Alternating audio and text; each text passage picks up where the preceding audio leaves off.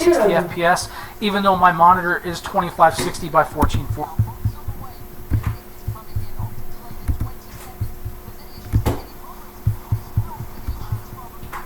Nej! Fucking go. Goose. Mæ. Mæ. Mæ. Mæ. Mæ. Mæ. Skru ned, jo. Det er larm. Mæ. Mæ. Ah! Ah! Okay. Hvad? Nå! Kan du godt holde din kæft? Ja, hej. Hej.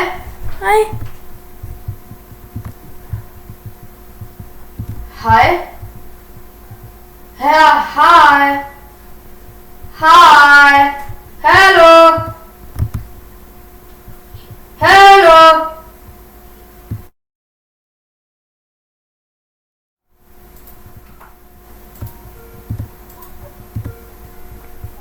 Hej.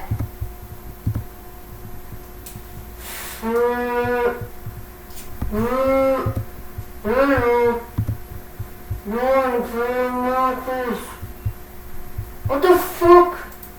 Ah! Ah! Fucking...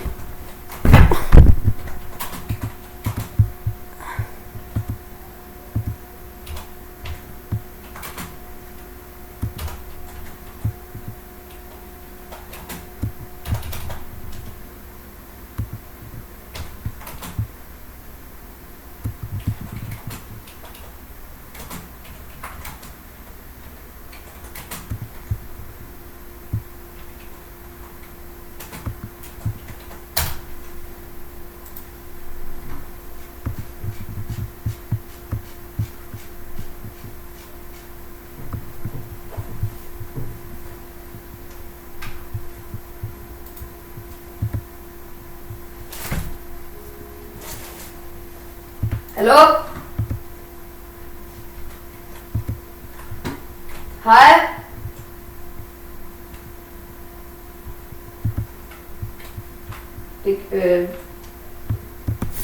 Hvordan kan jeg høre dig nu, når du ikke har taget din Skype?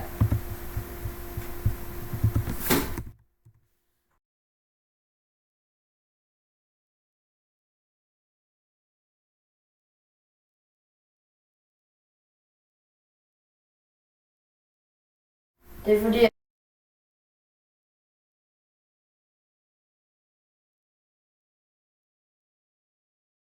I'm almost sure it's about 2. They played that off so well both times. Really well defined. They can pull it off late in the game as well. Could have gone worse if they went near Henny. You saw that maybe he got a little low as well with that shot between Mixwell and the nade to follow, but does manage to stay alive and he will keep this up. I don't think anyone's that close by. Maybe Naf can get there if he really wants to run for it, but at this point I think Henny's pretty safe. They are trying to get towards B, but so far he might be able to get away with this one and not be too fussed by it. Are you going to really rush? Really? Is he got a molly for this? Oh, that'd be sick. Missed shot. Oh, no, it's not. They're going to lose for second order. They're still going to try and hunt him down, though. Mixwell going to turn the corner. Henny couldn't hear it coming. Perhaps the Molotov. Covered the sound of it, possibly. Yeah. Still pretty cool, not gonna lie. That was, I was really hoping that that was gonna be a molly to that corner, but they do get the gun away, and that's actually pretty important. The rest of Immortals are on like max 3.3k, so they don't have a great deal of money, and NAF having a big bit of impact on that side itself. So, yeah. This is cool as well from Optic ImT. They call another pause. This is a tactical again. So they've used 2 tactical pauses, but this time it comes when they're on a streak of 3 rounds in a row to get to 7-6. And this is just saying like let's make sure we have a game plan for these last 2 rounds. Yep. Let's make sure we go into that second half with an 8-7 lead.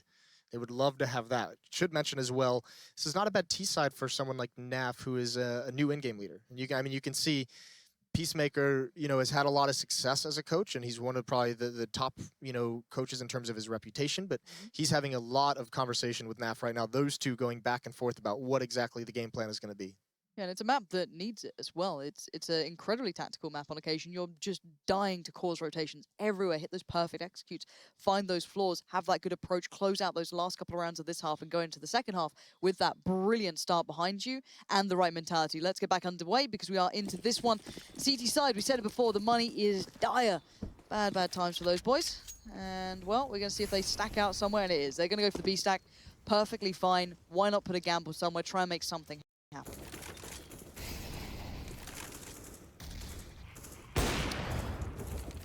Passive from Optic to start things out. 4-man stack for Immortals at this B bomb site. Lucas, Bolts, Henny, and FNX are there, and it's only Steel at the A bomb site. Not being aggressive, peering into Hall, so no presence in mid.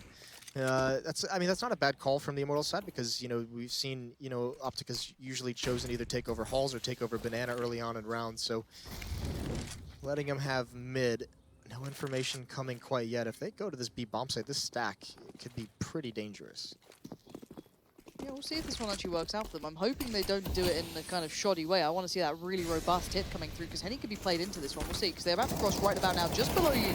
2 players, but he's let him just walk in. He takes his time on the hit. He gets one, but he can't follow up on the second. That's sadly just not enough. It was close. Look at the HP, sure, but just a little bit out of reach, and there it is. Shut down in the end. Optic tie things back up at a nice 7-7 so far. That is really good for them. Going into the final round of the half, brilliant money on everyone, get whatever they fancy. Immortals, have to be a little bit careful on the investments, might be skimping out on some kits here and there. I don't think they have a single kit as well. No, they don't. Kind of tricky, you got to be careful on those quick rotates as well, or the long ones. We've seen them sometimes playing down towards pit, all the way over when they've been possibly dealing with that B hit coming through, but we'll see. It could change in a blink of an eye. We know that Henny has been dangerous. He needs to get a bit of that presence again. He's going right back to it. He's going to take this fight. Mixwell's already here, though, and he wins the battle. Mixwell beat him by a good, like, second and a half before he even takes that peak. So, while he's usually given them advantages in this half, this time it's a disadvantage. Sprang through the smoke. Naf almost able to find that, but in return, FNX brings him down to 22. But I like this. They've got the boost on Diggity as well, and the player down below. So you've got a really tough crossfire to break through if they actually go for a hit towards A. But again, you're putting a lot of eggs in the A basket. You're just hoping that they aren't going to go towards B, that Lucas can keep enough presence. Yeah, you're putting a lot of faith in Lucas to be able to hold this off. I mean, he's got one flashbang to do it with as well. And this is a long time in the round. This is over a minute that he's been there alone, essentially since the beginning of the round when Henny got picked off. But he's got no smokes, no Molotov to slow things down. He can just hope of one god-tier flashbang. This could be fun. They're going to go for that hit again, but they're going to do the library smokes and CT arch smoke. So this... Oh no, are they selling us a kit? But they're selling us fake. This is so nice as well. They've basically done the same smokes or similar smokes, and now they're going to just let them think this is what's happening. Naf's still there, doing a little bit of work, making some noise, but the bomb is off to B. 40 seconds, Lucas. Let's see what you're made of. This is going to be awkward. He's got to time this. You can see he already wants to play retake. His goal in this position is to get one kill and fall away. He might get it. He goes the only one in the site. There's a little bit of a mistake. The bomb is dropped, and now Lucas plays this perfectly. He's just waiting. Naf watching the flank with an AWP in the... He's not watching. Oh, he's not. He's not even looking that way, but he misses the kill. He does find the timing, and now there's nothing really that Optic can do here. Some trades come out, but it's a brilliant round from Immortals. The fake, the plan, everything was there, but the retake was spot on from Immortals. 3 players just blistering up Banana, catching him out, and they just about survived the first half with the advantage. But this game has been going back and forth, and it looks like Optic have been doing their homework on that T side. Now, the question is, what do Immortals have to bring? What can we see them bring on their T side? Do they have some creative plans? Do we see some firepower coming through? Well, what can I tell you now is we're going to find out after a very short break. So guys, do stay tuned, because this will be kicking off right after this.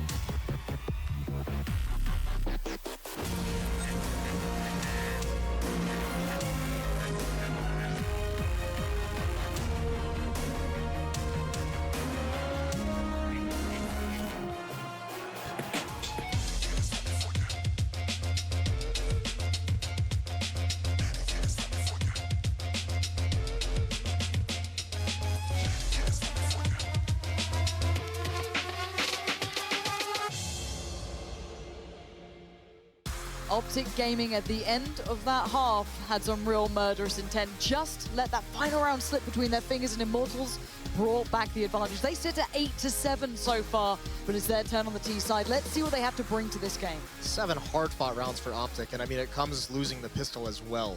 So, I mean, nicely done to get 7 rounds after losing a pistol. Naf, he's going to be aggressive, peeking in towards alt mid. He can't stick around here. They're already pushing up in halls. If he stays around too long, he's going to get boxed in, and yeah, he just falls away. So trying to get a little bit of info. I don't think he sees much. I think all he's able to call out is really there's one player far back. I don't think he spotted any of the other 2 crossing. I think he got there a little bit late. Yep. So not really a whole lot of intel for Optic from that peak. And so far, looking at what Immortals have gained, decent ground so far. They've got some nice positions here. Steals the one with the smoke and the flash. Not sure how he wants to play that out of apps. You obviously can use the new side there. You can bounce off the chimney, burst out towards maybe pit, but I'm kind of curious why he's this close up. What's his plan here? What's he gonna do? I'm kind of wondering what he's gonna set up here. You got Mixwell and Rush just on the other side. He's gonna back away a little bit, living life on the edge there, just a touch. Kind of dangerous as the utility man out of I was gonna say. not the guy you want to lose, basically. Everyone else, I guess, is slightly more expendable. Cool from Rush, though, as well. I mean, you know, a waterfall out halls from the T side on Pistron can be hard to stop. That's why he's got the 5-7. Tarek might just walk into a beehive here. He gets the first kill, falls back, but he can't make it. Hiko is boosted up with the USP, and this is going to be difficult of his own. FNX, there's no smoke there, and yeah, there's not much Hiko can do. Thankfully, somehow he gets out very much alive. Yep. And Immortals makes that hit before the smoke is even used for the cross, so curious. Yeah, now Lucas and FNX are focusing towards Ruins, the retake through there. Hiko's just been holding this one down, so that he roughly knows these guys are still locked into the site. But there's still Steel, there's still Bolts, and Naf finding FNX is big, and now the brute force starts to begin. But Lucas holding the corner, gets one, gets the second, the third is just too far away from reach. And now it's Rush against Bolts. And well, Rush is a nice little bit of a gun with him, but he has no armor and a limited amount of time. He's being toyed with. Bolts knows it as well. Plays to the time, swings out though in the fight, and Bolts just gets it locked down. Immortals, it was risky, it was close, but they get it on the board. Yeah, I mean, that's a very crazy pistol on Steel, risking a lot with that utility in hulls. And also, I mean, I think Hiko's the one who probably was at a disadvantage because there was no smoke crossing. Him boosted up. He's hoping that smoke is going to be a little bit of cover, a little bit to hide his position. So I'm surprised he even got away. But either way, they almost make that retake work. Great job by Lucas to get those 2 kills of Optic pushing through construction. And Immortals now has both pistol rounds. Yeah, trying to do the nuke nades down mid, it's not a bad plan. You just run the risk if you don't have a good spawn of doing it to get your head taken off, which they feel the pressure of. And here's the reply. This is what I wanted to see a little bit more, if I'm honest, from Optic on the T side, was the earlier utility towards trying to get banana control, nading up towards it. You can get there pretty quick now on the T side as well. It's not the worst thing in the world. You can't obviously get the full angle because that wall's there, but still, they are being able to push the players back. FNX took some damage, sure, but they're still fine. He can just kind of back away. You can do that faster rotate now as well through the underpass area that you can now half run through, half crouch through. Yeah. So we're seeing a nice match of rotate though from Optic. If they actually go for the hit towards B, Optic aren't in a bad spot. Bolts, that's going to be an easy kill. Takes very little damage, and Naf is now the only one left. And Bolts is solo here, so Rush is all alone at the A site. He's got UMP and armor, but they're wrapping now. So with that kind of advantage, it's been spotted out, but Rush has to get out of the bomb site. And FNX was watching that smoke around the corner just in case, but Rush was just a little bit too late. So bombs on the way towards A, and Rush is still alive. The HP's dwindling as well for Immortals, but this is going to take a bit of a superhero performance from Rush. Any tag's a bit of a hindrance, and Bolts is watching the cross back, and oh my word, Rush, okay. What can you do now? It's redonkulous. Yeah. Just ridiculous will do though, Lauren. Don't need to go any Let's not further. go too far. No, it is just stupid though. Like, don't get me wrong. I'm the scumbag that played Call of Duty, and I still think that gun's stupid. So let's be. Hey, I can say it. All right. All right. Let's be nice. But no, the problem is that gun is just getting to the point of you're just left wondering why it's still like this. But no matter what happens, no matter how the round goes, it does again go on the board for Immortals. And Optic are just kind of sitting through this. They haven't had the best time with pistols so far. No. It's kind of been a bit rushed for them. The follow-up rounds haven't been much better either. So hopefully for them they can stabilize in the gun rounds, but it's always tough then. The nice thing is that, you know, Mixwell wisely, I think he invested in that round. He didn't, I mean, I think he was saving about 1,500, but he's only at 34 now, so I'm a little bit curious. Oh, no, it's because Rush got all the bonus money. So yeah, Mixwell's going to be able to have an AWP in the next round with some decent things behind it. So wondering why Rush is he going for it again? No, he saved it. I've lost my mind. Are you okay? Yeah. You got me thinking about Call of Duty, and then I got all messed up. Yeah, it does hurt your brain a little bit if you think about it too much. It starts just, IQ points just drop real quick. It's rapid. Didn't have a lot to give up to begin with. No, absolutely not. We've got a stack though. 3 players over towards B. Boost comes in for Rush, but for Immortals, they shouldn't be running into too many issues. Let's put it that way. Rush is the only real threat on the board. You've got Naf with a P250, but nothing else to really play on this point. And you can see Immortals with a nice approach, taking their time, always kind of buddied up at this point. FNX and Steel just working the mid. Take a little bit of damage then, but I heard a dink and I see nothing. I did too. I see 96 damage or health on Steel, so 4 damage dealt with that dink. Nice. That feels good. But what doesn't feel good is Tarek's head now rolling. Slowly working in towards B is what we're seeing. Hiko's still playing at the back of Nubox. I don't think I can call it Nubox anymore, but I'm going to stick by it. And Rush playing on the edge. And actually the smoke going up will help him in some way. You're going to check it eventually. There it is. The pre-fire comes in. Bolts takes the gamble. You're going to have to put your back towards Nubox, but Hiko's still alive somehow. And he's doing a little bit of work there towards Steel, but the overrun's going to come in. They have armor. They have weaponry. They have absolutely everything on Immortals that they need. So by this point, the threat's done. And so will Mixwell be in just a moment. There's a dink. There's the dink. There it is. Finally. All right, 11-7. Optic now. They got to get started quick in these gun rounds. They've lost both pistols in this matchup. They need to get this one kicked off very, very quickly. Mixwell's going to have that AWP. M4 is for everyone else. And I mean, you can see Rush got a full buy based off of how much damage he did with the UMP in that second round. So, how is Immortals going to take this T side? Mixwell with the AWP is going to be over towards Diggity. I believe we're calling it. Yep. It's a thing now. It's a thing. Just for Chad. And Australians as well. We're nice people. This is going to be perfect for Mixwell. Yeah, there nice. it is. Just walks into his crosshair. The only threat that would ever come from that position is if a player can play out of Boiler and he can back away in time for this. Rush can just play off the angle. You can still see the right side, but somehow FNX gets the shot off. How did Rush not get that? But nice timing on the flash there between the two. Smoke goes in towards the Archer. Now he can keep playing off this. But that UMP, what is this gun? Rush is going to be so tilted after that one. All that damage, and he can just hold the trigger down with that UMP as he falls away. Gets just the one headshot. That's why you buy armor as CT, but obviously in this round, might not have been able to afford it. So, 3-on-4 situation. Mixwell with 2 kills with that AWP. It's already wreaking havoc. Tarek's playing really far back off this B bomb site. And he's got 1 flashbang, so I mean, if he gets smoked off, he's essentially going to throw a flash for Hiko. Well, there's no smokes. So I guess that's one benefit that he doesn't quite know about. This is a nice little angle you can play through. You can sit pretty deep in towards it. It's kind of nice. Using that flash now. It's actually a pretty decent flash. It's going to help him get into position.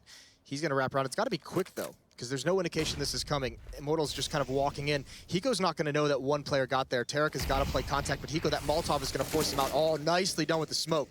When does he swing, though? It's got to be on Tarek's contact because they're not paying attention to him. There's a trade. Lucas and Henny, they get into the site. Hiko, now he's pouncing. Actually, that's a tricky move, but Lucas wins anyways.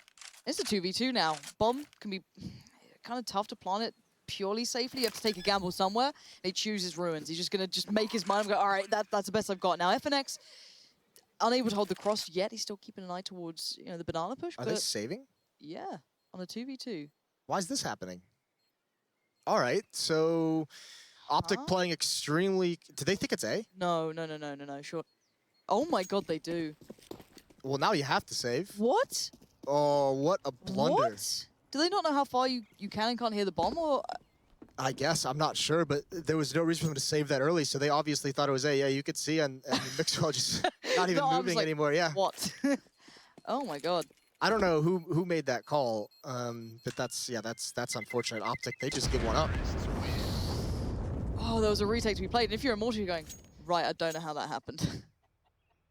Didn't Lucas have the bomb? Yeah, Hiko died to the guy with the bomb.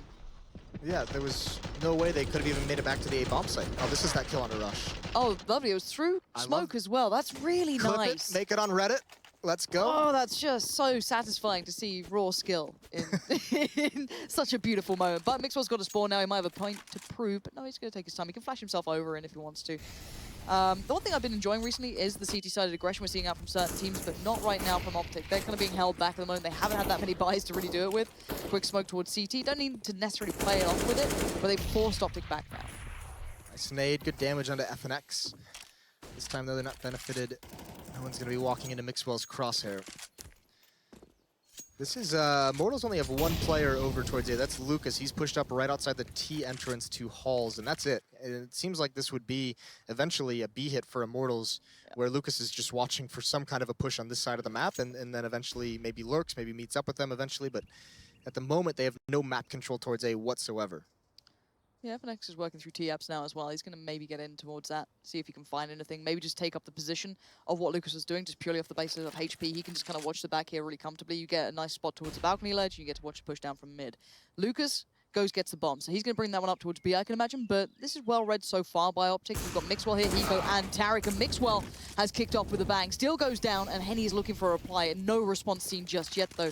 Tarek waiting at the back of New Coils, he can just sit safely behind the coffins, but they're not going to commit. They're going to go back round towards A, and this is just be confusing as all hell for Optic. Naf is on the angle, though. He can see this one out if they actually go CT Arch. Oh, I think did he spot that? Oh, Flash over. Yeah, so there's the pop flash. It's going to bounce. He's not blind. He loses that fight. Rush is in the sight. There's Mixwell for the trade. Still in library. Rush has got to choose where he pays attention to. This is so difficult. There he goes. One kill for him. And Hattie, he can't find it either. He's got to come close up with the op, and Rush is going to be the hero this round. Mixwell also with 3 important kills. That's huge with the op. Yeah, and it looked like Naf was looking for the flash you used to be able to do off the I know, yeah, it like, seemed like he's piece of the wood that came through. Don't worry, guys, I got this pop. Just underhanded, like, that'll do, donkey. It didn't do. It did not do at all. And the other issue being now on 12-8, so, you know, it's still possible for Optic to get back in this one. Now they've got the goodbyes. Now they can stabilize. They can start bringing this back into their favor. They need to do that. And Mixwell, are you going to go for that? No, he's going to back away, play it calm. Some nice nades down early. Bird Bolt gets just in towards that new cubby corner, down towards the bottom of that. Not in the previous version, of course, but now we're going to see, again, quick control towards apps. They're actually going to play through it this time. They didn't really have it last round. That's a completely different intention, it seems, from Immortals. 3 players still at A as well for Optic, so no causing rotates here. Apart from Tarek pulling himself over towards A now. Steel being pretty aggressive, trying to initiate contact in this A bomb site. Now, for the moment, that's kind of made NAF a little bit uneasy to get out of the bomb site. I mean, this has got to be a defense that changes if you're Optic. You know, 2 players inside the site can be very, very dangerous. Imagine one of them eventually is going to get out of there. But at the moment, Immortals, Henny trying to peer up towards Car, also trying to watch mid with the AWP. And some smokes are being set up in alt mid at the moment. Yeah, we haven't seen Immortals, I don't think, do the kind of like smoke hit that we saw Optic bringing out. The ones where you do the deep one towards Library, the one towards deep CT Arch. One over towards Pit. Not much else. I actually don't like that smoke towards the edge of it. You can still see Pit from that sort of area. You can still have a little bit of a glimpse there. I don't know if it's completely lined up, but we'll see. See how they go about this one. Immortals yet to fully commit. They are there by Diggity, though. They are now. Now Optic need to be ready for what's coming their way. The molly's going down. They're clearing out the corners. It's going to be that big hit of contact, and that's the first in. But Rush, they get overwhelmed so quickly. Oh my word, that is clinical. That's a terrible setup as well. That's why you can't have 2 players on the site like that, because there's no real safe place for Naf. He's overextended, he's overexposed in that spot, but he's got to do it because he has to bait for Rush, who, by the way, played that spot 2 rounds in a row, so naturally they're going to be a little bit more wary of it. So no one in Pit, that leaves only one angle that Immortals really has danger from as they come into the site. There's no crossfire to distract attention, and it just gets destroyed, gets beat up. Yeah, it really does, and there is a tactical timeout en route, if I'm not mistaken, after this. If Hiko can keep hold of that one, good for him. Pretty required at this point, yeah.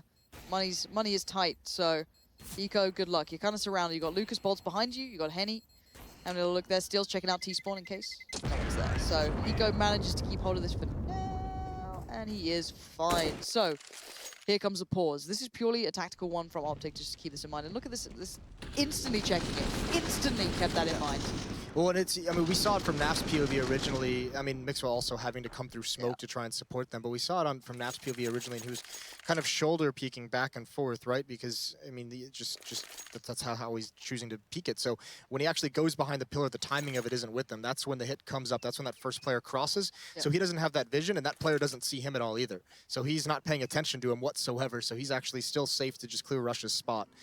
So, I mean, obviously a little bit unfortunate timing, but that's part of the reason why 2 people inside the bomb site is just so hard to make it work.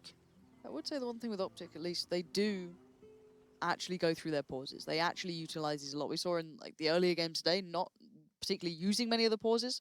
And there we go. So that has, I just believe, been unpaused. So they are back underway now, and we are live into the game. 13-8 is the scoreline if you're just tuning in. Immortals are leading, and Optic's money is far from good. I thought that Hiko was going to drop a rifle and they'd actually go for a buy here, but they're not. So it's only Hiko on the AK-47 and then pistols otherwise. So being conservative, they do have, you know, a round to give up. Immortals will be on 14 after this, barring any craziness out of Hiko.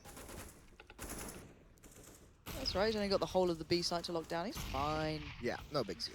Fine. And, well, you can see the stack coming out. Kind of 3 players pretty much focused towards that boiler exit. And they play up mid. We'll see if Lucas falls for this. If he steps out, he could be in trouble. So far, nothing really seen. Mixwell just, I think, waiting anti-flash pretty much. He's going to play in if anyone does actually go for it. And very, very cautious from Immortals. I think they're looking to feel out the stack, see if there's a problem somewhere, see if they can hit something.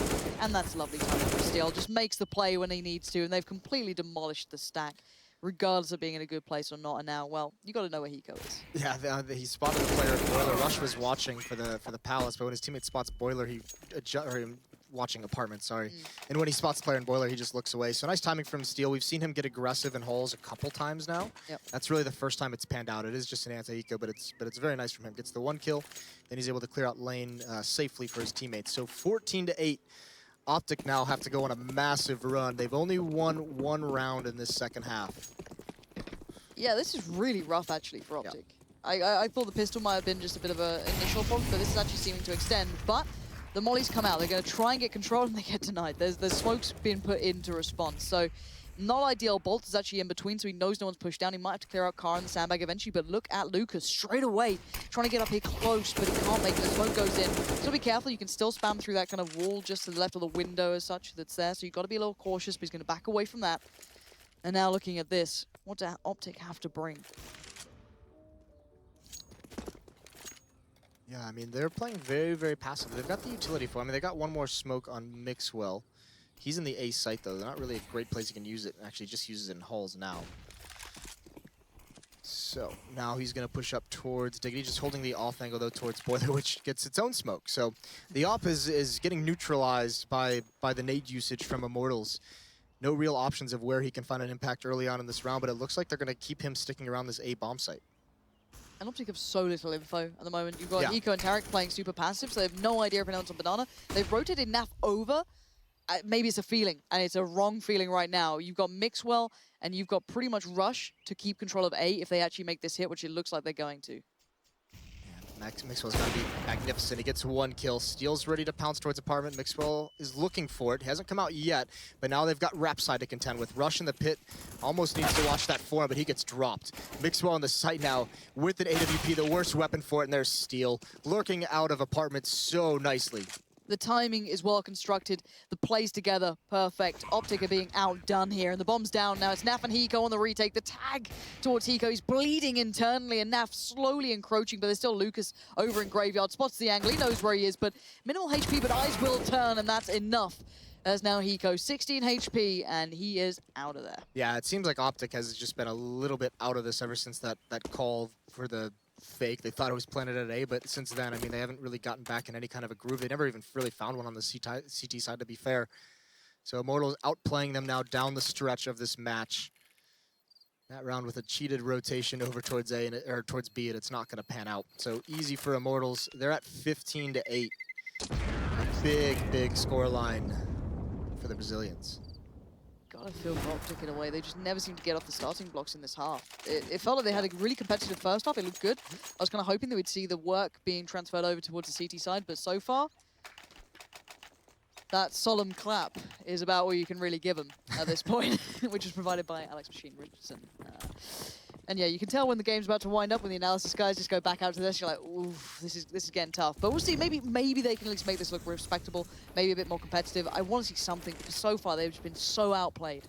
Yeah, and okay, so Mixwell's going to get aggressive, waiting for that peek from Lucas. And actually, I mean, even if he doesn't find the timing, it's very underwhelming, that play from Mixwell. It looked like he had an idea, but just, yeah, underwhelming is a good word for it. If you saw his reaction in the bottom right as well, I think it's the perfect summary of how it feels going for that sort of play. So is what it is. You're working with a disadvantage now as well.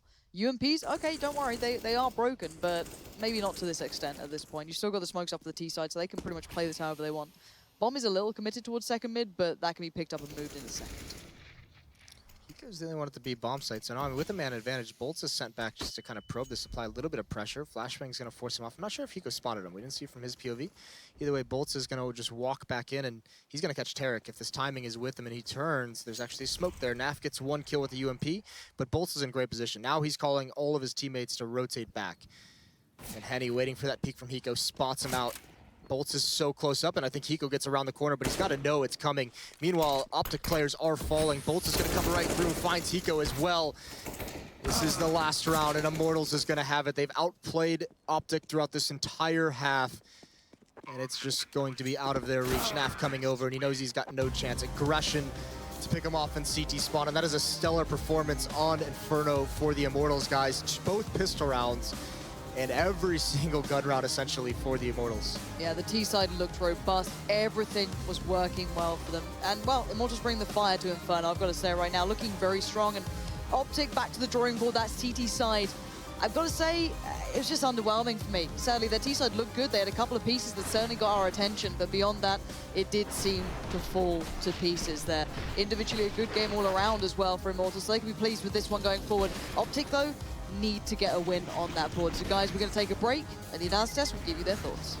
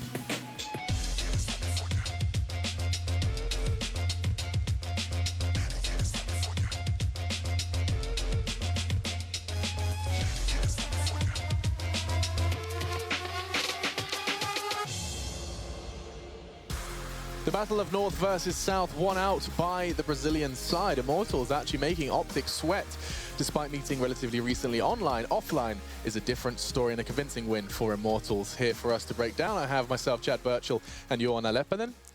Every time I feel really proud of myself. It sounds great. I used to call you Juna. I definitely did at one point. I think I do that. Yeah, I've solved Everyone that mystery. does that. Well, pretty mystery much. solved, and now we are going to try and delve into the mystery that is Inferno between Optic and Immortals.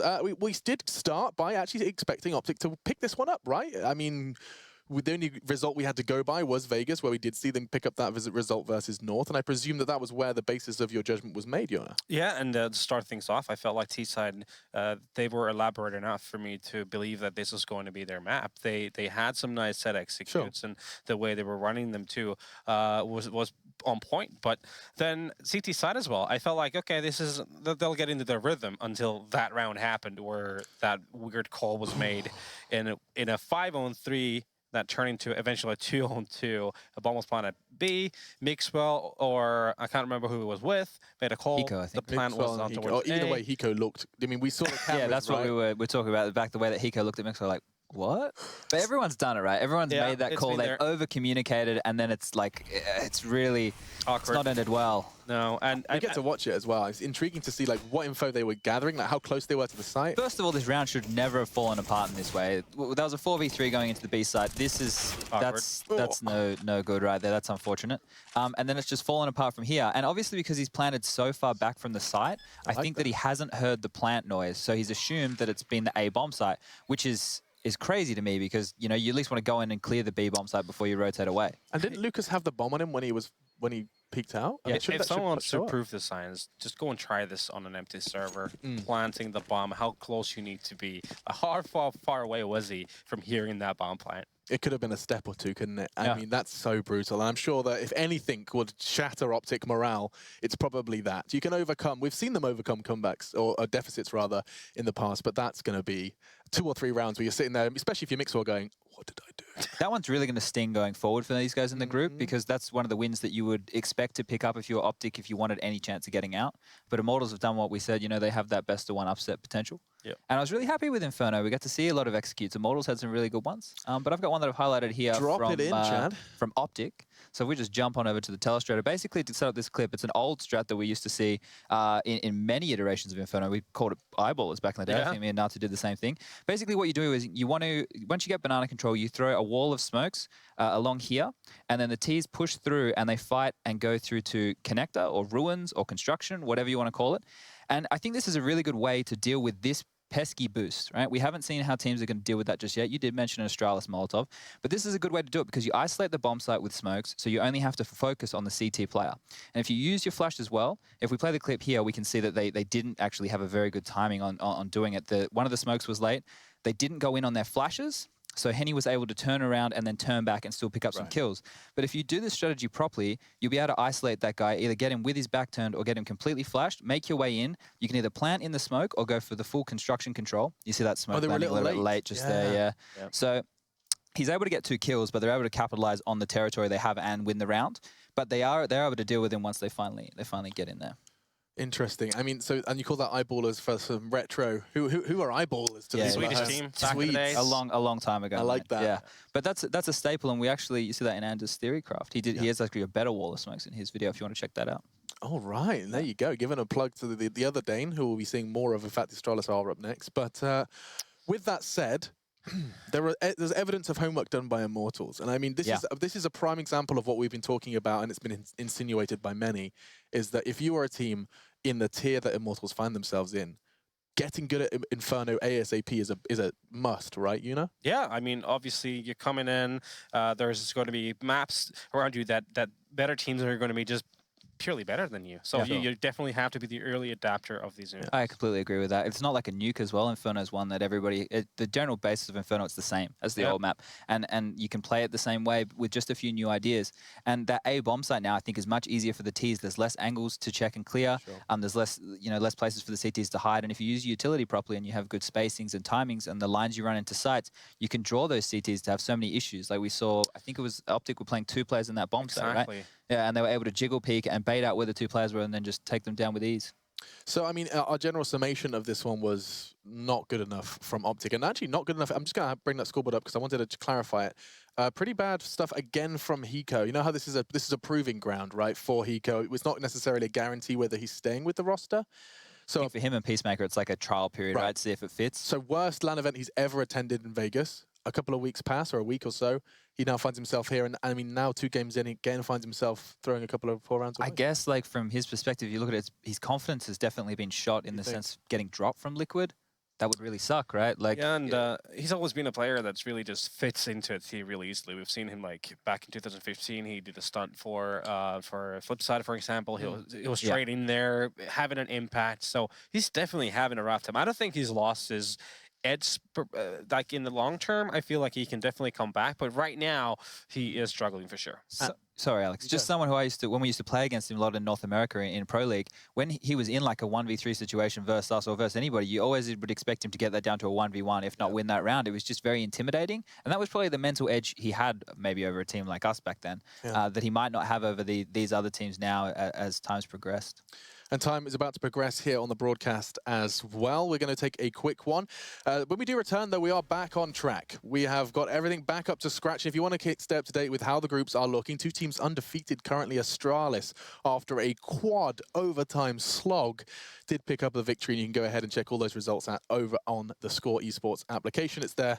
Check it out on your smartphone, Google Play, and iOS, so pretty much most smartphones. Sorry to all you Windows Phone users out there. Check it out all the same. It's available online as well. Go grab it, though, during this break. When we do come back, we get to see Immortals again, this time versus Astralis. It's all coming up. Will Astralis struggle the same way they did versus NIP? And will Immortals put up the same fight we did just see on Inferno? Find out after the break as we return for Katowice.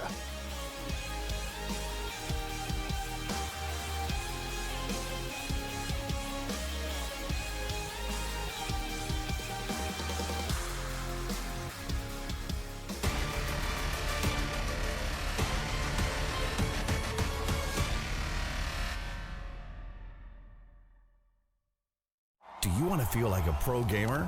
Wait no more. Greatness awaits you with Intel Extreme Masters certified PCs and notebooks.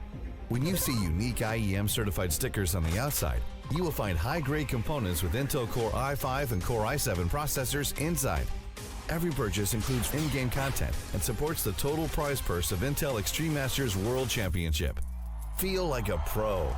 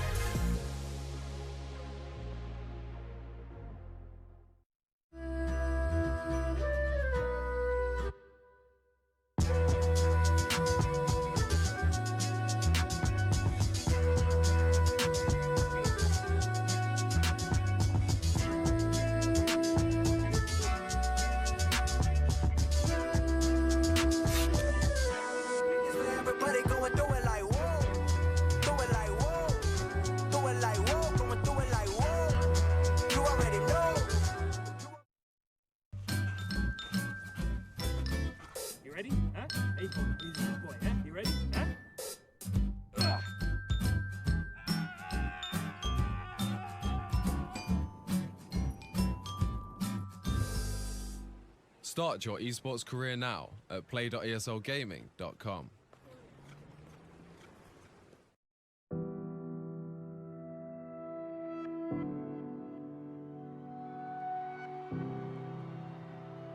Ladies and gentlemen, welcome to ESL Code!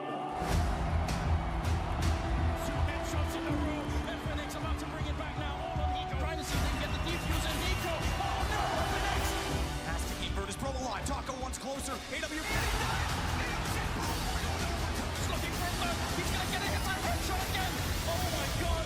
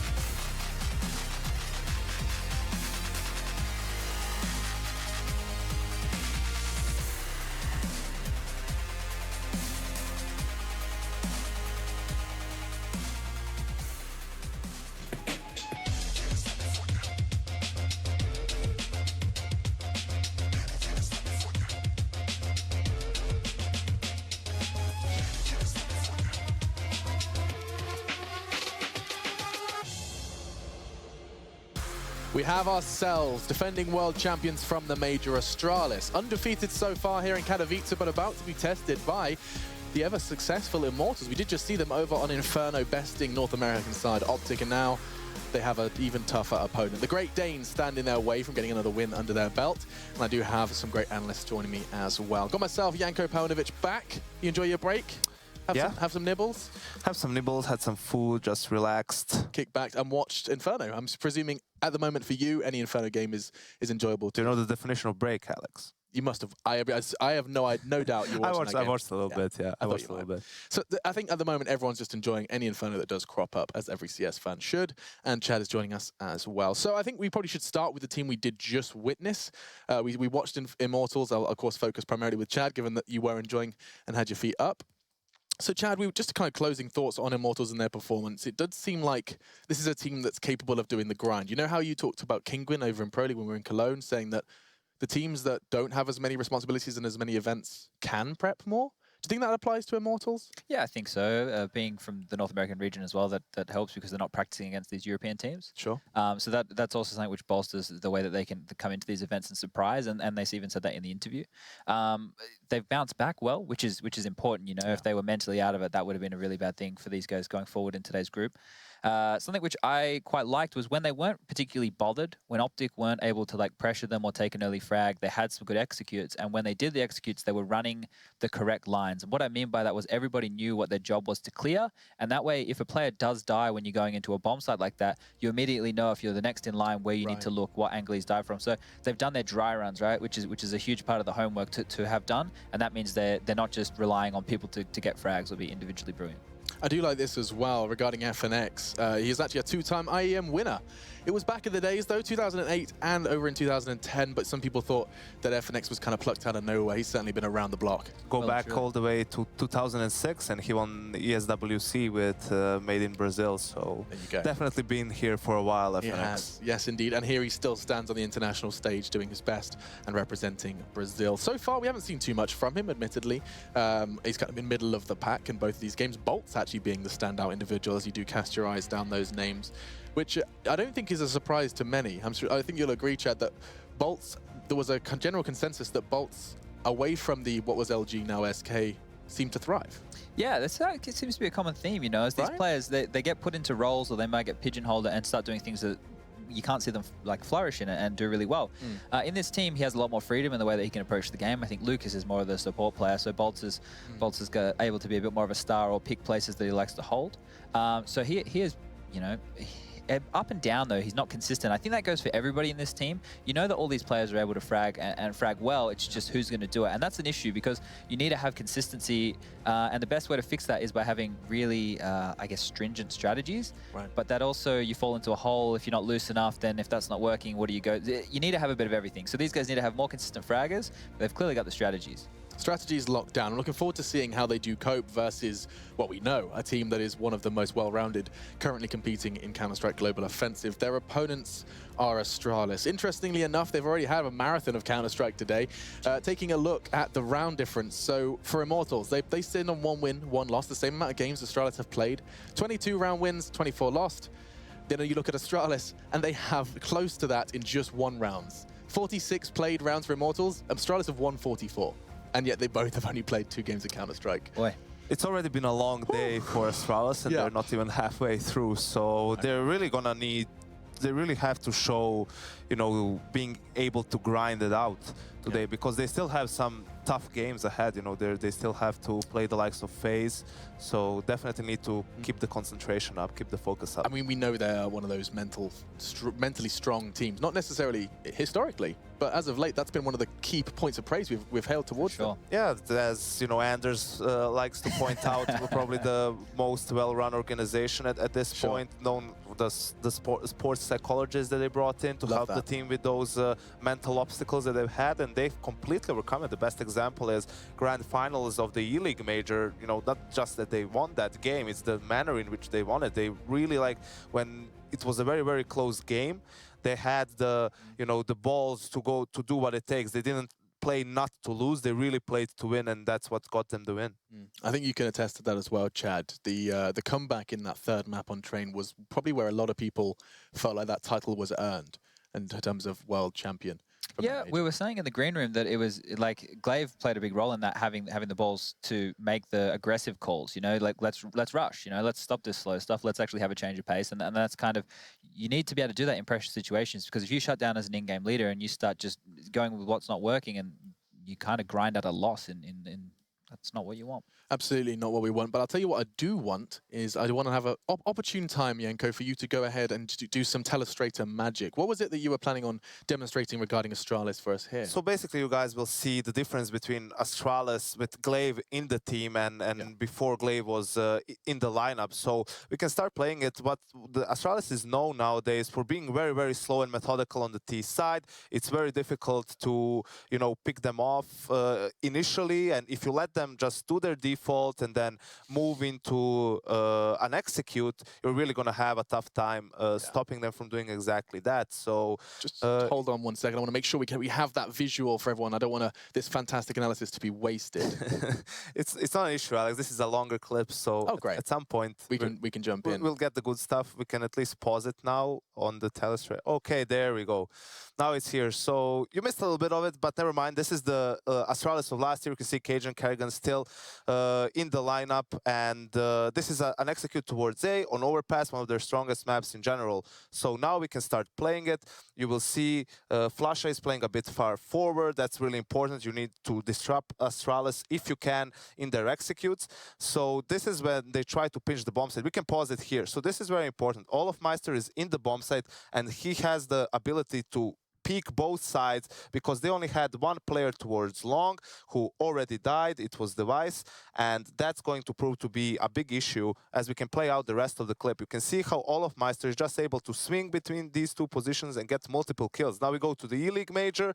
Similar execute. Pause it just for a sec here. You can see these smokes lined up. There's a wall of smokes. The Astralis players are moving in as a unit as well from long, while the rest of the team is waiting for them to basically make that move. So you can play it out, play the rest of it out, so you can see from a different perspective how it looks, and it just shows the timing, the coordination. It's like the small things, the details. Astralis is just a much more regimented squad under Glaive than they were with Kerrigan and that cool Molotov that secured them the round in the end. It is cool. All the way from long, you can really play safe with that bad boy. Well, maybe we'll see it. Well, it depends on what the map is. We have to go ahead and just... it is going to be the quickest map veto process of all time. So in the interest of time, we're going to summon them all. As you can see, the process is going down. Chad, you've got your hands together. Does this one make sense? The veto gods are telling me it'll be Cash. Cash? There it is. For everyone else in the world, Cash? We don't need to be like that, Alex. So with my favorite map, I think this is a good map more so for Immortals than I think it is for Astralis. Astralis, you know, this isn't at the top of their map pool, but it's definitely something they can play. This is where Immortals can have done their homework again. I don't think they will take the victory. I don't think they have the depth to grind it out like we saw against FaZe on Overpass, so I'm going to have to go with Astralis here. Okay, one for Astralis. Makes sense. Is there a map that Astralis can't play besides Cobble at this point? Whichever map you get against them, it's going to be hard. Yeah, I'm going to go with Astralis. They're just a much more practiced squad at this point. If Immortals are going to make something happen, they have to be aggressive, both as T and as CT. Yeah, and it does say beneath us that there was a marathon versus NIP. To reiterate my point previously, Astralis have nearly played double the rounds Immortals have played for the same amount of games. If they have the fortitude to pick up the victory, we'll find out after our break. Our casters are ready, though. Let's jump into another game here in our debut day of IEM Katowice.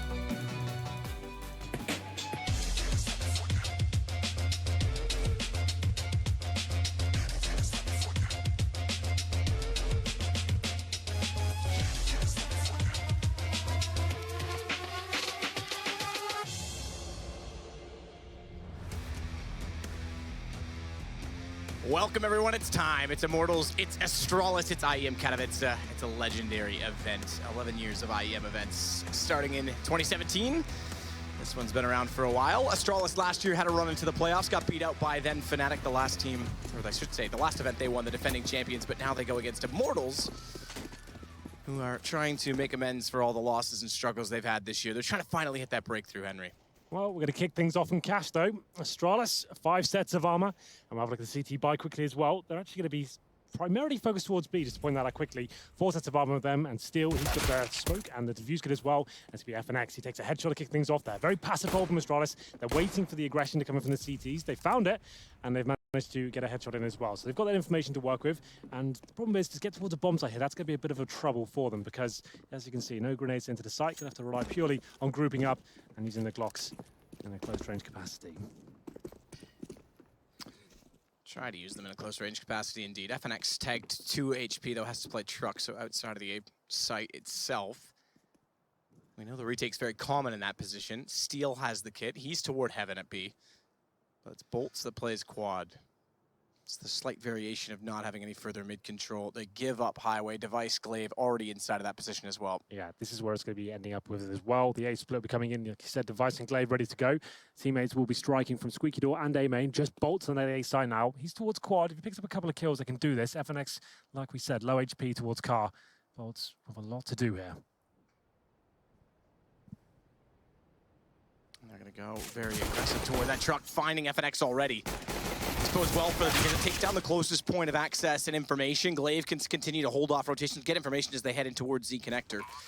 It's good and swift execution to find Bolts inside of quad. He managed 1 kill on Xyp9x. A bomb planted, open position, can be covered off from multiple angles, including a main, including quad itself, and it's all down to Henny. Whoa, lovely shot from Dupree. Yep. Astralis looking swift. Easy does it for Astralis there. That early headshot enables them to choose. We'll go towards that A side, and you can see the mentality of FNX there. He goes for that truck position because he's only exposing his head there. So he's dead regardless. He's not actually that vulnerable in terms of the HP. And Astralis think they're out towards that position. Take him down. Bolt's can only find 1. Easy plant comes in. No retake potential from Immortals at all there. They will be forced buying into this second round. Henny, of course, he goes a little bit more conservative. No head armor for him. But CZs and 5.7s, 1 smoke to work with here. No heavy stack coming from the CTs, but this is pretty standard for a terrorist side. Get that fast mid control. Use this mixture of rifles and UMPs once they've established this. It's quite a large portal of the map. Go for B splits here, go back towards A. Lots of options. You can see them utilizing their grenades at the start of the round as well, using the smokes towards connector, flushing out the sandbags there with the Molotov as well. And at this point, they can slow it right down. They've got some great map control here, and it's wait for the CTs to make a mistake at this point. Xyp9x already on top of, what do we want to call it? The roll pin for what would be the garage. I don't know what you call that. Garage doors? I don't know what the technical yeah, it is a garage door, but I'm trying to say, yeah, it's the compartment by which it rolls in. I'm done. I don't know that one. We're going to move on from that. Henny and Bolts inside of the A site. Shutter doors, whatever it is. Oh, I thought you were going to say shut up. Would have been appropriate. Xyp9x looking down to Z, does make contact, but it's Glaive that will bust out the vents, go through. Quick Molotov thrown from his teammate inside of B main, Dupree, to clear out behind the box. That's done. Inside of the site, their attention focuses. It's Steel and Lucas, playing far from his twin brother, Henny, who's well over toward the A site. Still on top of the catwalker, in behind Fork. I'm not 100% sure which, but the bomb is slowly going back in that position, so they'll have to consider it on entry. It's Squeaky that Device goes. He'll make first point of contact, and they've read this. Immortals are backing out of B already. There hasn't been enough access onto the site. They're going to try and get in position. Bolts gets in toward the quad position. Good pick up from Astralis. Kierby getting FNX down. There goes Henny. He was the one waiting behind the forklift, and Xyp9x will flush out Bolts. It's smooth sailing, I think, from here. Yeah, this has been quite a big point of discussion in CSGO recently. The second round, 4 spies from the CT is very difficult to hold off, and you can see Astralis treating it like a full gun round there, expending utility to start the round, getting the mid control, utilizing the utility, the Molotovs towards sandbags, and going towards B, showing a lot of presence there, putting some rotations in, and then going back towards A, and not dropping a single frag. So that's very nice stuff indeed from Astralis. Looking good right now. Going into the next round, Immortals can't really do much for this. Has to be a full eco, maybe a couple of P250s there, but Henny, of course, he's the AWP, as you can see. He's got a little bit more money. He'll almost certainly be buying that weapon to the next round. So Astralis more than likely going to keep 5 players alive in this one, and that means we get an interesting round on going into number 4, because Matt, we've talked about this a million times. It's that bonus round. It means the CTs won't necessarily have head armor. You want to go for something a bit faster and expose them when they don't really have too much utility to work with there. So Glaive, he'll be working towards middle. Same Molotov towards Sandbag, smoking off the fence as well, just eradicating risks at this point. And they'll go for the mid control once again. There are a lot of CTs waiting towards white box. 3 to be exact. A decent flashbang comes in. They pick up the first kill. They could do something with this now if they can recover that fallen weapon, but Zipex, he's having none of it. He's struck towards the A side. dupreeh holding out mid as well to make sure they don't get access in toward mid main. Leaves the bomb there. Peculiar. I think, yeah, he's realized it now, gone back to grab it, because if they did push through after they've taken the A site, you're going to need that, dupreeh. And as such, it's over that direction he heads. They've done well to do damage in this round, getting it down to a 3 versus 3. And FNX, he's in reasonable position with the UMP picked up to try and flank out. His one detriment at this point in time is that he has no armor. And the door is closed. Good point. No access. As FNX starts to get much closer, it's dupreeh that will spray down 2 more, leaves himself open and vulnerable. Aim punch didn't do much. I think dupreeh actually only had 1 bullet left because it hit him. He reset, and then I saw the animation for reload come in, so that cost him his life in the end. But either way, it's Astralis up with a 3-0 start. All things considered, pretty decent round for Immortals there. Sometimes just one decent flashbang get you a couple of kills towards middle. Certainly did that time. Will be 3-0 for Astralis, but the UMPs go down, so we won't see that bonus round coming in. AK is going to be brought up. Does Device have the AWP? He certainly does as well. So orb action here. Henny, he's glass cannon though. And we'll see whether he used that flamboyant playstyle in the first round here. But lots of flashbangs and Molotov used towards middle. That's a missed smoke though, so still has a bit of vision here to spam towards middle. Does he commit towards actual boost position? Doesn't look like he will. He'll be falling back, and once again, mid control obtained by Astralis there, primarily by Zipex. Henny's concentrating towards A main here, baiting in a teammate as well. It's quite a nice setup. A lot of information gathered from this. Information is key. Yeah, especially on Cash. Unless it's misinformation. No alternative facts in Counter-Strike. You can't make the miscall like Mixwell did for Optic and end up on the wrong bomb site. Are we sure it was Mixwell? Or the wrong president of the United States. I assume it was just based on his body language, but you're right, I don't know that. Okay. Got to be fair. FNX is pushed very far inside of A main, I have to say. Waiting to the left side of the doorway, hoping that they'll overlook him in time for him to grab the first headshot. He won't be able to let them walk by. Yeah, what the thing is, I don't even think 4x3 would keep him concealed in that position, but he can catch them off guard. Yeah, it's his teammates watching in there. That's the idea. So his teammate takes the aggro, Device goes down. FNX can stay there, all decide the push, but here comes the A split coming in. Smokes towards CD spawn. Henny in a real difficult position now, but hits that first shot. And FNX makes the right call not to try and wrap back around for a flank. He knows they're already deep within the confines of the site, including that of Highway. So he turns around, plays lockers, catches off Zipex on the entrance, and it's all down to Glaive. For the find, and there's no chance he can even pick up any further weapons. So great first gun round from Immortals. Well played, aggressive hold on the A site. One of the reasons you like this map. CTs have options, but there's still money available to Astralis. They'll pick up the guns accordingly. Little bit low for Glaive, 3,300. He could go toward the UMP. Zipex, if he wants to grab utility, may end up doing the same, but either... Okay, so he goes AK. I take it back, right? AK, I was thinking of point. I'm sorry. It's okay. But yes, so they'll be a little bit limited in terms of utility on dupreeh. Now, the one thing they can do is break Immortals here if they break them down quick enough and take the op, especially out of Henny's hands. It just goes to show how important those kills were in the third round. Just those default pistols, managing to get 2 or 3 kills, and you can see how that's actually limited Astralis going to round number 5 here. dupreeh's trying to do what he can. He's by himself towards the B side of the map. You can see there's a gap in the smoke, though. So he's getting a bit of information, though, but FNX, once again, opening things up, takes down Device to kick the round off here. And now Zipex trying to return the favor from Squeaky Door. He might have a chance, and it's very well done. Does a lot of damage. Can't quite find the kill there. Takes another 8 HP. Still going to be a 5-on-4 for now. And Zipex, he normally gets a lot of kills in this door position, spamming it all day long. He seems to be almost pitch perfect every single time. dupreeh looking for an angle that works. It's Steel in the vents that's now behind dupreeh's position. Has to be careful because as he swaps the gun, Steel, he's waiting for his time to strike. 2 players will pass, make it a third. Good pickup on the first. Steel doesn't even drop down. He's already collected Glaive. And Kierby's locked out. This is looking good from Immortals.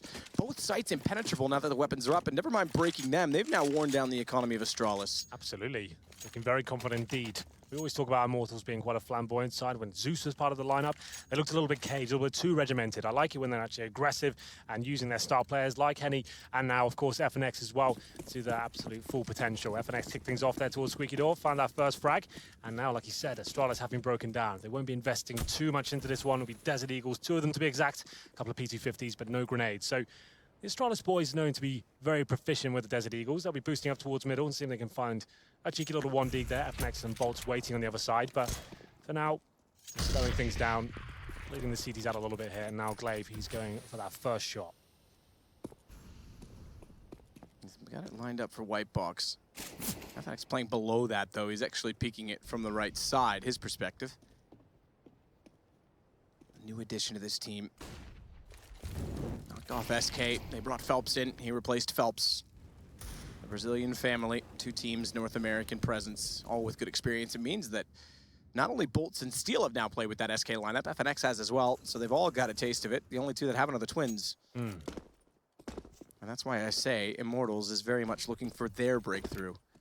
It's been hinted at for multiple occasions. Remember Fallen saying that they should be ready and waiting to get into the next major. They came close, I have to say, for all things considered in E-League, but not quite. And it seems to be the story of this team in many ways. Glaive tagged up, backed off. 6 HP on the Deagle. They'll turn their attentions to B instead. And this is smart because they've got less players to take down the site. They've got a decent crossfire set. And Lucas stepping out with the AK, sprays down 3, looks for a 4th, doesn't quite get it, has to go to the pistol, now he will. And Steel deprives him of the ace, but for good reason. No sense waiting around, get the round done and over with, 3-3. Tying things up. Nice clean rounds from Immortals as well. The money started to swell. Astralis did what they could at the start around with the Desert Eagles, but Immortals didn't give anything away. Playing nice and passive there. Good crossfires across the map and managing to spray them down. Lucas with a nice little 4-man there. And we go into another gun round. Astralis still limited though. No AWP for device. Certainly one of the strongest strings to their bow. 5 AKs. Smokes and only 1 Molotov. That's a bit of a problem. Cash is very reliant on those Molotovs. CT's not changing their stance just yet. They are sending 3 players towards B though, so Henny is actually going to be changing his position. He's going towards A a lot, showing aggression there, and this is a fast play from Astralis as well. This is almost a perfect read from Immortals to change him up. Good shot, good trade from Dupree. And talk about the change-up, but oh, it's the AWP of Henny that's still in the sight. Got a little excited when he shot it in the flash because it blinds my vision of the obituary, which made me think he may have hit, but there was no one on the other side of it. Glaive, meanwhile, he's got to wait at least a moment longer for the flames to extinguish. He may get a gift because Lucas thinks all's quiet on the western front, shifts position, and gets his head taken off. Bolt's boosted. Decent position to be in, takes down the most vulnerable position he exists in, and that's from Highway. He's able to spot device, drop down. This changes things. It means Zipix has little information to go off of, and again, they're down a man. I have to say, Immortals is doing very well to control the map. That's a wide peak from FNX, almost aggressively, too aggressive, and they both go for it, and they make it work. That's why this team is so good, though. The individual performers in this team, when they're confident, they're hitting shots, there's not really much you can do to shut them down. Like we said at the start of the round, Henny adjusting his setup there. He's been going towards A and middle. This time, Astralis trying to adjust their setup towards B. He's there, ready and waiting. There is an interesting trade from Glaive at that point, which funnels them back towards the A side, but Immortals, nice little boost coming in. Bolts finds the first frag, manages to get away towards Squeaky Door as well. And Immortals trying to run away with this. 4 rounds in a row. And another eco for Astralis, back towards those Desert Eagles. Zipex has a Tech 9 and a smoke to work with, but the boost coming once more, but Lucas close range. He'll be ready for any terrorists crossing over the border here. But for now, more of the same. You can see the A site is actually completely open in the top left there. So they're going to be aware this is pretty much full eco from Astralis.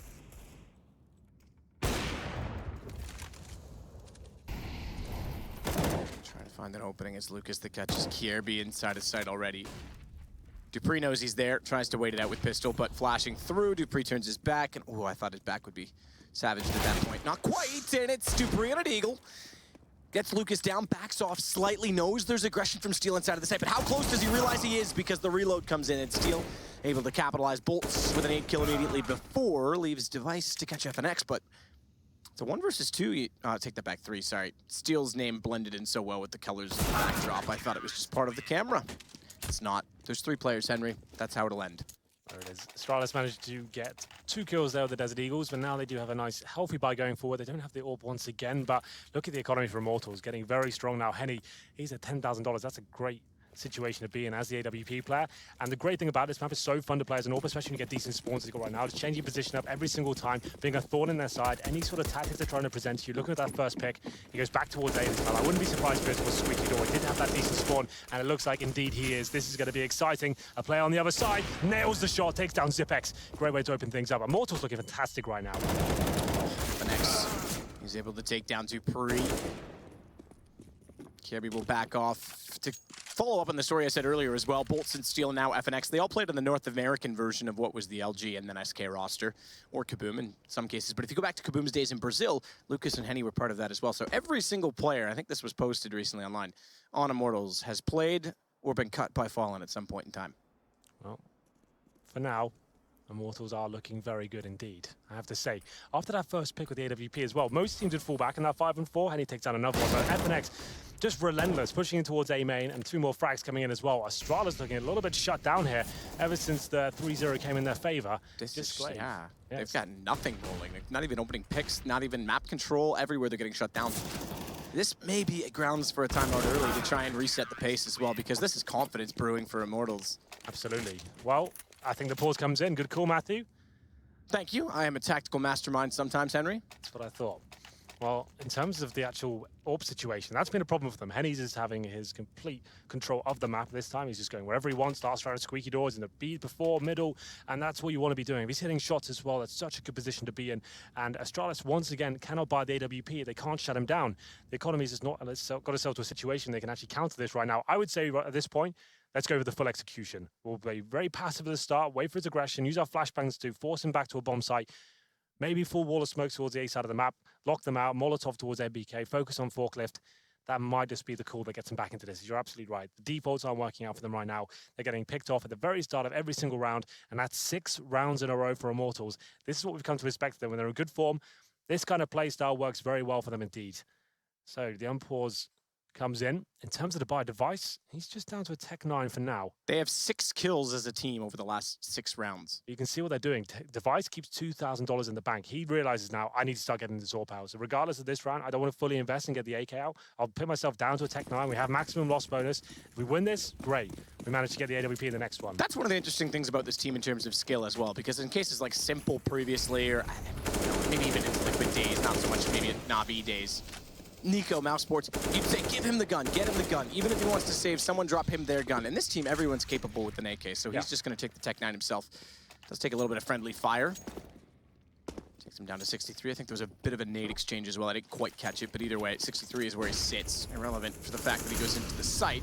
He's slightly damaged and limited. FNX tries to swing out and catch them all in his crosshair, but it doesn't quite work out, and Henny makes up for it. This AWP has been absolutely incredible inside of middle, and as the smoke goes down, they try and push through. Bolts is waiting on the other side once more. They're just throwing the cat among the pigeons, but it's... I messed that one up too, Henry. There's too many cats your first game and not enough pigeons. Listen, you know, it's fine. Xipix is in the site. He's not going to have much to work with. Bomb down, and he's already caught by Henny, who's been sitting on highway the entirety of the round and knew that Bomb was in that position. So in terms of the way I thought that up, right, I speculated a full A execution could be what could shut Henny down there. They do almost the opposite. It's an A execution, sure, but it's so basic, they don't even consider highway to be a position. Henny just seems to be in the perfect position every single time. Sandbags, he can't believe his luck. They're just running into his crosshair. So if they'd done the execution at that point, maybe that works out for them. But now, another interesting buy here, Matt. They've got 4 pistols, and the AWP comes out. A lot of pressure on Device's shoulder at this point. He needs to step up and try and find his first pick. 7 rounds in a row now as he gets boosted up. And wait for the flames to go down, but takes a nade. Doesn't take too much damage there, but there it is. Takes down the AWP as well. Good pickup from Device. Well, there's why he went for the save on it. It seems so bizarre to see them go from rifles on everyone else, and him on a Tech 9, to him on an AWP, and them on pistols. But at this point, they need to make space, create space. Glaive gets inside the vents. They'll hear that being blown out. Know that he's inside of them, but look at the push again. It's going to be more aggression. Steel and Lucas, they're already inside of B main. They'll clear out Toxic, Sunroom, whatever you like. And working through the B connector. Missed shots from Steel, though, sounds as warning. They'll all turn their attention. He may have executed trigger discipline in a better sense there, but he was being stared down. It's Device that will get the kill. Lucas has got himself in an excellent position, though, because as they go B, they're not going to expect this. Kierby is a sitting duck.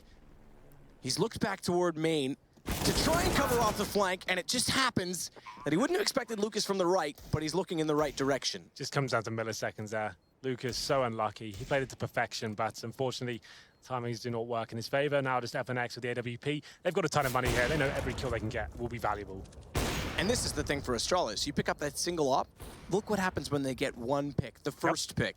Well, that's been the problem. The money's just run out of control for them. As soon as Device gets the AWP, he gets 2 kills. He opens the map up, and these pistols able to find some space towards that B site, and FNX almost hits another shot there. Bolts does take down Glaive, and Kierby with the flank, though. They should be able to finish this round off. Bolts is trying to do what he can, like we said. Every kill is valuable to him at this point. Takes down Dupree as well, looking for another, but runs out of ammo, and that should be round concluded. After going up 3-0 and losing 7 rounds in a row, Astralis posts another one on the board here. Money's getting himself in a bit better situation. That was a big gamble for them, like you said. 4 pistols. pistols and AWP coming out. Pretty unorthodox, but that's what they needed. Device to get the AWP out and start countering Henny. And he does it straight away. But look at the money of Henny. 16,000 at the start of this round. So he's high rolling right now. Drop for FNX, but it's round 12, so it shouldn't make too much of a difference for them. Guns up for Astralis, 3 rounds between them, and the mark set by Immortals at 7, so they've got to close this out before the end of the half. We know that it's a fairly balanced map. It does shift team to team, so you can't necessarily quote the fact that it generally is T-sided in the current meta. Certainly saw that it was this morning versus Fnatic and Nip in their match. Sure. I think there was other reasons for that, though. Again, situational in many stages at this point in CS. Smoke down will allow Steel get a little bit closer to the drop position. Device has given up on the AWP, at least for the moment, because he's got the Tech 9 ready in case they were to go for the reverse boost. Pulls the op, checks inside of A main. Didn't have vision toward Locker, so they may have to consider that when they do go in, but for now, it's clear enough for them to walk up that far. Good timing on the flash.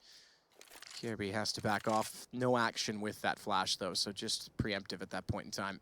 Once again, just bolts towards that A side of the map. Not a word to do here. Looks like that's where Astralis will be ending up as well. They do have 3 smokes available with the Molotovs as well. This will be a full execution. Device is holding for any sort of aggressive push at the moment. Zipex to smoke towards quad. Bolts takes away his vision as well, but first headshot comes from Zipex. Good work from him. Now they should make their ascendance to the bomb site here. Has to line them up and does exactly that. Looks for the third. He's got the position. They don't check it. It's so common. You'd expect it to just be done automatically with a switch without even thinking about it. It leaves them in a 3 versus 3. They do manage to get the bomb down as they eventually trade back against Bolts, but his damage is massive because Lucas' position is everything once more. He slipped in behind, found Kirby, and Steel.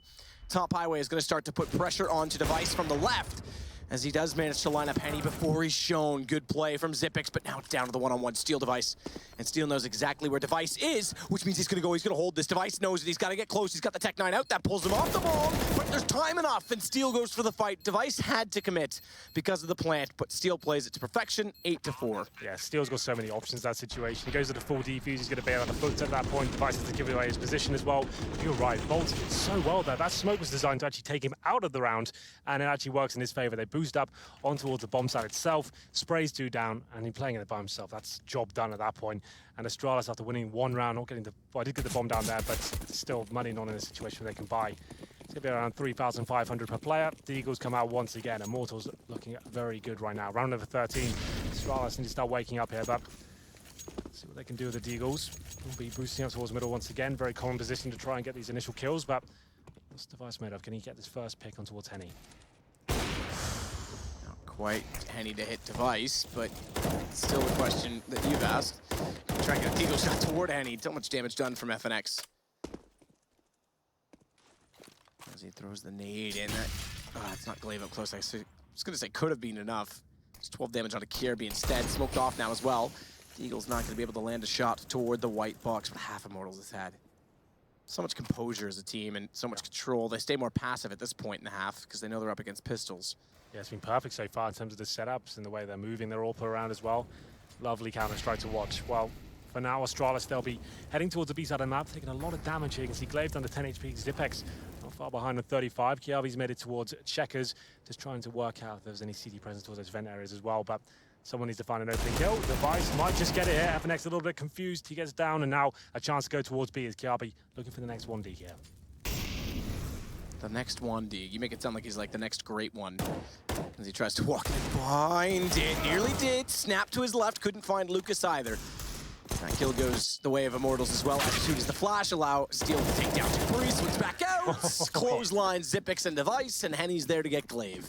Lovely work from Steel overall. That's 9-4. Device made things a little bit interesting there. His teammates going towards B. He's holding the flanks in that boost position. FNX taken down, and Kiabi's position as well. Man, he could have got that one tap, but not meant to be. We're going to round number 14 now. 9-4 in favor of Immortals, and the all comes out for Device once again. So, loss bonus in terms of that for the Terrorists is at the second stage, but they took the full eco with decent money last round. So, here we go. Device uses that decent spawn towards middle. Does get the leg shot on FNX, but can't find the frag just yet. Lucas looking to get aggressive once again. Flashbang comes in, and it's good. And he finds the first kill, and 2 in fact. That's so nice from Lucas. Such amount of impact that individuals in certain situations, mostly Bolts and Lucas, have had. Steel waiting inside a checker, has Flames behind him for a moment, so he's got to continue to try and look on the alert. Attack is the best form of defense in such a position, but this is crazy. It's Bolts that's going to be, again, the one to push. That may cost them a little bit, but I say that, and they still have defense on the A side. Henny's still there, and they've got the man advantage. And Kirby tagged to 10 after that exchange. That makes things worse as well. Henny gets Glaive. I say it's crazy, but I still kind of love it at the same time. Like, no one's going to be expecting that. You get the first 2 frags, a 5-on-3, and you're still pushing towards A. He goes down sure, but he does some damage, and then Henny steps up once again, finds another AWP shot. Kiabi, 10 HP. You can see on the camera as well, Dupree not looking too happy about this one. They've already used their pause as well, so what's the play at this point? 45 seconds remaining, 4-on-2. They've got smokes to work with, and Zipex is hoping someone makes a mistake at this point, but not really much for them to do. They're just holding up defensively towards A. They're happy for them to walk in. Flashes towards that position. Zipex hoping that'll bait someone out. Not meant to be for now, but FNX, the timing's just so brutal there for Zipex. Just as he pulls his weapon out, FNX takes him down. Yes, indeed. But Kirby is going to elect to save the 8WP, meaning that we hit 10 rounds for Immortals without the pistol. So you see that reaction play coming in. So at the beginning of the round, Device is not fun to kill, right? But he legs FNX. That forces some sort of reaction out of Immortals. They've had the smoke down there. That's usually designed to take the vision away from the terrorists there, stop them rushing in. They actually use it against him. The flash comes in. It's such a nice little set piece there. CT pushes through. He finds one. I can't believe he finds the second. I thought he was overcommitting at that point. Gets their headshot, falls back. Bolt's getting information on the other side of the map as well. It's just really good stuff overall from Immortals. Look at this. The flashbang's so good. Device is doing the flashbang dance in the corner. Oh, that second one. Yeah, just nuts. Well then, 15th round comes in. AWP comes up for Device and 4 pistols. It worked before. That's pretty much the only round they got, Matt, since the 3-0. They haven't actually won a gun round if you think about it. That's kind of insane for a team like Astralis. But we've always said it. We've always cast them on cash. We've always said it's a map. It's never really done it for me when I've watched them, like, historically. I've always felt they looked a little bit lackluster on the T side. We haven't seen a single real set piece from them as of yet. Nothing's really gone in their favor. The defaults, and it's getting shut down by the relentless aggression of Immortals time and time again, especially Henny. He's been so good here. Now, still waiting towards middle. He's by himself in that area. I'm just looking to get the one and done. They've heard the Tech 9s are out, but whether they know the Device AWP is a threat, still yet to be seen. Steel's going to push, potentially. Thinks better of it. In the smoke, I say it. He's going to go. They've been so aggressive all half. Why not? You can hear the footsteps. Can't spot out his prey as it's going to be Glaive trying to fall back. Tech 9 in hand, still spraying into it. Gives himself up 2 for Steel, but runs out of ammo. It does give a gun to Kirby. So Regador has a bounce Molotov to go behind the forklift, but FNX plays forward of that. FNX as well is going to spray down Kirby as he goes inside of A main. It's good on both approaches. Zipex in a 1 versus 4, and half that looks like it's going to go 11-4. Immortals not winning the pistol. Astralis only picking up 1 round, and it was a round where they had pistols and an AWP getting the opening pick. They never won a full gun round. Yeah, this is Brazilian Counter-Strike at its best. This is their classic play style, relying on individual plays, simple flashbangs in, big AWPs. Plays from Henny as well. Really impressive to watch there. Astralis looking shut down. Can they recover though, Matt? That's the question. We'll find out after the break.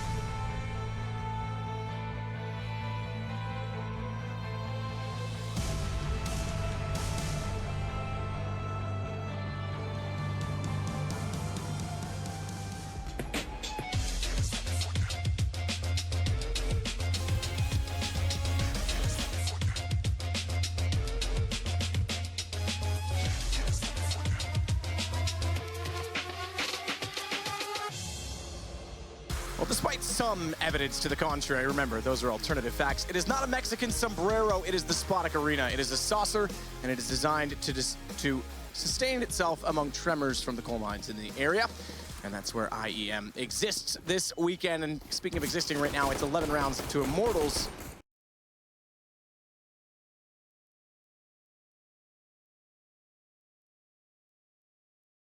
Against Astralis, who's been ceasing to exist during gun rounds, most notably. Yeah, didn't pick up a single gun round here, but very fast play once again. Immortals looking confident, and he opens things up as Zipex, he's going to return the favor, but it's equal exchanges for now. But here we go, Device with that silence USP gives them the advantage for now. 3-on-2, Henny and Steel remain.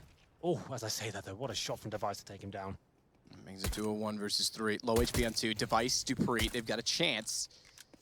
Or rather, excuse me, Henny's got a chance to find them, but the bomb down inside of the site. They can play this smart not peek. Glaive, he's the high roller in the situation, and it's going to be Device that actually gets the kill. So now it's Astralis with 2 straight pistols. Typically on paper, things look good, but right now it's full recovery for Astralis.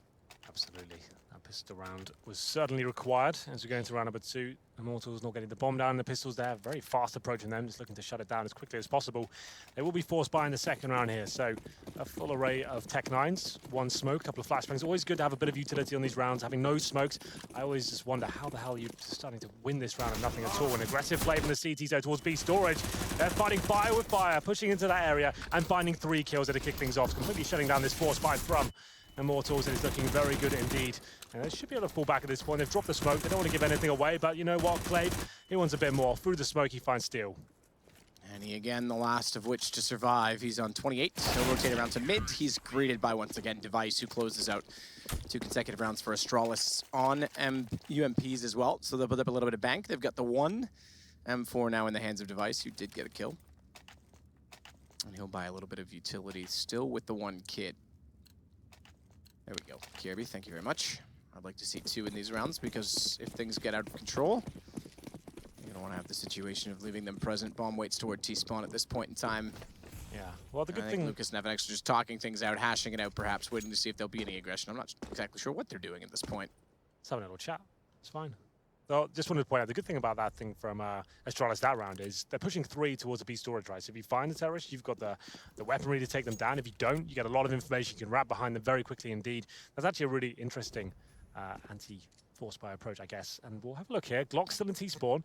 Maybe just using this time to just kind of frustrate the CTs, maybe bait them out to make a mistake. There is 1 player towards Squeaky Door. There's 1 on either side, yeah. It could be that, or it could be just talking things out as well. I guess that's more likely. Just going to be discussing where they're going into the next round. They fully force-board in the previous, so Orb's probably not going to be a possibility unless they get the bomb down now, which is highly unlikely. Still in T-spawn. Having just a little meeting here. I mean, the one thing you could think about this, perhaps what they're trying to do, is just run out the clock in the round, because they know they have the SMGs, so they don't want to give frag money. Maybe that's overthinking it. Well, no, they'll get no money themselves if they do that. It's true. It's a good point. That you raised a good point, Henry. I raised you a hand, and you trumped. I called you bluff. You know, I just thought I'd try and win it. Go all in on that one, Henry. Yeah. Well, regardless. I didn't say I think that far ahead, okay?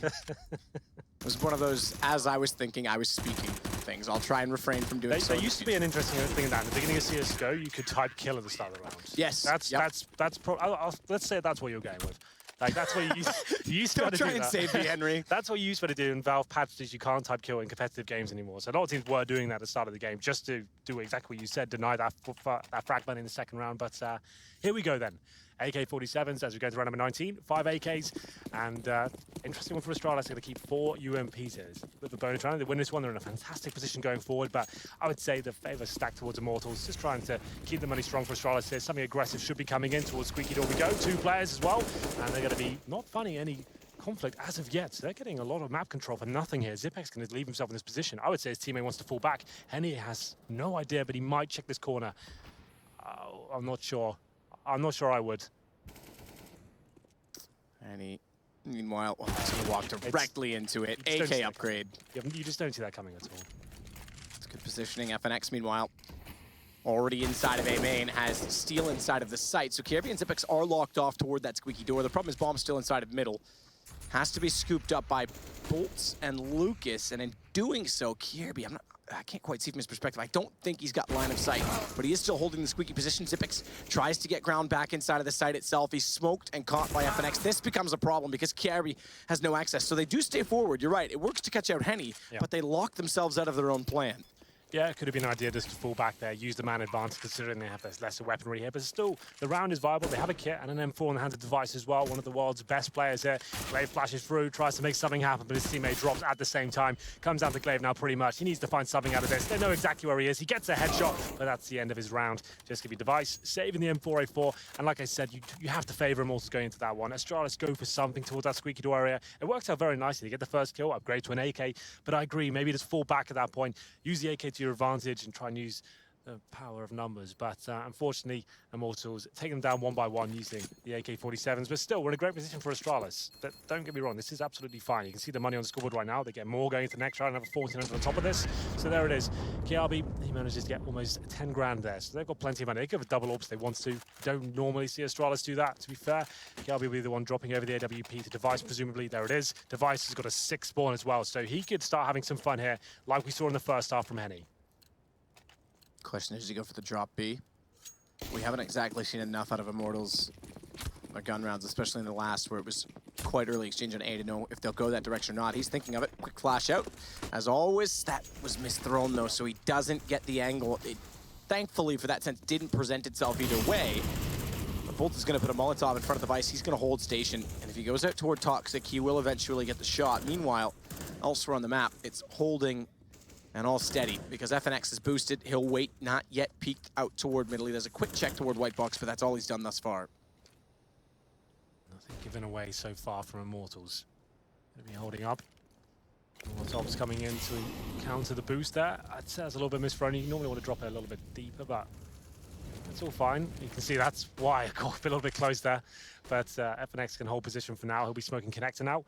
And at this point, they'll be aiming for some map control towards middle, I would say. There will be one player waiting for them in the form of Dupree. Another misthrown smoke. Not going too well so far from FNX. Just calm down, son. It's all right. 53 seconds remaining. You do have a connection with FNX, so you could tell him to be calm, and he would have to listen. There's Lucas. Gonna try and find a shot down mid. Smoke goes out in Z connector. He's unable to connect, but it does force, for sake of what it's worth in map control, Dupree to rotate over toward B, where Device has found Bolts. Glaive, he'll wait in behind the box and see if they push through vents, but that single kill for Device has signaled warning to the Immortals side, and as such, it's highway now. They approach. Xyp9x the only one inside of the site. Shoulder peeks out, spots one, looks back to make sure they're not coming in through him, and Kierby's able to cover the cross as he does so. Lucas finding ample trades, but it's FNX the last of which to find. He tried to slip in and help his teammates from the alternate approach. It's Astralis now with their 8th round. Yeah, and that's actually quite a harsh reset for Immortals overall. Winning the previous round, not getting too much out of that one. No, bomb plant comes in. They take a pause here. You can see Immortals full default at the start of the round. Not that fast, flamboyant play style that we'd like to watch and what we saw in the first half. Few misthrown grenades at that point. Looked like it was a bit of a blunder around overall. Had to expend a lot more than they wanted to get towards middle. Then good crossfires from Astralis take them down as we go to round number 21 here. Like we said, a pause comes in. Tactical, of course, for Immortals. Money, not great. So first aid loss bonus. They have got 5,000 on Lucas, to be fair. Bolts 4,300. Same story for FNX. It's those two players on the top and bottom, Henny and Steel. So we'll see what they decide to do. It looks like the force buy will be coming in. I think that's the right call to make at this point. You want to be shutting down the CTs before they have a chance to let their bank accounts swell. They've only got first stage loss bonus right now. So let's try and shut them down before the CT economy gets in a decent position. So what's the call here? Going to have 2 Tech 9s, 2 AKs, presumably 3 overall. Bolts great in that first half. To be fair, most of the players on Immortals looked very, very good indeed. Still picking up 18 kills. He's in the charge. He seems the quietest one of the bunch as well. He's efficient because Bolts we've seen has had, you know, that highlight play where he got 2 kills and he made the round slightly more possible for his team. He was very good at anchoring down the quad position. Even on the pistol he got one of the only kills, I think, at that point in time. And then Lucas we saw with position, but Steel, as you mentioned, is just going about business and is 5 ahead of anyone else on his team. Round number 21. Difficult round here for the Immortals, but I don't disagree with the force buy. And you can see Device. He is towards Squeaky Door. We saw this from Henny, trying to pick up the first frag here. It's going to have one player on the other side. They're aware of it, though, but Device dodges the flashbang and nails the shot. Textbook stuff from him. Very well done indeed. Device tries to spray back through the door as well. Spam it with the AWP. Just to go back to frag distribution as well. Glaive, in-game leader. Brings some firepower with him at times. He's only got 4. Everyone else is relatively close spread throughout both teams, but he lags behind. And sometimes you're only as good as your weakest link. But right now, Astralis have the man advantage in what is, by all means, a comeback in some senses. An attempt at one, no less. They've given up 1 round in the second half. On the site itself, Dupree gonna set a crossfire with Glaive, needs to get in the corner faster, does so, but it's fast-paced. A busting of players from Immortals into the site as they quickly approach from the main entrance. Glaive gets set and ready, he's able to find the kills, goes to the USP, good shot from FNX, but Device arrives on the scene from heaven. FNX did find both inside of the site themselves, but good play from Astralis. Yeah, Immortals looking a little bit ruffled there after losing that first player. I think they wanted to go for some sort of execution at that point. That's normally the go-to play when you have Tech 9s and a couple of AKs and some utility to work with. You want to be shutting down the AWP players, for example. They lose that first player, back towards B they go. That didn't really do it for me at all. I was walking into B, hoping for the best. Is that who got stabbed there? Zipex. It's not super big deal against the Glocks, to be fair, but still a little bit annoying. But yeah, Immortals looking a bit flat right now. Glaive. He's trying to get aggressive, though, towards B storage. Not the best weapon for at that sort of range, but against the armored heads, I guess it's not a big deal. You'll actually be getting a ton of information as the in-game leader will be calling his teammates to focus towards middle and the A position as well. He doesn't necessarily have to push here. He's going towards T-spawn, but I would prefer him just to hold this position. He knows they're going to be on a Nico. They've done a ton of damage already. Just don't give anything away. Spotted the gun bolts. Yeah, he's definitely seen it now. As we can tell, Dupree's shown himself, but not much you can do from that range. He can pick away is all you like, but pretty much take his hands off the keyboard to get taken down at that range, and there you go. Straightforward for Astralis. Both teams reach double digits. Round 22's in the books. And immediately the guns are drawn.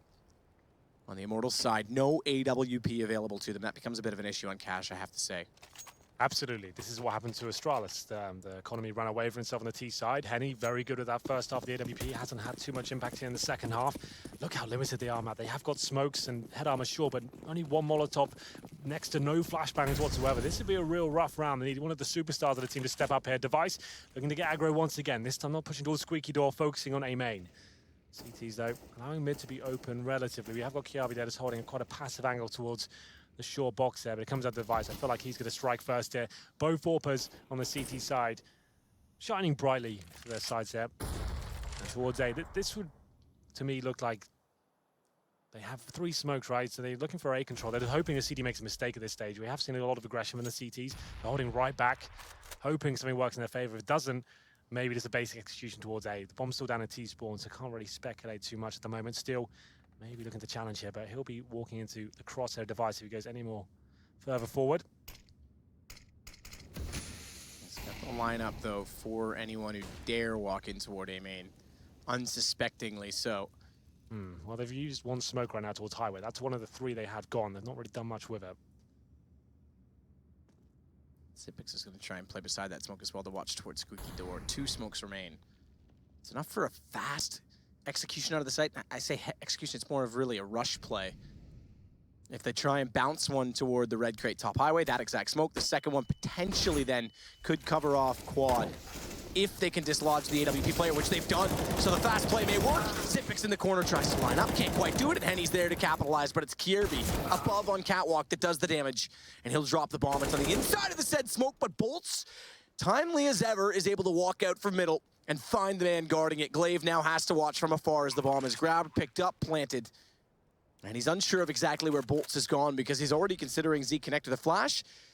Is in turn to make them think he's gone that direction, but instead Bolts takes no fool of it. He'll walk forward and find the kill. Rough round for Immortals, but they managed to make it work. They're Device in a perfect position to shut them down, but they used the flashbang to perfection there. The first one to make him turn away. The second, it catches him. He has to go in the corner there. Zipex left in a horrible position. He had smokes in front of him, a plethora of terrorists running in his screen. He gets 1, and Device shut down pretty instantaneously as well.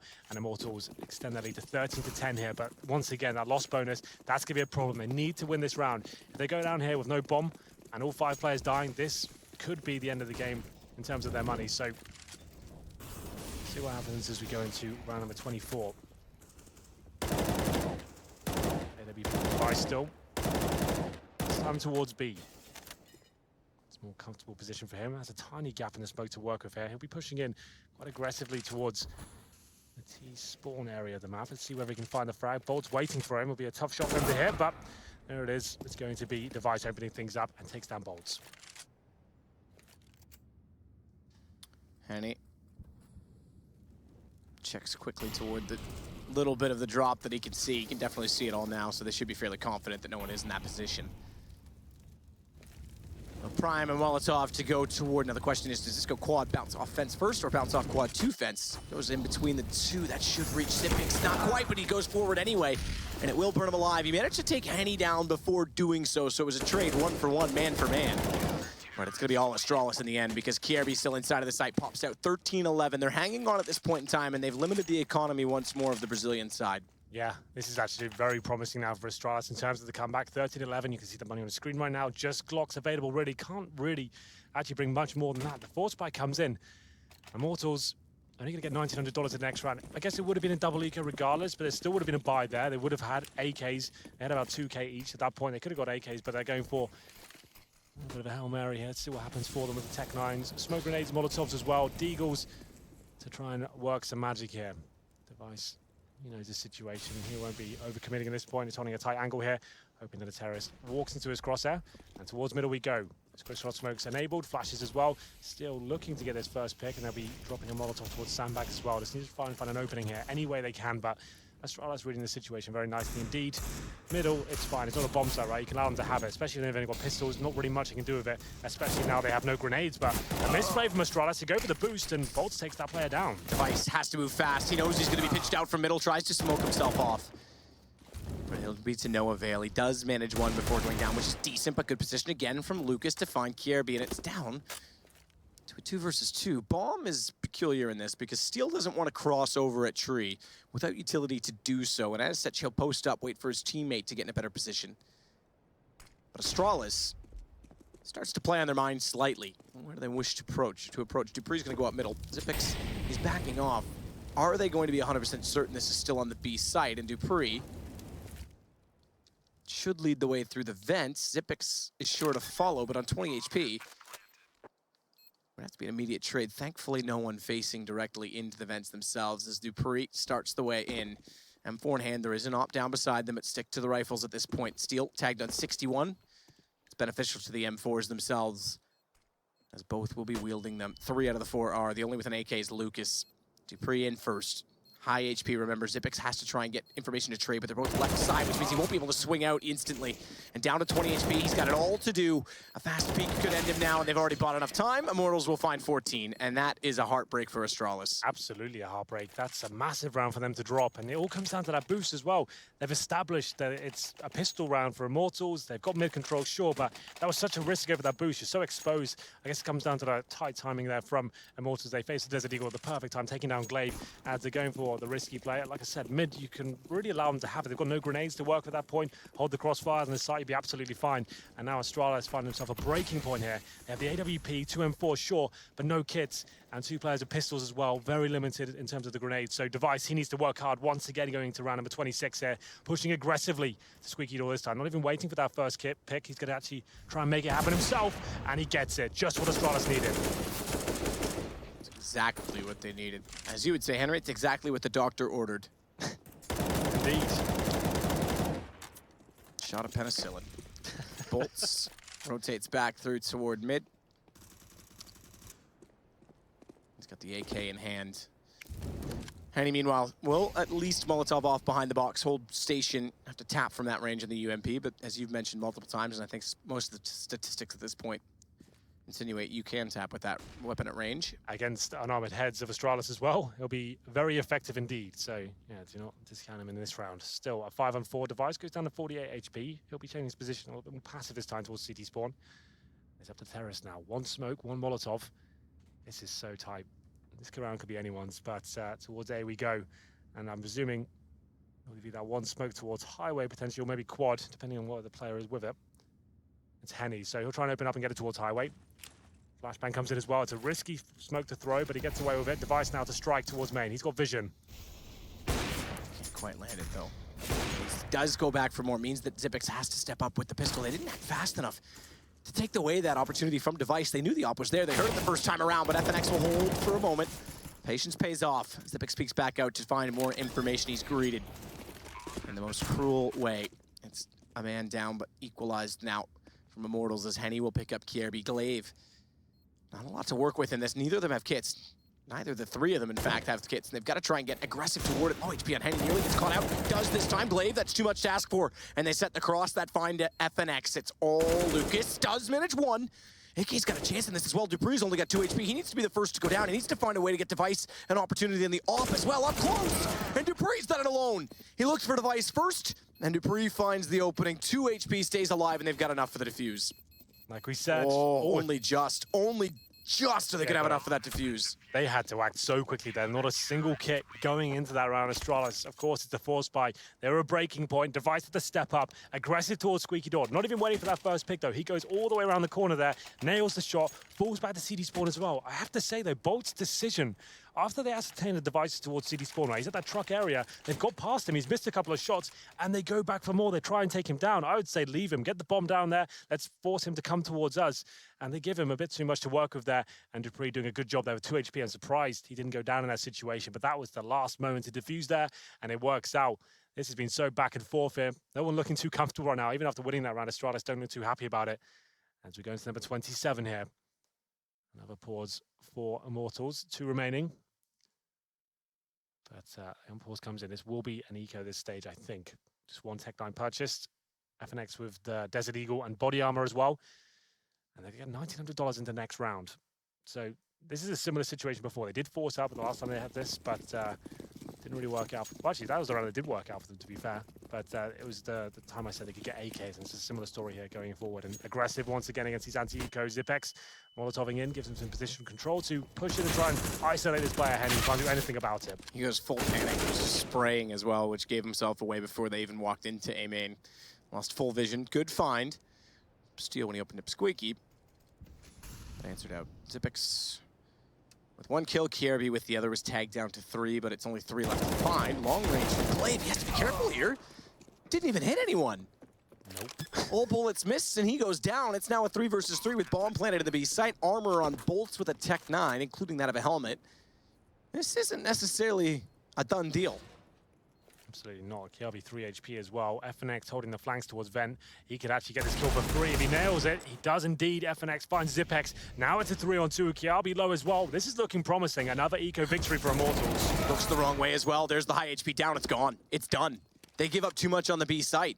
And this, if they even get KRB out of here, is a complete disaster again. It's twice they'll lose eco rounds, and twice Immortals will take a lead, and this time it's map point. And with nothing at all left, Astralis, after a really promising round of the force buy, the AWP, the pistols, they put everything on the line and they lose it. It wasn't even a force buy from Immortals. They had a Tech 9, a Deagle, 1 set of body armor, and I think a couple of smokes. That was it. Glaive, like you said, missing a bit of a sitter as they cross towards the site there. He gets punished for it. The team gets punished for it. Now looking down the barrel of map point and indeed match point. Best of 1. And the final round presumably is going to be 5-7s and a UMP. This is going to take such a massive performance there. Glaive trying to do what he can with that 5-7 at range. Not going to do too much. Takes quite a lot of damage, but he'll be falling back. Doesn't give away his frag just yet.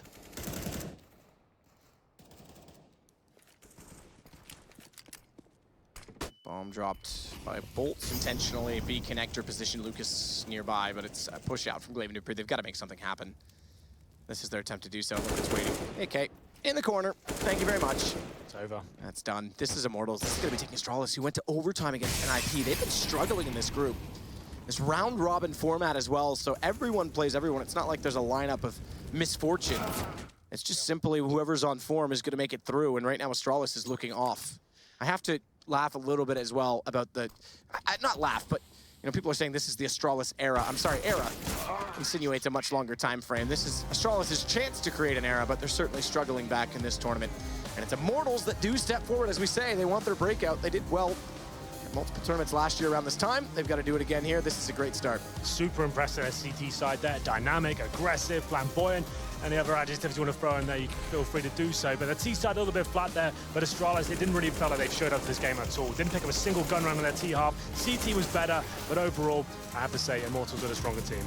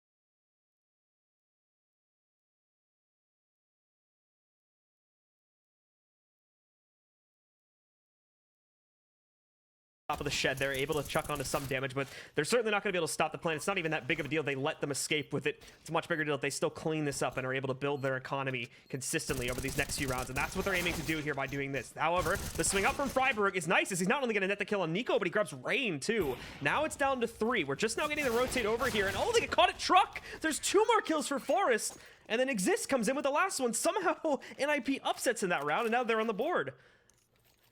Well, that just happens. That's always the danger in allowing terrorists to get onto the site with pistols. It can backfire horribly. They seem to have set up for a retake, but I mean, everything went wrong after that moment.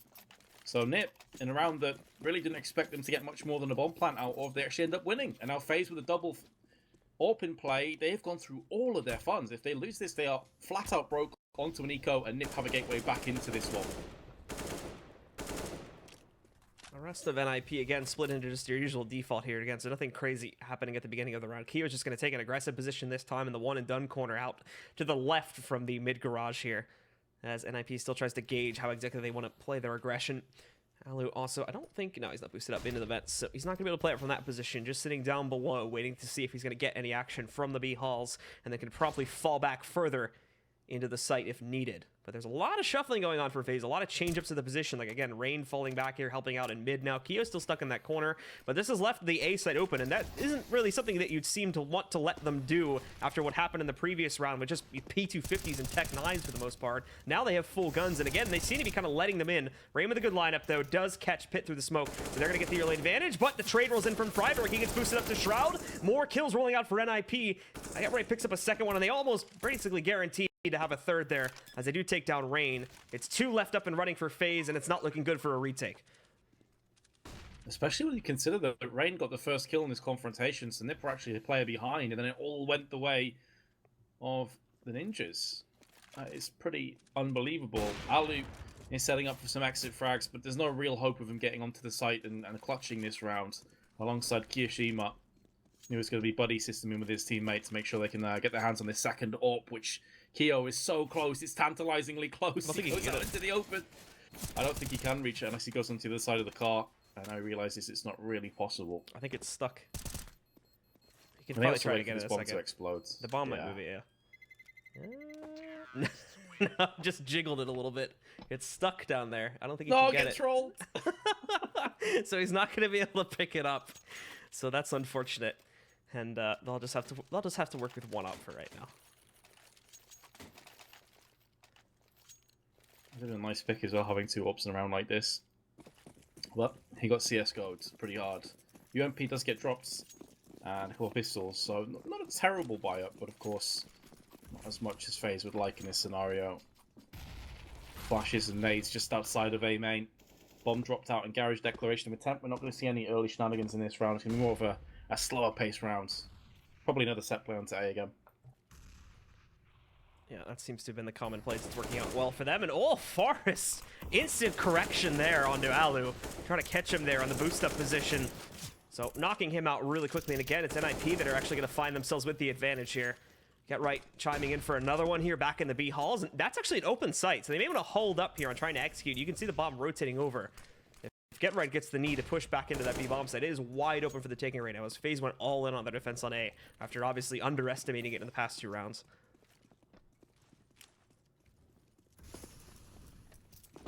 Nip keeping versatile, now going over to the B side, just Nico. Of course, he's very good with the AWP alongside Alu. There's no hope for him really. Just want to hold on to it as long as possible. So it will be another round to Nip, and FaZe looking to save all 3 weapons. Decent comeback by Nip though, and this is all off the back of them winning in an eco round. So definitely give them props. It was looking like it could be incredibly one-sided at one point. But they have started to bring their way back into this one. Yeah, very quick adjustment after FaZe get themselves off to a hot start there, carrying it into the first gun round. Now it's seemingly NIP that control the cards here. And again, even with these 3 saved guns, keep in mind how limited FaZe still are, economically speaking. They've just started their build-up, so it's not like they're going to have a huge economic boon coming in for those that did fully die out here. They'll have those guns, but beyond that, I highly doubt we're going to see anything else beyond half buys on Alu and Kerrigan. There may be room for someone to drop a gun or something like that, but it's still kind of going to be scrapped together, and they eventually do need to kind of center themselves onto another full buy here. Curious to see what Carrigan ends up getting here. Someone could drop him a UMP. Well, it seems he's just going to have a CZ instead so they can get more nades. That's pretty interesting. Alu won't be getting the AWP. I assume this is because Nico has a good spawn for mid. But typically, you'd imagine that Alu will be the primary AWPer for FaZe. Now, something else that a lot of people were questioning, whether Nico would be the main AWPer now if Alu would. I mean, they have one hell of a powerful duo AWP partnership here, but yeah, who would be the primary out of the two of them? That's a question. It's probably to be answered throughout watching more of this event so far, to be honest. They could work it in more of a loose system too, and basically center it, basically try to like pick the primary op over the next couple of weeks, based on how they end up playing with him. That does go ahead. My instinct would be that Alu is the primary because, like, Nico obviously dropped it when Chris J wanted it to the primary, and then when Oscar did in Mouse Sports. But yeah, I mean, it's going to be an interesting one to see. They definitely could base it more off spawn, spawn basing. Yeah. So for right now, though, Nico's not going to be catching a whole lot in mid. That does not mean that he's not going to see any action throughout the course of this round, as, again, the guys from NIP still holding back. And it's working, too. The passive style on the opener, just followed up by these basically all-in plays over towards the bomb sites. It's not terrible. It's the fact that it's working out brilliantly for them, because most of the time they're going to get someone from FaZe getting too aggressive to push back out. Look, here's another one. It's Alu swung wide into the B halls, and they're able to easily punish him. So that's another open B bomb site. FaZe is trying to rapidly adjust for this one, but I still think they're going to be a little bit late to actually really do much about this. Nico is here. He's trying to swing back into it, but he misses the shot. Now he's going to get mollied out from heaven. Freiberg even chiming in for another kill there, too, onto Keo, as he was peeked out in the tree room.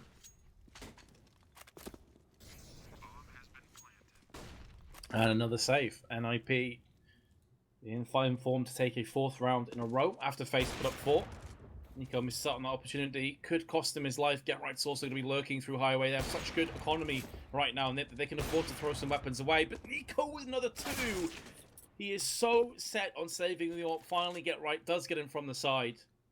And Rain trying to hold on for dear life to this M4. It was pretty costly, though, for NIP. They lost 3 players in that confrontation. It seems like Rain could be able to hold on to this M4 in the end. Yeah, I don't think anyone actually suspects he's inside of CT right now. Get Right's moving in to investigate, but he's not going to get there in time now, as he's wasted all this time kind of looking around the entryway. So he'll save the M4, and this is great too, since they're going for the buy. This is actually going to be a bit of a value pickup, since it does save him a lot more in the long run. Potentially enables for things like, say they drop this round, he can donate 5/7s for a half buy for them to go for in the next round after this one. And that does help them out in the long run of things here. And it obviously gives him a nice little build up in the event they do start winning out from this point forward. As the looser style from FaZe, unfortunately, just not playing it out too well right now. NIP again, sitting back, waiting for over-aggression to push, and I mean, FaZe is going to oblige that. You can see Nico wanted to peek inside the doorway. Thankfully, the flash is whiffed a little bit, so he doesn't end up calling it off.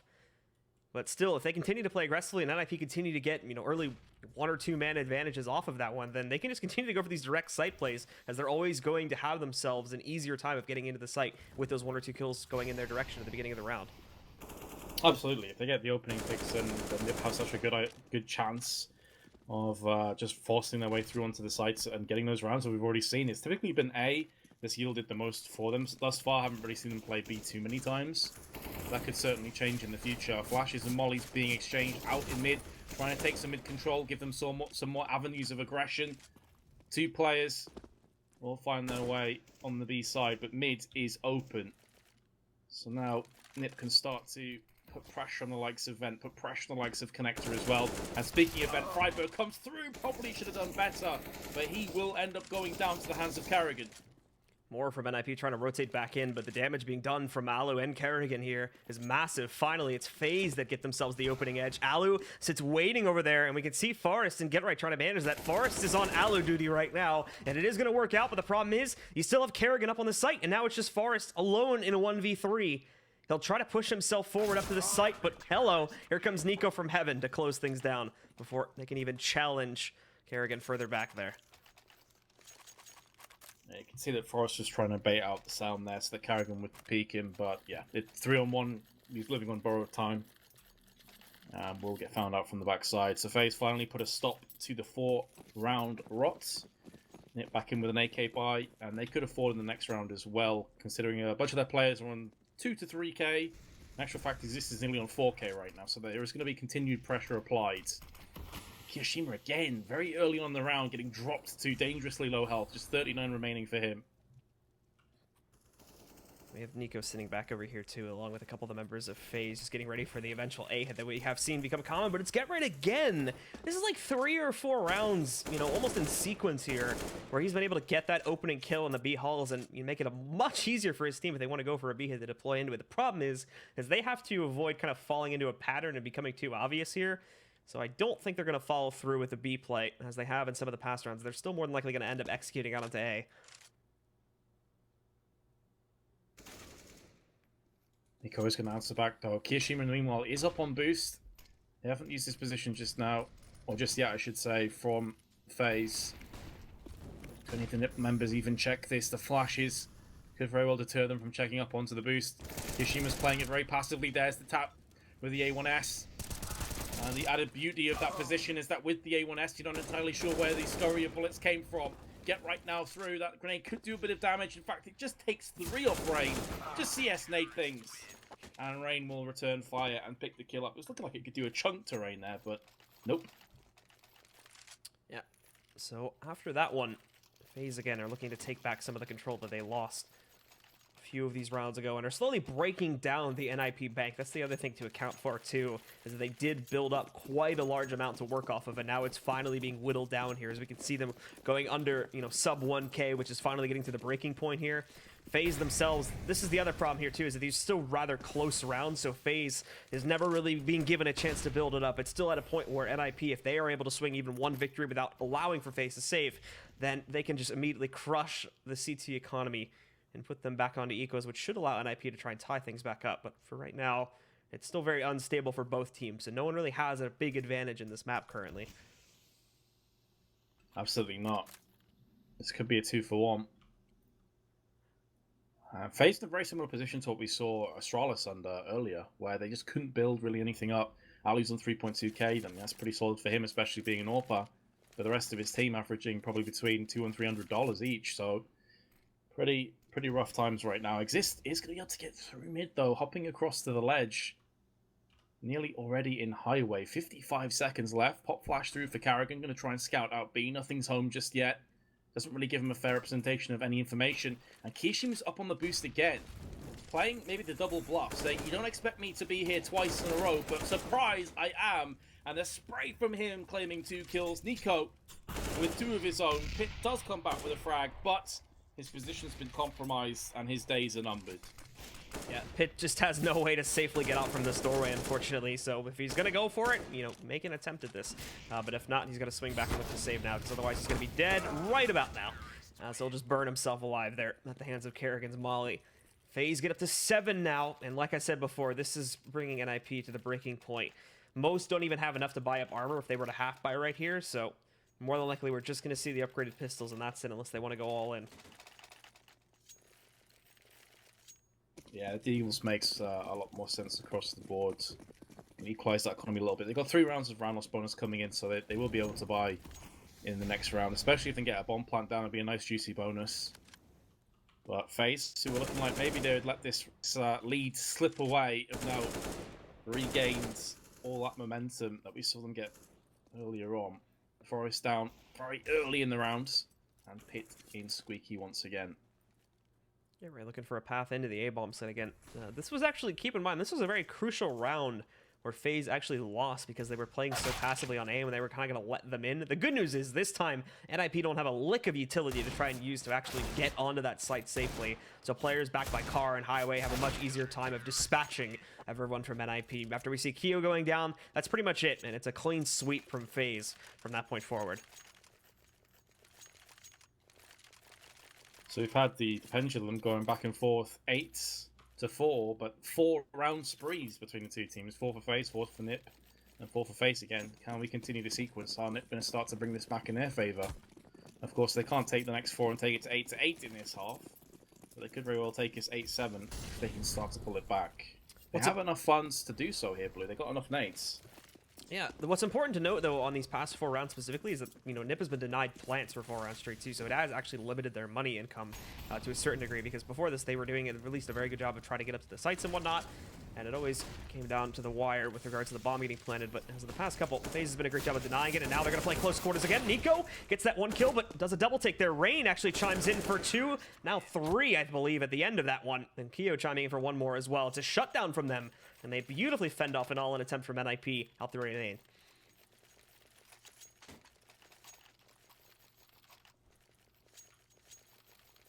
9-4. Nip back to the drawing board. We'll be able to force up AKs and the UMP, but maybe desperation mode has been engaged here. Want to try and finish the half at 9-6. Wouldn't be too terrible from T's perspective. I mean, Cash has been one of those maps that does ebb back and forth in terms of which side it favors. Probably still slightly CT sided, but it's certainly not a potential 11-4 CT half normally. Pop flash into Checkered, gives them a bit more control. And Get Right goes in first and does land himself to frag. They do see the trajectory of the smoke from Alu's perspective. They know a second player's on the site, but Alu is incredibly low and does get put down, but he takes 2 players with him. Kiyoshima from the backside through vents is going to make short work of Exist and pulls out the USP to connect on Get Right. That is obscene by FaZe. FaZe again holding off the inevitable from NIP after it seemed like NIP with the first kill were actually going to be able to get really good control of things into that site, but Alu shows up big. Keo does some good stuff there on the site too, and now FaZe are just going to go all out here for this last round of the half. The auto investment coming in once more from Rain. We'll see what kind of power he can do with this. We saw Fnatic utilizing it a little bit earlier, and it seems like Rain is going to want to try to pick it up and do some dapes here too. But for the guys on NIP, back to the thing that was working well for them, which was A executes. They did tend to have 1 or 2 man advantages when they were going for these before and when they were actually working. So by going directly for this, they are going to kind of circumvent this. But looking at the actual split of players, all they have to defend this is Alu. And oh no, Alu! Oh! He swings back over and gets a no-scope before going down. But he did bite off way more than he could chew by getting aggressive there inside of Squeaky. Still, the fact that he can recover that for 1 kill is incredible in itself. This goes now down to a 2v2 after Rain is sneaking in these kills left and right. He's been showing up with a big performance here. He's got Get Right down to 10 HP. The Molly, it's going to burn him out to the left. There is a smoke in the way, but it doesn't matter. Rain's still able to spot him regardless. And now it's down to Pit. 1v2 from to work off of. Site control, and he's going to back up towards Quad to play it into this corner and duel it out. Hopefully he can isolate this if he gets Kerrigan peeking first. But the FaZe guys have been smart. They haven't been ones to play it separately here, as Rain does take point. Already up to a 3K himself, and Kerrigan's going to immediately dispatch a Pit, which means FaZe are going up 11-4 to end the half. That's a fantastic half scoreline as well, considering that NiP at one point were 4-4, and then 7 rounds in a quick flurry. Almost in the blink of an eye, it seems to go past. And now NiP with all the pressure on their shoulders. Not so sure they can bring this one back, Blue. But the first hurdle they need to navigate over is this second pistol round. They have to win this, or FaZe are in a huge position. It's certainly FaZe's game to throw away now if NiP were able to come back from this one. At the same time, we had NiP in a similar position before. They were the ones in the lead, unfortunately, though, against Astralis previously. And we saw Astralis the ones to make the comeback. So now we just see if NiP can remain consistent on CT sides and try to pick up a little bit more momentum here to try to round this back. It's certainly not impossible. We've already seen it done once today already, just a couple of hours ago. But with the way that FaZe is playing right now, it's certainly going to prove tough. They're bringing some serious fragging power to the table. It's going to be really tough to deal with. We were asking before if Nico joining the team would click. It hasn't necessarily been just him, though. You've got Alu on 16, Kishima's on 14, Rain's on 14, Nico's on 12. Everybody is pulling a solid job, and the in-game leader of Kerrigan at the bottom there, as you'd expect. Exquisite CS has found us, but so has Get Right with 2 kills onto Rain and Kiyoshima. Just when we spoke about the importance of this round, it seems that NiP are coming out all guns blazing. Get Right is looking for a third. Freiburg does take it away from him. But you won't care too much. Nico is the last remaining player. He's a great pistol player, but too many angles to watch. And NiP have secured the second pistol. Get Right finding those kills like a savant, having no issues at all, just lining it up and casually tapping into Squeaky there. And they walk right into his spray pattern, or just walks right into his line of fire, more appropriately put there. So he's going to have just no problem at all picking up those 2 kills. And FaZe, unfortunately, are going to have to give a little bit of leeway to NIP at the start of this one. But they don't get the plant, so they do go for the usual force directly in for the second round here. Deagles and Tech-9s across the board with armor supporting them.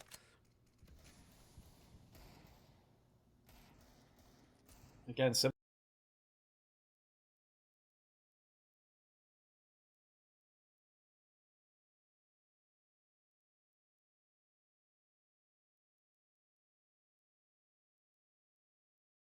the same time as well, and we've got Fnatic with some of the best pistol players on the planet, especially Dennis nailing all the shots required, and Astralis, they will be force buying into the second round here, including Device as well, who gets the Desert Eagle and head armor. We were wondering which teams would return to Inferno the fastest. It's no surprise that in the absence of this roster now reformed, with the map being redrawn into the pool, Fnatic would go to it. SK, haven't seen them go to it electedly yet. But interestingly, when Fnatic had that period of domination, Astralis used to beat them and beat them on this map. They were the one thorn that they had on their sides. So we'll see if Astralis still have any of those tricks available now. Admittedly, it is a much different Astralis. 2 players different, in fact. Kerrigan and Cajun B, obviously not in this lineup. Well, Kiabi managing to get a couple of kills in the previous round allows him to buy up the UMP. Into round number 2 here, but Flusher is a bit of a menace with that Mac 10. Trying to get some intel here, using the smokes to their advantage. It will be Fnatic doing a bit of damage there towards Dupree. Not overcommitting just yet, just trying to sniff out the map a little bit here. JW making his way towards the end of apartments. Glaive, meanwhile, still peeking inside of an inn, is going to fall back to the site. They've got a single smoke to work with on that B side, which is a bit interesting as well in the second round for the CTs to invest this much into it, because it's going to limit them heavily into round 4 when the guns come up if they can't pull something off with this. So they have to make a call on how they approach this. So this is the 2 Mac 10 players now, by themselves with no bomb towards B. This is a bit of a ruse. They're treating this like a gun round. Very common for the CDs to force them in the second one. Throw the Mac 10s into this area. The good thing is that they get that first kill, though. That's the signal for the teammates to come joining towards the B side. Just Glaive, they're doing a bit of damage, but not really much else they can do here. That's not going to force the rotation just yet for the remaining CTs. They're hoping they get back towards A, but this is a full commitment now. And this is a full commitment, which means it's going to have to be a full save. As soon as Glaive goes down and makes that call, they're nowhere near the site. They're not going to be in contention for a retake without kits.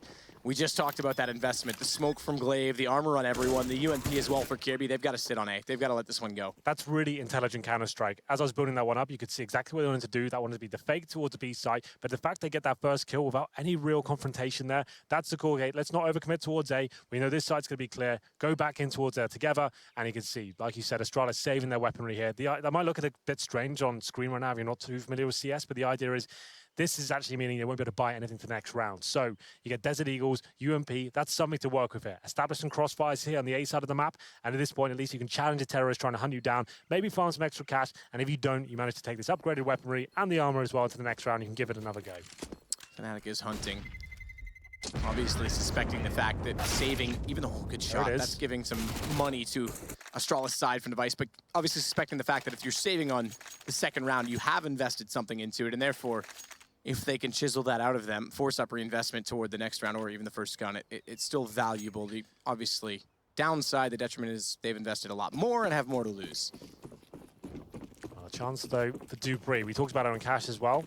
He's the Deagle master, I would say, one of the absolute best in terms of that weapon in particular. Heavy grenades towards middle. That's Glaive trying to cross towards Boiler Room, but Dupree, there it is, just as I build it up. He finds that first headshot, takes down Crims. Now they've got something to work with here. And Device, he's trying to find something as well, but Olofmeister, he strikes back, brings it back to a 4-on-4. He's looking for an additional shot towards CT with the AK as well. The much widened entry point onto the B site at top of Banana. No more pillars on the right, no more masking a hidden player on entry.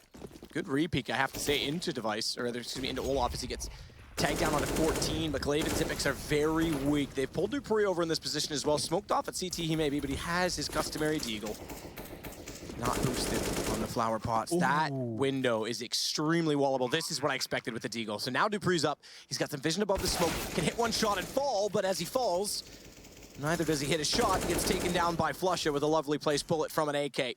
And leaves them to a 3 versus 3. If they can hold them on the site, that's the next thing they have to look for, because they'll take down AK-47s. So JW, good find against Xyp9x, and they've already backed off of it to save the weapon that they've grabbed. After forcing the second round as well, Kiabi saving that AK-47 will be a massive deal going forward. To help balance the books out, he can drop a weapon over, and it's helped him have a much stronger round after that full commitment number 2. So another decent round from Astralis, finding 2 kills, and we'll see whether Kiabi can save his weapon. I'll jump on his screen now. Here he is, all the way in T-spawn. He's absolutely fine. No one's going to find him there, but Fnatic 3-0 on the T side here. If you haven't watched much Inferno, it's actually not been out for too long, this version of it. It's not really necessarily a CT-sided map anymore. It's still being established right now. That was nice. We missed that. Dupree is always hitting those. He absolutely is. That's why I kind of called it out. It always feels so good when you say something like that. I remember that clip where we had Dennis on Cash, right? We used to say, like, Dennis, the best pistol player in the world. I think is an ace with the pistol. Like, this set us up so nicely. It's so cool when that happens. But as you can see now, Astralis managing to get some diffuse kits, a bit of incendiaries, and that all becomes from KRB's saved AK. So into the first gun round we go. No orbs purchase. It's not a very orb-centric map. It's not required. That's why they're happy to have that force buy in the second round. 5 rifles is more than enough. This wide side smoke could be interesting. Olaf pushes through it. Glaive's ready. There's no more cart position. Remember Crims? He used to love smoking himself on top of the cart, playing the top of Banana over top of what was this. Yeah. It wasn't quite a one-way, but it gave him the jump, and people weren't expecting it. That no longer exists, so curious to see how some of these smokes with slight gaps in them toward the top of Banana tend to play out. 5 on 4 now. Glaive picking out the first frag, so that was quite a heavy commitment from him. You can see he's actually patrolling towards top of Banana. I beg your pardon, that's going to be Zipex, but here's another smoke. So 4 players towards the A side of the map, and actually it's actually a little boost here from Astralis. You know what, so there are 2 players there, but they're actually going to be boosting a player up, now maybe leaving him there. That wall is so cool to use. When you can get that kind of position, means he can just lock that down by himself, and that'll be the call now for Zipex to rotate and see him on the mini-map. Yep, they've got the leverage in B. Enough information. In fact, Glaive's gone more aggressive. He's going to go down toward the tree position instead. And we saw that JW flash out of apartments off the chimney. That's the new flash that exists. You can pop out. He tried to use it to bait out some shots from anyone on top of balcony, but instead, he just walks in and finds Device. I hold my breath because it looked like he may get vision toward the front of library as well. That's where Zipex is rotating into, and he's only got 39 HP to play with, so has to be a little bit careful of his position. Goes past Moto and in toward the side. He's got a lineup. JW comes out better though in the end, only just. As JW gets tagged on the 25. It was the damage done early to Zipex that cost him, but it's Glaive and Kirby on rotation, on cue, and Glaive with the aggression that's going to pull this back. Flusha, 5 seconds, has to go for plan. He's off it. It's done. Round over so long as he doesn't find the kills. They know he's peaked. They know they can sit back, and it's done at that. Oh, you've got to be very careful not to go down after the time as well, because no money in the pockets of Flusha. So what he was trying to do there, obviously he can't win the round, but if he gets a bomb planted, it's another $300. That's something. He wasn't going to get any money into the next round. I think he was assuming they were going to just be hiding as much as possible, but he actually does die after time. The money's still in a decent position. Actually, it's not too great, you know. So Dennis has purchased. His teammates Flusha, they've got 6 grand. They're not using a pause here, so they won't be investing into this one. So Dennis, the only player to really commit, he gets the AK. That leaves him with just over 2 grand, so that is quite a conservative buy, all things considered. They've only lost 1 round here. I thought they'd be trying to shut down Astralis straight away, but not meant to be. Zipex, this time with a deeper smoke towards the end of Banana. He can just hunt down there, lock them out. And once again, they have a assisting teammate. That will be Glaive, falling back towards CD Spawn in that rotating position. He won't fully commit towards Arch, but it gives him options as the round goes on. One of the things that I need to keep a little bit more attention to, and I haven't seen it thus far in this game, but we are early, is remember, you used to be able to smoke bottom and from CT spawn, A side. Yeah. Can't do it. And when we saw this played out in Vegas, the first tournament we had it, a lot of teams are electing to run a 3rd player over to at least the chapel area where you could at least get a smoke halfway down Banana and then rotate back to A. I haven't seen them do that yet, but with that deep smoke this time, they have gone for a 4-man rotation over toward the A site to leave Zipex with information on B. We used to talk about B being almost like an alternate mid in some senses, that if you had control, you could sway your rotations in your favor. Time gone, though. No further access to Banana. This is has to go back. This is quite common right now for the CTs, allowing the terrorists to have full mid control. They're fine with that, but you can see hunting for a bit of information. Just want to make sure that Arch is not a possibility. Device holding that tight angle there. He spotted all off my step, but the rest of the terrorists heading towards B. Up to Glaive now to shut them down. Baited in at Zipex. That position you can easily get on top of yourself. They have to commit through the smoke bomb already dropped. They do manage 1 kill from Crims, but Zipex immediately on the case with 2 kills of his own. So he and Glaive together combined for everything thus far, and careful not to give Olaf any further damage. Zipex will get the last one. So good defense from the players at B, good timely rotations. We saw them anchor with Zipex and then rotate back when information was lost. And it brings Astralis now to their 2nd round. So there wasn't a force buy from Fnatic in their previous one, so they can buy into this. So Dennis, a little bit more limited, but the AWP comes out for JW. We saw him playing very well earlier today, so whether we can continue that form is yet to be seen. But here we go, 3 players towards B side of the map, trying to do a little bunny hop as well off the top of the players' heads, and the same smoke thrown. Nice indeed. That's from Dupree though, so he actually has to commit all the way down towards the B site, then fall back towards Arch. So that's the adjustment now we're seeing from these CT sides. They still want to throw that smoke, but it takes a little bit longer. Lots of damage being done through the smoke here. Zipex just hitting their heads through it, and he's going to take Olaf down to 59 HP, Flusha down to 49, so some great damage done already. just as the round begins as well. That's actually quite lovely. There is a slight angle that exists now, as you can see. Crim's trying to see through that doorway and get a little bit of vision toward top mid, anyone transferring back and forth, but the crossfire position's inside the A site instead. Saw Optic play this map earlier and get almost caught out by a lack of support for each other when they did play deep in the site. So dupreeh has to be sure that if Kjaerbye's going to play that corner, he strikes while the iron's hot and not leaves Kjaerbye defenseless. And this becomes the new spot. Remember front truck inside a pit, you could see through it. Now you can see less than what you could see from front truck, but you can still get some access toward quad, or as Chad would say, diggity. Can be smoked off. JW again above has AWP, and he wants to try and find opening toward the library position. No one yet has walked out from that angle, and because of that, we know there's 3 inside of the A site. Glaive has gone back over to B, late smoke down. But Bomb is heading that direction. 29 seconds. Dennis and JW need to make a convincing case right now to pull Glaive off B and leave Xyp9x there alone. Glaive's anticipating it. He's considering it. Only now JW and Dennis will go. They spot off one immediately, but Kjaerbye's in the corner. That's handled well. Glaive, he's bought it. He's gone, and Xyp9x has gone passive. Now makes the call. They are inside of B, and a kill from Olaf is far greater than that of Kjaerbye's offsite kill because now Bomb goes down. He has position out toward the tree. He can hold off inside of the smoke. They know he's there, and he tries to beat them in rotating back in toward Chapel. But Glaive's on the case. Still, though, it's a very tough retake. JW's just getting in position toward the bottom of Banana. It's Glaive, Kjaerbye, dupreeh that are close by. And an AWP from JW is going to sit back top Banana and hold towards CT. Catches dupreeh on entrance. Gives Flusha the confidence to peek to see if one more is in that position. There certainly is. So the AWP of JW can still hold that off, but it's Glaive that finds another. Kjaerbye to follow it up, and now JW just has to watch the bomb. Smoke goes forward. What a shot on Glaive, and he's got the lineup. Kjaerbye falls, and it's perfect position from JW. What a play from JW. In terms of the round, that looked a little bit hit or miss for Fnatic overall. You could see how they were building it up. Olofmeister, as I discussed in the previous round, a lot of CT teams deciding to have a very passive hold. 3 players on the A site, this time even 4. So he goes in towards A by himself, towards quad, finds 1 kill. And at that point, his teammates ready towards the B side of the map. Xyp9x there by himself. They get in there, they get the plant down as well. And to be fair, it was a decent retake from Astralis, but JW with the AWP hits some sensational shots there and brings Fnatic their 4th round, and indeed Astralis down to an eco. And a really subtle play from Flusha, that peek from Nubox after JW. Oh, nice shot. But after JW hits that first shot, because if Flusha peeks that and confirms there's no one else towards CT, then JW can relocate and start to watch caskets. As soon as he spots the second player, JW just sits back, holds the line, and even with the other 2 going down on the site, he's got bomb planted for him. That was perfect.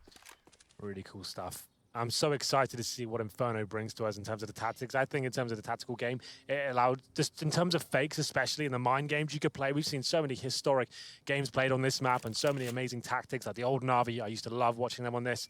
And I'm just... Please make it work. You can't quite land the headshots. They had the armor. They were fortified in the position, but he could have done so much more damage. So too could have Xyp9x on the shot toward Dennis, as he's on 19 HP. Crims does try and rotate around, anticipated by Xyp9x in the end, but no further damage dealt. 5-2 Fnatic, T side. They were always good on the T side of this map. And as you say, it's not yet clear which side's going to be favored on this version. I think it's very balanced right now. I don't think there's a clear-cut side. And I do see it being a bit more lenient towards the Ts in terms of the options available now, and in terms of you've been disabled in terms of the CT side and the sort of smokes you can throw. But we'll see what happens. It's getting exciting now as we go into run and breaks. A limited buy for Astralis and a Mac 10 for Flusha. He's up against 3 armor attempts as well. This could actually work out. Banana Rush comes in. That's the Xyp9x trying to do what he can with the UMP. He finds 1 kill. Glaive stuck in the corner. Can he get anything more out of this? He can't. Olaf takes him down. Xyp9x has to back away immediately. They pulled dupreeh early, so 2-2 split defensively. Kjaerbye's still in pit, but the low HP. Olaf on 3. Flusha on 15 on a Mac 10. That could be a problem. That was looking very good, that Mac 10 buy, but now this situation, the low HP, doesn't look as tantalizing. So 2-on-2 in terms of the setup for Astralis. On our B site, 2 towards B. I think we have a bit of more commitment from Device, though. He's actually looking aggressively towards top and middle. There he is. But no one to be found as of yet. They will be possibly executing towards B. Still a lot of potential for that. Smoking the coffins towards City Spawn, Molotov oranges. But they might have been in a contact play. JW nails that first. That's huge, and they check Xyp9x as well. Both clean entries, never mind execution. It's just straight up entry kills, and Astralis. Yeah, gutting, look at the damage. Yeah, they're left sitting with nothing to fight for. They have to save on this, even though as you say, they don't even add up to 100, all 4 of them together. 3, 15, 20, and 15 for the Fnatic 4 players remaining. That's impressive. That is kind of classic Fnatic, isn't it? The fact that they've got so much map control and an advantage, they still just walk into a bomb site. They've got the audacity to do that. And JW, he seems like he's kind of found some really amazing form right now with the AWP. It kind of lacked for a long time, but now he's hitting those classic shots once again. Device. They'll need that. Sorry? They will need that as well. They will definitely need that with this team. It's obviously been an interesting project. The bells are homage to them. You did spot a bell earlier. There is a new little, like, almost like an old school doorbell inside of the spawn. Can you shoot it? Do you know? I think someone tweeted me saying that they did shoot it, but I don't remember if they said it made a noise or not. Yeah, there it is. There it is. Makes a little dingling, maybe. Yeah, little doorbell. I want to mention as well, you talked about the execution on to be. I think there's a couple things to go back on your point. Fnatic, when they have that map control, I think teams become predictable in where they play when they're expecting execution. And as such, Fnatic knows where to pre-aim and get those cross-air placement shots. This map in particular, the B execution, you used to be able to throw over top of the white door as we get a timeout coming in, a tactical timeout from Astralis, obviously. You used to be able to Molotov above white door to clear off new boxes. LG at the time, SK now, had an incredible execution where they would Molotov new box, bounced off the skyboxes for Orange 1 and Orange 2. Yeah. They're trying to find an alternative that is 100% reliable. There is a way to do it, but exactly. It's really difficult to do. It doesn't land perfectly every time. Yeah, because obviously, for those of you who don't know, the door's not there. You can't throw in behind the site anymore. So that's the, when you say door, like the passageway at the back right of the site, we used to be able to see you could throw nades through that as well, down towards the bottom right. Teams just try and boost and find people in there. Yeah, that was actually a really cool part of the map, I think, but it's gone now. But here we go. There was a tactical pause, and this is interesting by once again. But okay, they did save weapons, to be fair. We'll take that back. They did save weaponry, but they didn't force around it. It's going to be AWP and an M4. 3 pistols, but Device, we know what he can do in these sort of scenarios. He's done it time and time again.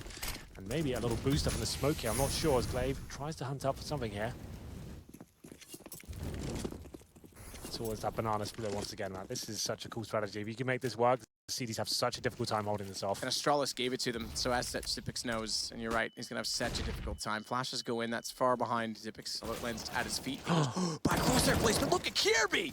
He's got the only gun, he finds 2, and then they overlook Zipix in panic, and just like that, Astralis mowed them down in a crossfire. That is Fnatic getting a little bit too complacent. They look so confident, didn't they? You get towards CD spawn, you got to play a banana as well. You think that's going to be the perfect round. Nothing the CDs can do. We need to see that from Kirby's POV there. I want to see how he made that happen. So here we go. Towards CT spawn, he actually has the information here. Gets 2 and the 3rd as well. That's such beautiful counter-strike from Kirby. And it finds Astralis a lifeline here. Just when it looked like they were out of it, that was actually really impressive. Did you read, by the way, the Reddit thread the other day as to why certain guns are whiter than others on the overlay? I never knew this either. Okay, go on. It actually means that the gun was dropped over to them. They didn't buy it themselves. So right now, Device's AWP, he bought that. The rest are guns picked up from a previous round or dropped over at the start of this. I don't know if you're trolling me again. Like, no, I'm not. No, that's actually true. That's actually, so if I go through right now, if I click Zipix, on my screen he's number 3, it's JW's op he's holding. Whereas if I go to Device, it's his op. I didn't actually know that. I didn't know that either. Someone pointed that out. I don't know who it was, but you deserve a massive applause for figuring that out, because I didn't even know that, and Valve has explained things that they've done in this overlay to me. Well, there you go. Matt providing the information. Well, we're going into another default hold here from Fnatic after a round. It looked like they're definitely going to pick up there. It's the double AWP setup this time. As we said before on Cash, not a setup Astralis are known to run. They don't really have the secondary AWP since they lost Karrigan, but we Zipex to, I was about to say strike, but his Device finds the first kill there. Takes it into a 5-on-4, and not really much game for Fnatic as of yet. He was by himself towards apartments, and they have got a bit of banana control. Just one player on that side of the map, that's Glaive. He's also smoke. He'll drop that right about now. Wants to slow him down as much as possible. He's a little bit late on that one, so Olaf can actually push through that. Olaf's going to as well. He's audacious. They need him back on form, notably, as well as JW, and he does find the kill on Glaive going over the top to Pre. He's eliminated immediately after. It's a one-man advantage. Zipix is trying to hit the lineup through caskets. Nearly does, but no further damage dealt. Nice as well wants to see above smoke that now dissipates. As it does, shifts into where the truck used to be. It's now the side of the architecture of the chapel, but they're gonna have to go 6-3. Money's not great. They're already backing off of this. They're already giving this up as well. They have one kit for Zipix, but they don't fancy their chances. The double AWP setup, and you've got 4 terrors to find on the B side, which is notoriously hard to retake. I think this is the right call. We'll see what happens if Valana go hunting. I doubt they will, but to be fair, I think Glaive really overextended there. His position, he's by himself towards B. You can see he's got the smoke in his hand. His intention there, as soon as he spots a player, he's dropping the smoke and denying them actually finding him. He waits so long there. He gets back towards the bomb site, gets a lot of pressure, and then as soon as he drops his smoke, Olaf's seen where it's come from, right? And that's the problem. He doesn't need vision at that point. He can run through just as Glaive's readjusting, jumps up, takes him down, overwhelms him. Glaive had to drop that smoke much sooner, as soon as he spotted the terrorist, and he could have had a chance to at least find one kill. Wasn't meant to be, but I like the decision from Astralis. It's still pretty early on in the game, 7-3. They can still win the half. Let's keep this double AWP setup rolling. And Device and Zipex back at it again. But Device maybe going aggro this time. We'll see what happens. Follow off with the Molotov to deny any AWP vision at the start of the round there. And Device looking towards middle. Such a scary position to face. That underpass area especially has such an advantage with the terrorists. We haven't seen... We're starting to see it a bit now as they nade down, but we haven't seen that Molotov play quite as much from Astralis that we saw at the Masters. One close, one far, bait them in, nade them off, but this time they do open things up with decent banana control. The double smoke as well means Glaive can start to get a little bit deeper in position. That deep smoke still existing. He's going to go all the way and check tree. Now, does he fancy his chances of staying burrowed in that position or not? Because if he does, we've already mentioned it, you can rotate off early. The problem is he's the one with the M4. And Zipex on the AWP, it's best they leave Zipex, so he'll do exactly that. He'll head toward the A side. As soon as he does that, though, Fnatic's already tried to push them back off top middle, which gives them now mid, and they fancy banana, but there's Zipex waiting. That's exactly why you leave the op there. Absolutely. They seem to be really invested in this idea of keeping one player towards B. The idea of he can keep one and get one kill there and fall back, that's perfect. And he's done it so far. Glaive boosted up in CT spawn, and Zipex wants a little bit more here. Not known to be an AWPer, but misses that second shot, but here we go. The commitment comes in. Glaive is there, in the smoke, has one. He's going to hold station because you could drop off that so quickly. It's taking down by Crims as a result of it, but it's Crims in a 1 versus 3, and this time, make no mistake about it, Astralis will go. Nearly spray through as well to deny the immediate plant inside at Orange's 1. Double flash, Crims spotted surely toward the back of the fountain. He's trying to find the orange dotted line to get this bomb planted. Forget all else, baits in one more, nearly gets the lineup, but Kierby pushes from CT, and that'll make it another round for Astralis. Very little limited of time, and Crims had to do what he could. Zipex with the AWP, like we said, that solo play towards the B side of the map, hits one, falls back. That's the role. That's what he needs to be doing there, and he manages to adjust, boost his teammate as well. He finds a kill there. Got a bit scrappy, but overall, Astralis with a clean round there. As we go into number 12, they pull one back. 7-4 now, and a difficult buy for Fnatic. They have 4 AK-47s. Flusher just on the Tech 9, and JW, who was so good, so instrumental with the AWP. He'll just be back to a rifle at this point. So back to defaults. Dennis hunting for information here. Walks past the chicken, of course. And then making his way straight towards the end of our apartments. It's quite rare these days to see CD presence towards the end of those apartments. That was quite common in the previous version, but Rush comes in. Device did very well to buy himself some space in that situation because fully flashed off here. He couldn't commit to it. And now it's Dupree to rotate over. Glaive arrives as well. Good crossfire set, tight position for the op. They make it work for one. They'll grab that immediately post rounds. And Astralis claw back yet another to make it a 2-round deficit.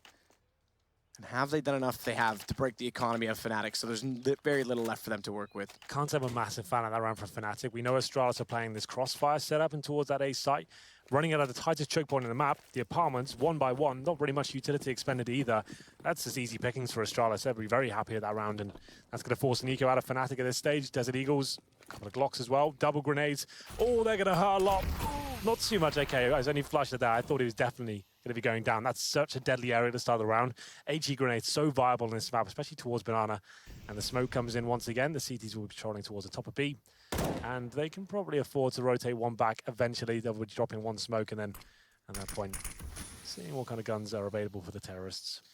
Flusher's got a gap if they wanted to go toward barrels that he could take advantage of with Deagle, but they boost above instead. Flusher, careful on that reload. He could have striked, but it's Zipex there, catches him, trying to push through the smoke. Tag as well on Dennis. At this point, they're just desperate to try and pick what they can to get any damage they can find. The Molotovs go down perfectly timed with that of disintegration of the smoke. That forces them all the way back down toward mid. So now it's the crossfire top 8 that they have to watch for. Device. Good repeat will find Crims. Pistol's unable to find much, although I say that it changes. Thankfully, they immediately get JW back before the op comes into play, and they'll hold with 4 alive to make it 7-6. It'll now be a 3-round loss bonus, 2 grand saved over on the last round, so a buy-in from Fnatic on round 14, and a chance to hit what would be the 4th round bonus, but no bomb plant. They'll be limited if they don't win this half, or this round, or at least, as I mentioned, get the bomb plant. And with Thoorin device back on the solo or responsibility here. Got a good spawn as well. Could face down towards T-steps or second middle. I would love it if he went for this. Can be really exciting if he finds that first kill. But the Molotov out of position, but that's not going to scare him off just yet. Still committing to the apartment area, trying to find the first frag. Doesn't look like anyone will walk into his crosshair just yet. This is old school opping from Inferno. We used to see lots of people, JW, especially Guardian as well, try and play that angle. Here we go then. So set piece with Kirby and Device playing almost Virtus Pro-esque, as we used to say, in Boiler. So they play very aggressively and forward. Device, as soon as he wants to look away, they peek him out, but JW a lovely shot, and he has to fall back inside of the site. Smokes are deployed, but that holds Fnatic at bay at least for a moment. They're going to wrap again. Smokes are poor, though. Like, from the pit, you can see the bomb site fully. You've got a massive gap there as well. They're going CT. They're going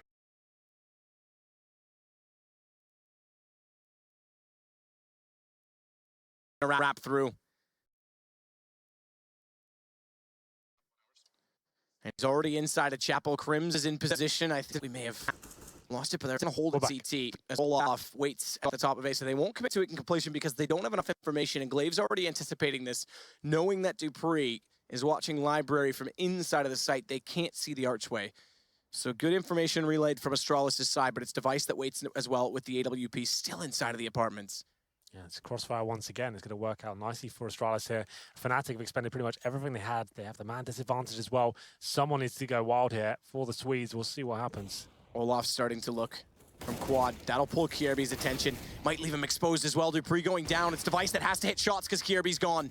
He has bomb. He's dropped it. It's in his vision, but smoked off and can't hit the shot before the bloom. That might be enough to save Fnatic in the round. This flush up.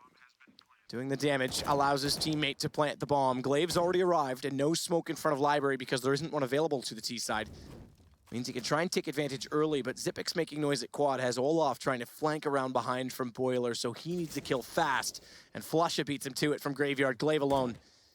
And I said it was a round they desperately needed on the Fnatic side, at least for the bomb plant for money. Well, they get not only that, they get the round in itself. Astralis, they'll be able to buy, but they win the half on the T side, Fnatic. Quite a peculiar round, that one. You can see what Fnatic wanted to do. The set piece at the start there. Bit of a fake. If they'd have committed to that one, they were actually got punished for it. There was a lot of gaps in the smokes there. Wasn't too convincing, but they went towards that CT spawn play once again. They find a kill. They hold it up at that point, and they come back towards the A side. Device only gets one there. I thought he did a little bit more damage, but he dropped the bomb. Couldn't find that second shot. And we go into the final round of the half. Let's see whether Astralis can get it to 8-7 here. As Device back towards middle. Still a decent buy for them. Quite a slow default coming in from Fnatic to start around. Olaf just rattling off some shots there, but takes quite heavy grenade damage. That's got to be fully through the smoke. 100%. I want to see Tracers, that replay. perhaps. Yeah, what's happened there? That's pretty sick. Device, it's flashed off. They don't go his direction. He elects to flash himself back toward Library. He's going to play this with Dupree. Again, they go for the smoke execution, but it's Device that has a gap in it, finds it, and Dupree capitalizes even further. So these smokes that Fnatic, they do cover off pit, but they still aren't perfect because they allow so much freedom of movement within the site. So Dupree closes it out 8-7, close as you like, and Astralis and Fnatic, they're known for being very close on this map throughout their history. Well, it was Fnatic that opened things up emphatically there. The AWP was on point, some good team play overall. We saw some execution base play towards the end, but Astralis looking convincing on that CT side. We'll take a quick break and come back with the second half.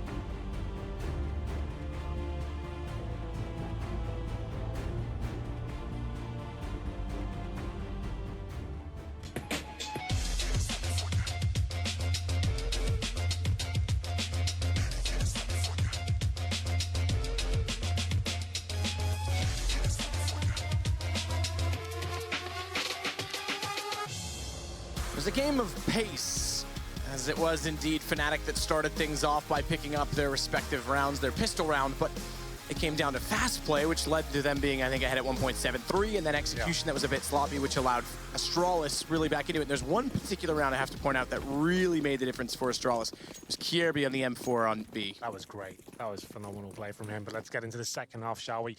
Fast towards Banana. Olaf Meister presented with the first kill here.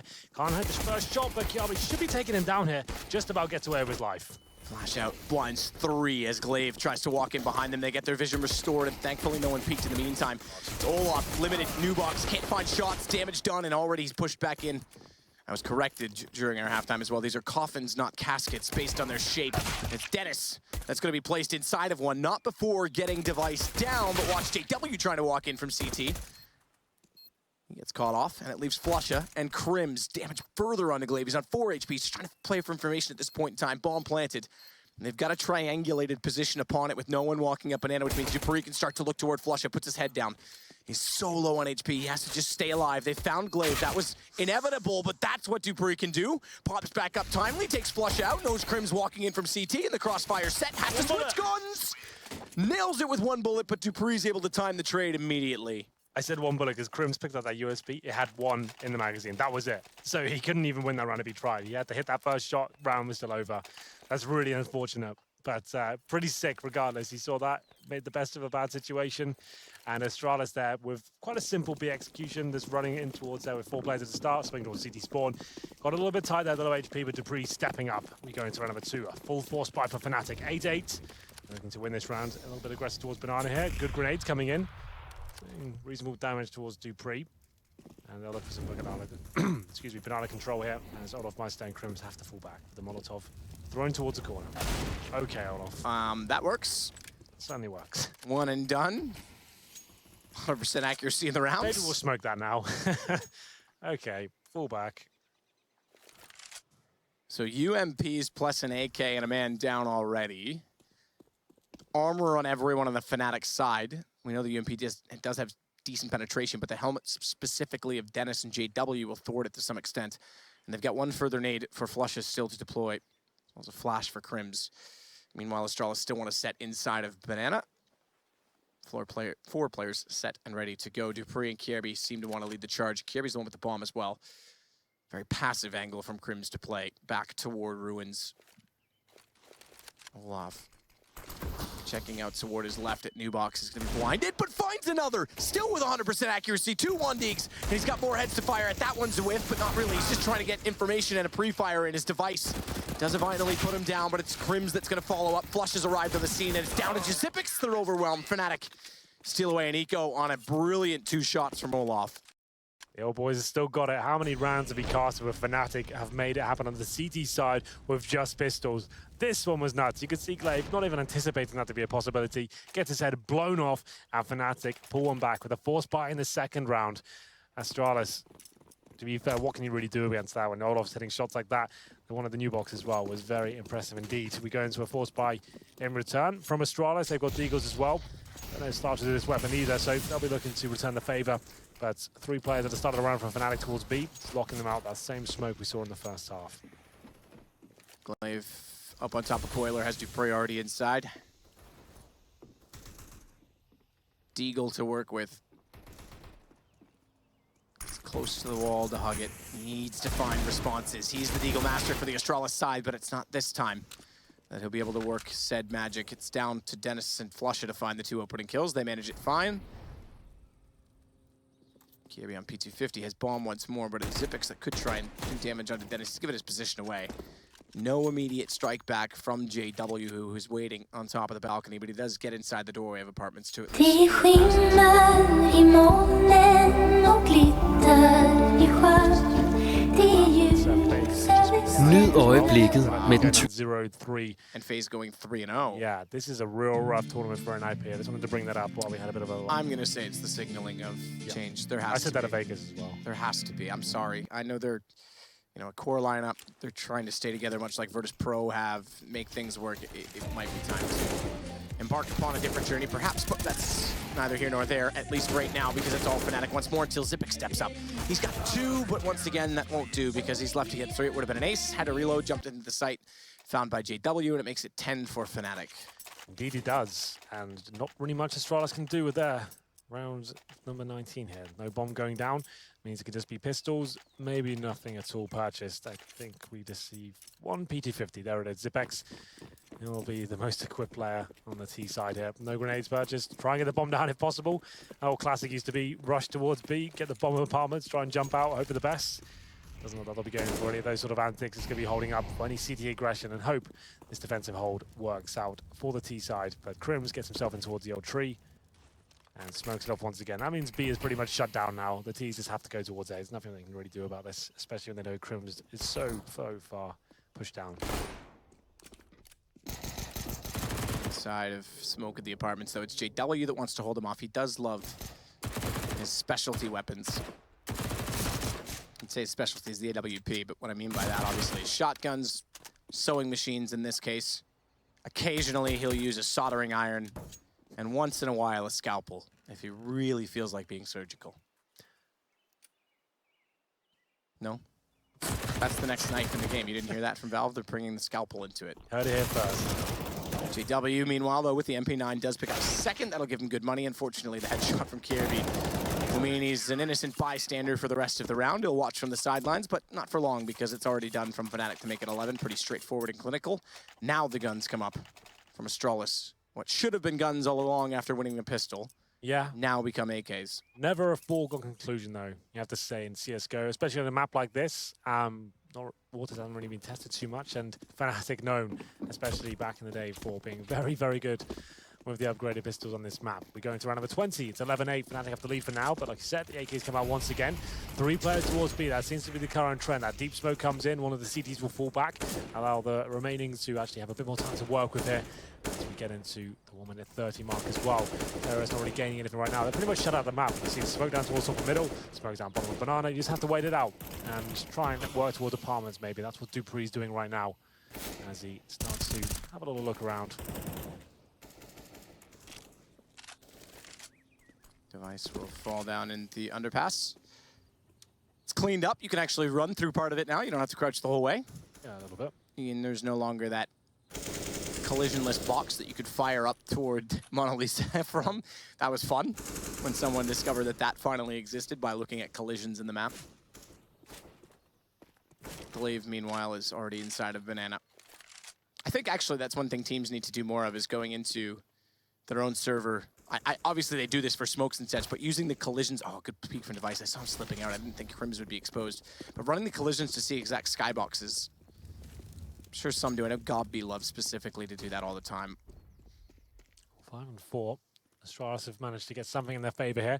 Standard smokes, that's going towards the coffins, or towards CT spawn as well, but it's a fake. The bomb is left, and they're trying to bait out the CT's force of rotation. This could actually work out very nicely indeed. Dupree's so good in that boiler room position. Just down to Dennis now. Can he do anything? He cannot. Zipex, perfect timing, round over. Nothing the Fnatic can do about this situation. I think it was, oh, good play from Glaive. This accuracy, all headshots, I think, thus far from Astralis. It leaves Olaf in a 1 versus 5 round over. He's going to sit on top of the B site. He might get hunted down as well.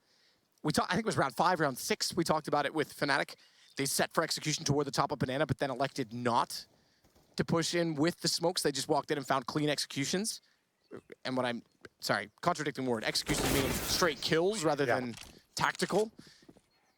That's exactly what we see from Astralis here. They just walk in and find the openings, and it works out well. So both of them trying that straight, skilled approach. Well, the good thing about that from Astralis is they already had the 5 on 4, right? So they go for that execution.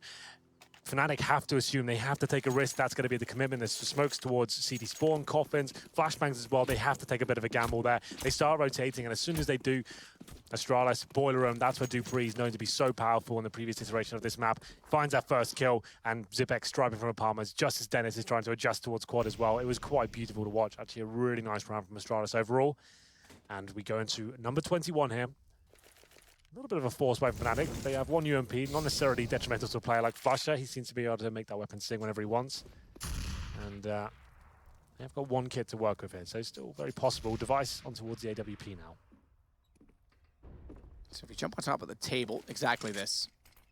Or I guess the chair from Barnapek, you can see exactly through that a very small pixel gap, a sliver to play with. It gives you a bit of a pre-fire, if you will, when they walk in through the doorway. Opportunistically, you could also see them perhaps falling back from top middle. That's less likely, but it's a good way to check it. So safety in that new angle, but back they will go based on a Molotov thrown at the top mid. So Fnatic have 1 HE grenades and flashbangs left. They can't actually hold off the terrorists for full execution here. This won't be a fake. This will be it this time. There's a smoke towards coffins, one towards spawn. Flashes go in. How do you hold this off? We'll see whether they have it, what it takes. This boost is certainly one way to do so. You get the kill, you drop down. I'm still not convinced. I love that boost position, but a gap in the smoke, and Olaf's found 2 to the one that Device has pulled back for his team. Astralis, they're going to plant immediately as well on the inside of the coffin. Smoke down, flash through. They can immediately catch off Dupree. They don't quite find him inside of it. Device, he gets Olaf before they can solve that problem. So now Dupree spars off against Dennis. JW falls to Device, and it's tables turn. It's now the advantage for, or temporarily, Astralis in the middle of all that. Somehow Flushes stayed alive toward Nubox, but Astralis solved the riddle, and both find kills to bring it to 1 round. A misthrown smoke from Astralis said that smoke should not have a gap in CT spawn. You're throwing it from the bottom of Banana. It should be quite a precise lineup to mean you completely cover the entire gap there. So Olaf, like he said, boosted up, quite common these days.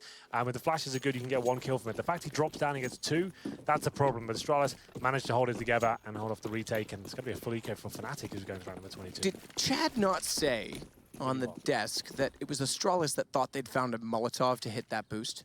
I thought Alex said that. Was it Alex that said that? Okay, I've yet to see it. That's why I'm questioning. Yeah, I haven't seen it yet either. 'Cause that seems like the right thing to do.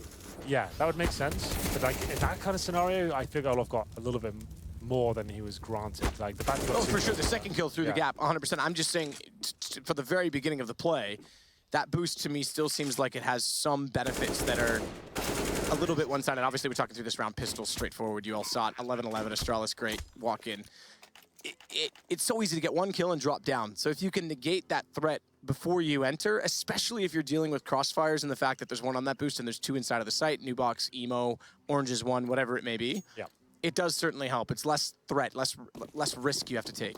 Well, I watched Andrew's Theorycraft video yesterday. He didn't mention a Molotov towards that area, so I'm curious. I'm not sure. That's surely something he would have found out by now. You'd have to, I think you'd just be like pretty much, okay, hang on, because it's a fast play, and they're going to make contact. Glaive already catches Flusha. They try and go 3 aggressive in Banana, and Device is holding and waiting for this as well. Glaive will get forced back, just as Device changes as well, but no one's there to strike.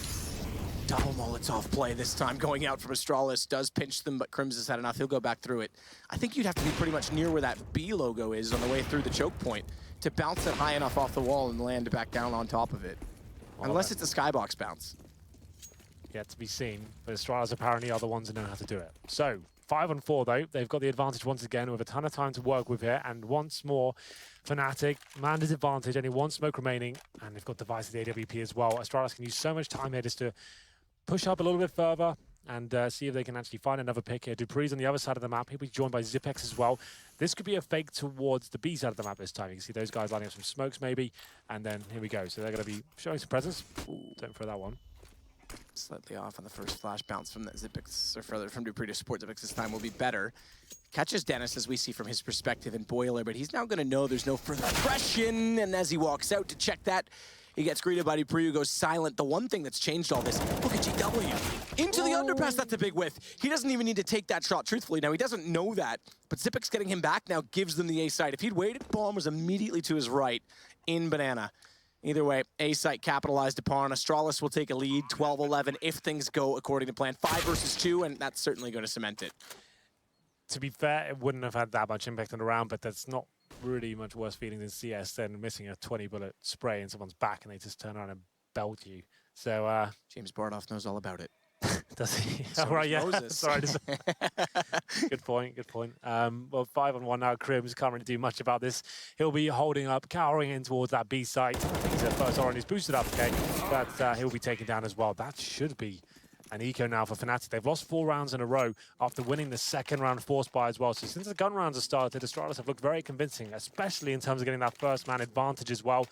Fnatic quite aggressive towards B, and that's to their detriment, I think. They seem to be not just throwing that first smoke, they're actually willing to challenge at the start of the round, losing the encounter almost every single time, and then they're left in a really difficult position. So now, 12-11, Astralis take the lead, and we go to Desert Eagles, CZs, and a 5-7 for Crims. Got a couple of smokes, and we saw what they did with this sort of weaponry before, so I'm not going to count them out of the round just yet. But I'm sure Astralis will be treating this just like a gun round. Don't give anything away. Let's just make sure we take everything together, use the utility like that Molotov in apartments, push them back. But it's all off Meister. He's the danger man, is he not? As he gets ready, there it is. You said it. You coined it, and the trade's potential is massive. JW goes out after Olaf goes down. Perfect crossfire set for it. And that gives them an AK to play with, and Dennis has armor as well. Good pickup from Glaive.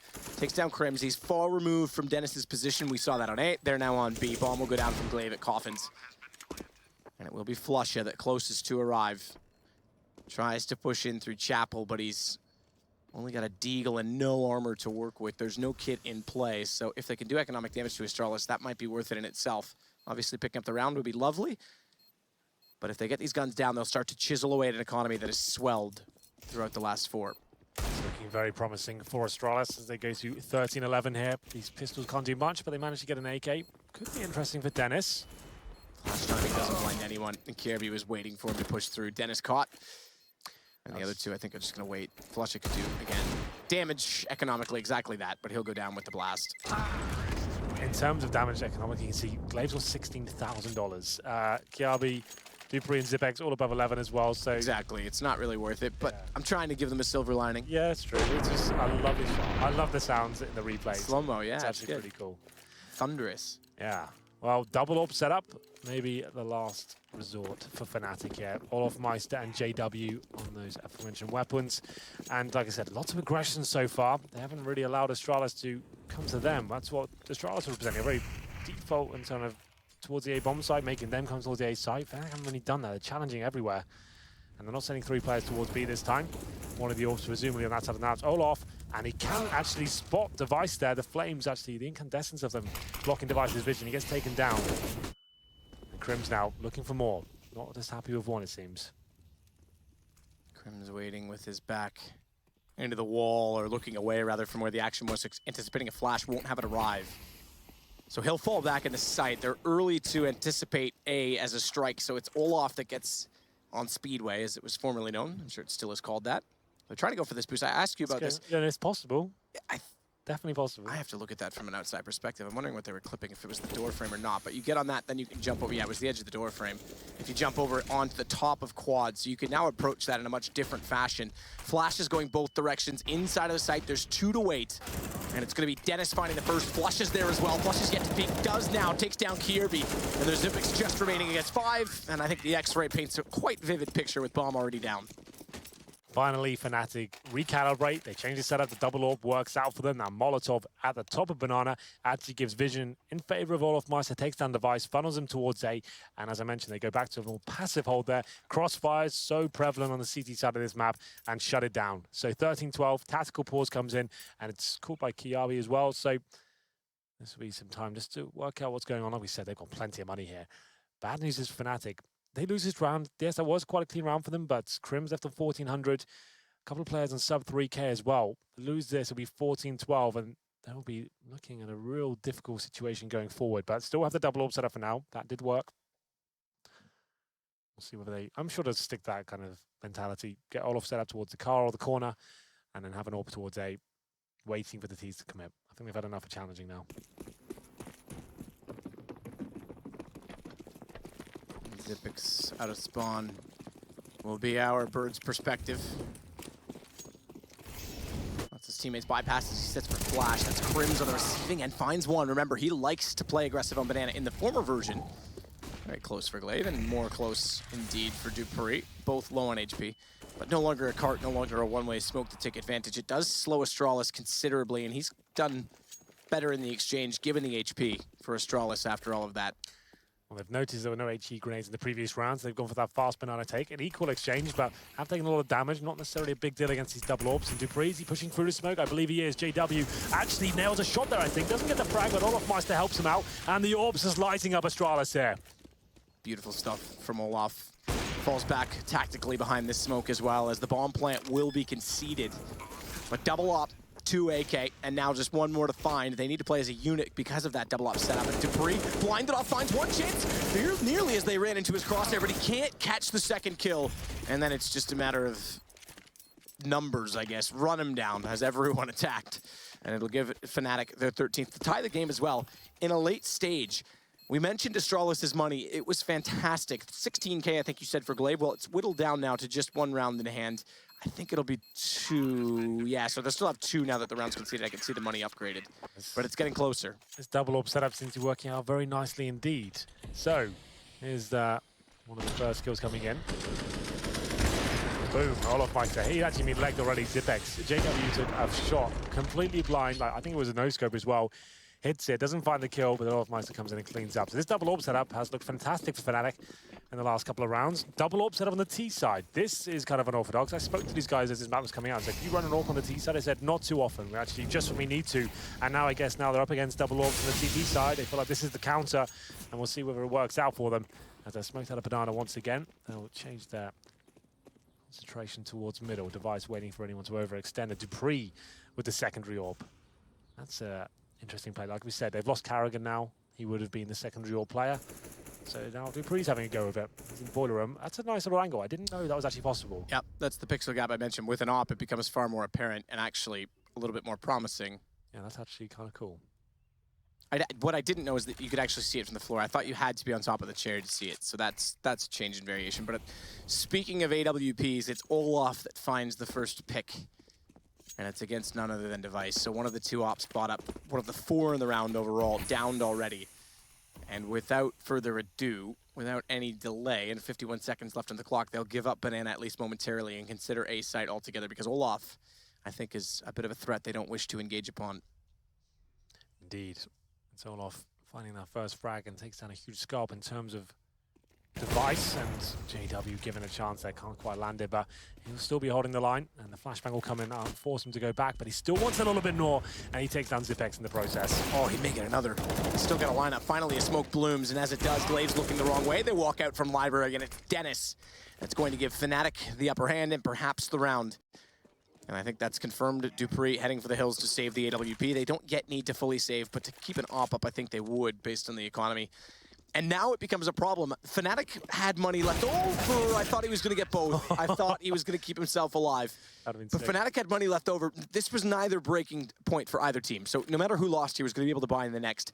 You had to win successive rounds to break the other team, which means Astralis has a chance to get back into this. Great shot. That was nuts. That's kind of classic AWPing, right? As soon as you get a flash, yeah, you're waiting and kind of predicting when they're going to fade. He just pulls the trigger straight away. Someone in his crosshair as well. That looked really cool. 14-13 now. So the AWP was not saved, but I think they've got enough to just about squeeze out a buy. They have to balance the books in terms of dropping some weapons over. They should have 5 rifles here. They have 4 AKs, 1 Galil, and this double AWP setup has certainly paid dividends for Fnatic overall. 3 rounds in a row now, and it's Olofmeister who seems to be coming to life. Had a quiet first half, but he's actually finding the opening frags left, right, and center now. JW leading the charge there with 20 frags. So the adjustment comes in. Astralis with that previous round. A double AWP set on the T side. I'm not sure that's actually viable on the T side of Inferno. I'm not really sure what you're going to be doing with that. You can't really gain a lot of map control. You can't really strike quickly together. You're working very heavily on just getting opening picks there. If you don't get them, how are you getting to bomb sites? They get punished for that as we go into round number 28. 14-13, Fnatic take back the lead here. And see whether Astralis have an adjustment here as they quickly get towards tree once again. That's Kiabi. But it's Olofmeister, of course. I'm not sure he knows he's there. He's on that right-hand side. You can see with the X-ray. Maybe Kiabi can do something with this. This could actually work out. The question is, Crim's throwing that nade low. They might push down with this. And I don't know if they're going to know that Kiabi's here. Yeah. Because they're already putting the utility below his position flashed in. They still didn't see him, so that's okay. But he didn't get any information off that either, and they have backed off. Olaf, that smoke didn't fully bloom, catches Device, and Kiabi sits perilous in the corner where it looked like he was going to be the menace of all. That was so unlucky. It was such a good position to be in as well. He'd snuck in there. Fnatic didn't even consider it. They thought they'd locked it out. The incendiary, then the smoke, and Device, he gives it up. He gives the first frag towards Fnatic, and Olofmeister once again, the person who opens up the fragging here. Glaive. Ooh. Yeah, those flames, just about getting away with it. Some asbestos stored inside those barrels. Yeah. Flames don't go through. Well, keep in mind, this is not just map point for Fnatic, it's break point Astralis. If they bring this back, it's 14-14, both teams still with guns.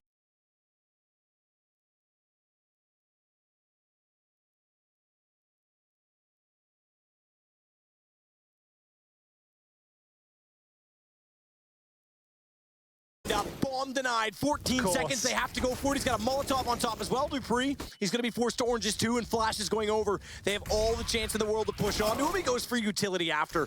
Kierby, he's top banana. He's expecting a flank. There's 3 in the site. And Fnatic are waiting for the flames to extinguish so they can immediately get on the defuse. All 3 of them have kits. Smoked off as Kierby. That's round. Yeah, but there's no options for him whatsoever here. What an insane round of Flusher. You just know he's going to do it every single time. As soon as he gets cut in that sort of position, the bomb's about to be planted, you think, okay, he could do it, but it's unlikely. Of course, he just nails it perfectly, pushes through the smoke after that as well. Astralis, just an absolute chaos there. They had to rush the plant down. There was only 10 seconds remaining as well. Then Kiabi couldn't do anything that round. Good news is, though, they get the bomb down, so this last round isn't as bad as it could have been. 15-13, they get 5 AKs and utility to work with as well. But that double orb setup, especially Olofmeister, he's finding kills every single time. Astralis need this now. Need to find that opening pick. They're losing it time and time again. Smoke goes up at top middle. Glaive waits in banana down toward logs and tree with Kierby. Bomb is all the way back toward T-spawn. And it's JW with an op aggressive in apartments. Free fire going in, tries to fire back at it and actually gets tagged up on the last shot. Puts him on 60 for whatever that's worth. Little do they know that he was likely tagged anyway because it came through the wall. So Kierby gets to cubby top banana. Flash and smoke goes down. The flash did catch him, but it won't matter. It's only just to make sure that he's not caught in the boosts. Crims as he gets up. Orange is 1. Remember, you can put yourself there.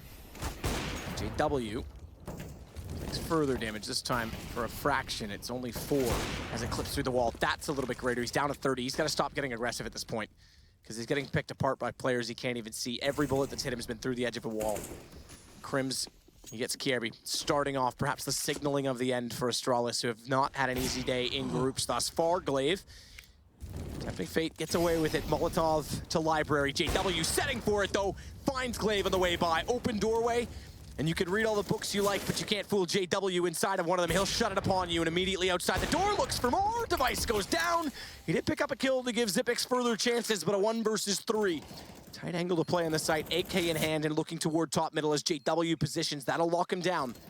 If he plays this correctly with the boxes as the smoke dissipates, he may find more. Gets 1 through it, Olaf down, and he'll transfer into pit, so he's got a bit of a chance still as the angle starts to favor. But watch the trade. If he goes for Crims, JW should jump over, finds Crims. JW's not close enough. It's only 30 HP. He goes immediately to the site instead, and Xyp9x doesn't have the lineup. He's tapped at JW. He's not staying on it. AWP in hand, though. And how does the smoke play? Because JW's watching the right side. This time, surely stays on it. Not quite. Goes for the pistol, and Xyp9x pulls back against 3-4 in the round. He'll lose his gun, but he'll keep his team alive. You just know every single time, Xyp9x and everyone knows legendary players are so calm in the clutch situations.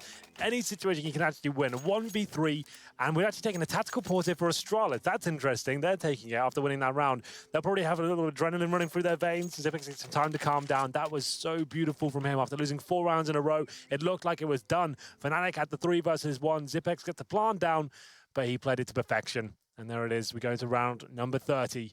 So tactical pause comes in from Astralis. The money's not actually great, so coming down to the 1v1 is actually a little bit detrimental for them. 2 players on UMPs, Dupree with the Tech 9s. They've got a pause left. Might as well use it in this last round and work out how they're going to address this last round. Plenty of money for Fnatic. I'm going to assume after winning 4 in a row. So Olofmeister buys first. He doesn't get the AWP though, so not going to have that double orb setup. Look, this could actually be overtime now. That's sick from Xyp9x. I'm just going to go back a second and just say, sick from Xyp9x is undoubtedly true. Now, he may not be the flashiest player. He's not Snacks. He's not JW, but especially in clutches, he's quiet. He's the smartest. I'm going to say it. He is a mastermind in those situations. Gets the kill on the site and then says, oh, you've thrown a smoke? I'm back in pit. Yeah. Immediately relocates to an angle where you can't pinch him as they want to do from coming from both sides. Yeah, really well positioned as well. It's actually lovely stuff from him. But still 1 more round to go to get us to overtime here. We have 1 AWP for JW. And like we said, that double AWP setup not going to be possible now. Olofmeister back towards the M4A4. Pretty default round from both sides at the moment. No one giving anything away. No aggression coming in. We do have Glaive towards Banana, but JW, he fires off a shot towards apartments here. So they know that's where the AWP is. They're at the call to go back towards B now. Apparently not. We will be going towards middle. We haven't seen much in terms of full executions from Astralis on the T side yet. Maybe that's the play here. Limited at the weaponry, get the smokes down, try and overwhelm the AWP. They're getting close range with the SMGs and pistols. Flash round toward quad. Dupree takes advantage of a little bit of position giving, goes toward Boiler. There is a lineup from balcony, and JW. Don't know if I'd want to tempt him into a third shot. So instead, they'll force him out of position by way of flash. Dennis is there to support the bottom pit. Headshot lineup, but the flash time is perfect, and Xyp9x gets 2 on the way through. Keeps them alive, gives them a chance. He might just get them in toward overtime as Device plants default. A UMP in hand. It's 2 AKs still available as well. And speaking of UMPs, that's 2 of the 3, make it now 1 of the 2 weapons that Fnatic had to work with. And down goes Crims, it's only Olaf, 1 versus 5. Gets 1, that's all he gets. It's overtime. Astralis forcing out yet another. Well then, Xyp9x with 6 kills in the last 2 rounds. Certainly the hero there for Astralis. He wins the 1v3 when it was 15-14. And then manages to do the same here in round number 30. 2 kills as he comes out of the apartments, completely wrecks Fnatic. You can see what JW is trying to do, using that small gap towards Boiler to find 1 kill there. He fires off a few too many shots, a reload comes in, that's when Xyp9x strikes, takes 2 players down, and we do go into overtime at this point. So, it's going to be MR3 10K. Double AWP setup for Fnatic, of course. That was working so well for them, so it makes sense. Olaf and JW, of course. No AWP on the T side, like I said. It's very situational for Astralis when they want to use on this map. We saw them some interesting setups here. Fast towards B, though. Astralis do lose the first frag as Olafmeister once again to open things up.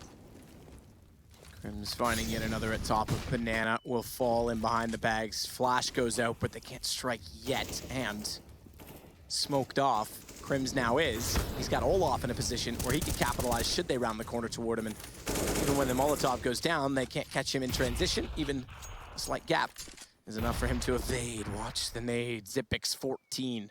No opening for Astralis. Hardly much map control. They have got them into Banana, but sure, 2 men down and already a fast rotation from Flusha available from Speedway. It's going to be a bit of a problem. Crims above as well.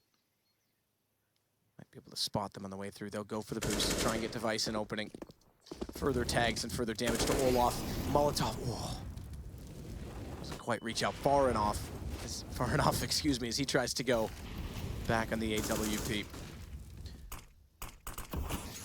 Options quite limited here for Astralis. Commitment comes in, smokes towards coffins and spawn, and a misthrown Molotov we're going to have to go for this time. Crims finds another kill, make it 2, and it's just going to be poor old Xyp9x now left by himself. Crims finishes off the job towards B. Astralis heavily focusing on that area once again, but now things have adjusted. Olafmeister the AWP to start around and gets 1. He baits in Crims towards the sandbags position. Automatically just a 5-on-3 at that point.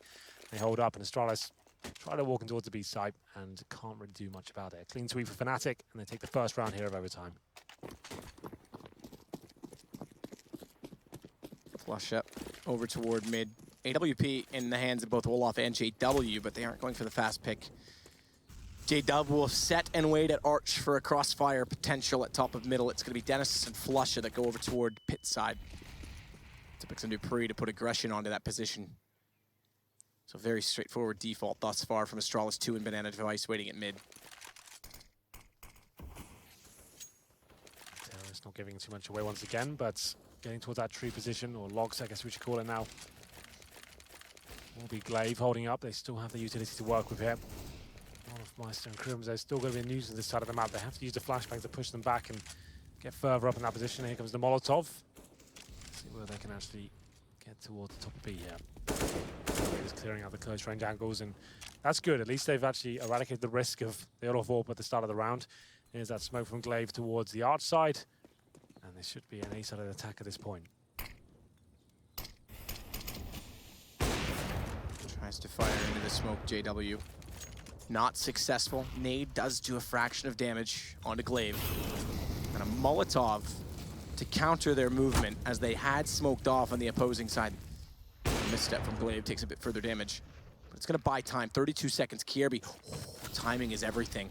Gets toward the Arch, but doesn't catch Olaf in rotation. This puts him inside of the smoke. He has to go for JW because Flush is already doing damage from pit. And JW, he mowed them down here last time. Spotted the gun barrel.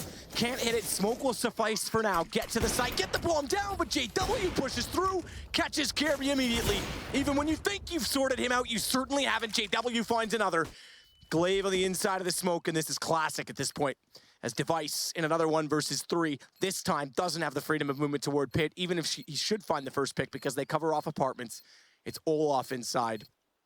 And the movement finds the first. JW goes down. He still has a chance. They want to walk out from apartments. Both close. Finds one. Drops back down, and he's got it as well. Olaf's head torn off, and Device takes one out of the pages of Xyp9x to pull it 16-16. Another 1 versus 3. Can you believe it? Looked like JW had that round tied up as well. Here's the replay. No one thought he'd be able to get the second shot, but he manages to put it off just about through this smoke. And Device, 1 versus 3. Astralis hanging on by the skin of their teeth. It's going to be another 2. Can you imagine if we see these plays in the Spodek when the crowd's here? That's what This will be the loudest building you'll ever see in esports. Oh, wow. What a couple of massive rounds there. Okay, 1-1. Device came here to play. I was about to say that JW playing out of his mind right now, but he's been shut down in that previous round. Last round of the first half of overtime here. Double orbs, of course, from Fnatic once again. Device, he's picked it up himself, so he'll be edging towards middle. Trying to take on JW, who's towards the arch side. Whether he fully commits, yet to be seen.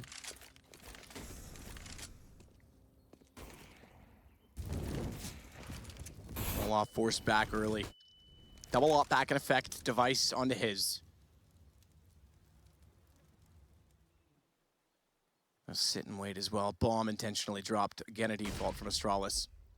It was a clutch to win them around T-side. It's been convincing, more convincing in overtime thus far from Fnatic. And this man, last time, audacious, pushing out behind his smoke. Is going to set with patience at the top of mid this particular instance, and the smoke will buy a little bit more time. At 40 seconds, buying 15 seconds, that's pretty big at this point in time. It may be enough, that smoke alone, to funnel them back toward B. 30 seconds remaining though. Astralis, B control for now. Device looking towards top and middle. He wants to make something happen here. Hold the rotations off, but it's going to be actually Kiabi on the other side of the map. They will rotate towards it. It's running out of time here. They don't really have much to work with. JW gets that first pick. How can Astralis get out of this one? How can they? Because they don't have much to work with. They find kills on A. Bomb's going to swing around. Dennis is still in the sight. What a shot from Xyp9x, though. Because Dennis had all the position to foil all plans. Even if he concedes bomb, he can capitalize and strike immediately. But Xyp9x sorts it, solves it, and Glaive goes to the graveyard. Crims and Olaf limited. I didn't think Astralis were going to be pulling at much in the start of this overtime. They certainly didn't look it in the first round. Device saves them in the second, and now they walk away with 2 rounds to their name and a 1-round lead as they swap to CT. It looked like Fnatic had that round done and dusted. 5-4, 10 seconds remaining as well. Then out of nowhere, Glaive comes in with 2 sensational shots on that A-bomb side. Xyp9x chimes in as well. Out of nowhere, Astralis find rounds here. It's just been nuts. This overtime is delivered. As we go into a 2-1 advantage for Astralis, the magic number at the top of your screen, of course, is going to be 19. So 2 for them on the CT side. They tie things up. Fnatic, the pressure on their side of the server now. Single orb set up on the CT side of the Device. We'll see where he decides to go. Looks like it'll be towards middle. He'll be challenging JW once again, who's been great so far. Crosses off. Xyp9x tries to replicate Crims' position. It's Glaive that has to trade, but now he's left in the open. Pre-fire from Olaf, who stands in the flames. That allows dupreeh to capitalize because they go for a B-heavy strat. They'll also rotate over Device, which leaves Kirby alone to anchor from Pit. It can be done. Hobbit did it for Gambit. Shroud in the glory days of Cloud9. Summer 2015 used to do it. But it's a tall order to hold off the A side, and we don't know that the Pit is the same position it used to be. It certainly is far more open.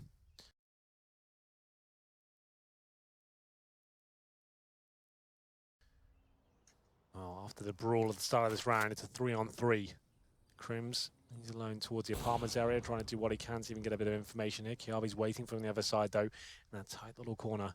Crims will be looking to hunt him out here. If he can get this kill, he opens up a lot of options for Fnatic, but he won't be committing. Going towards Boiler.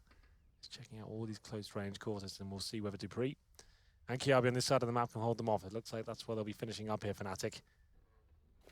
Device by himself, which is fine towards the B side of the map. He's got the AWP. Crims will walk out slow. slow and steady. It's Kierby and Dupree now both on the site, and Dupree's going to be the hot hand because he's going to walk over, spot them perfectly, trying to rotate into the arch. We saw Fnatic take advantage of that situation multiple times in the first half, but good positioning as Kierby stays above, sees over top of double, and it's JW left in the open, Kierby finding him as well, and it's map point Astralis. Beautiful. Battling back 2 1v3s.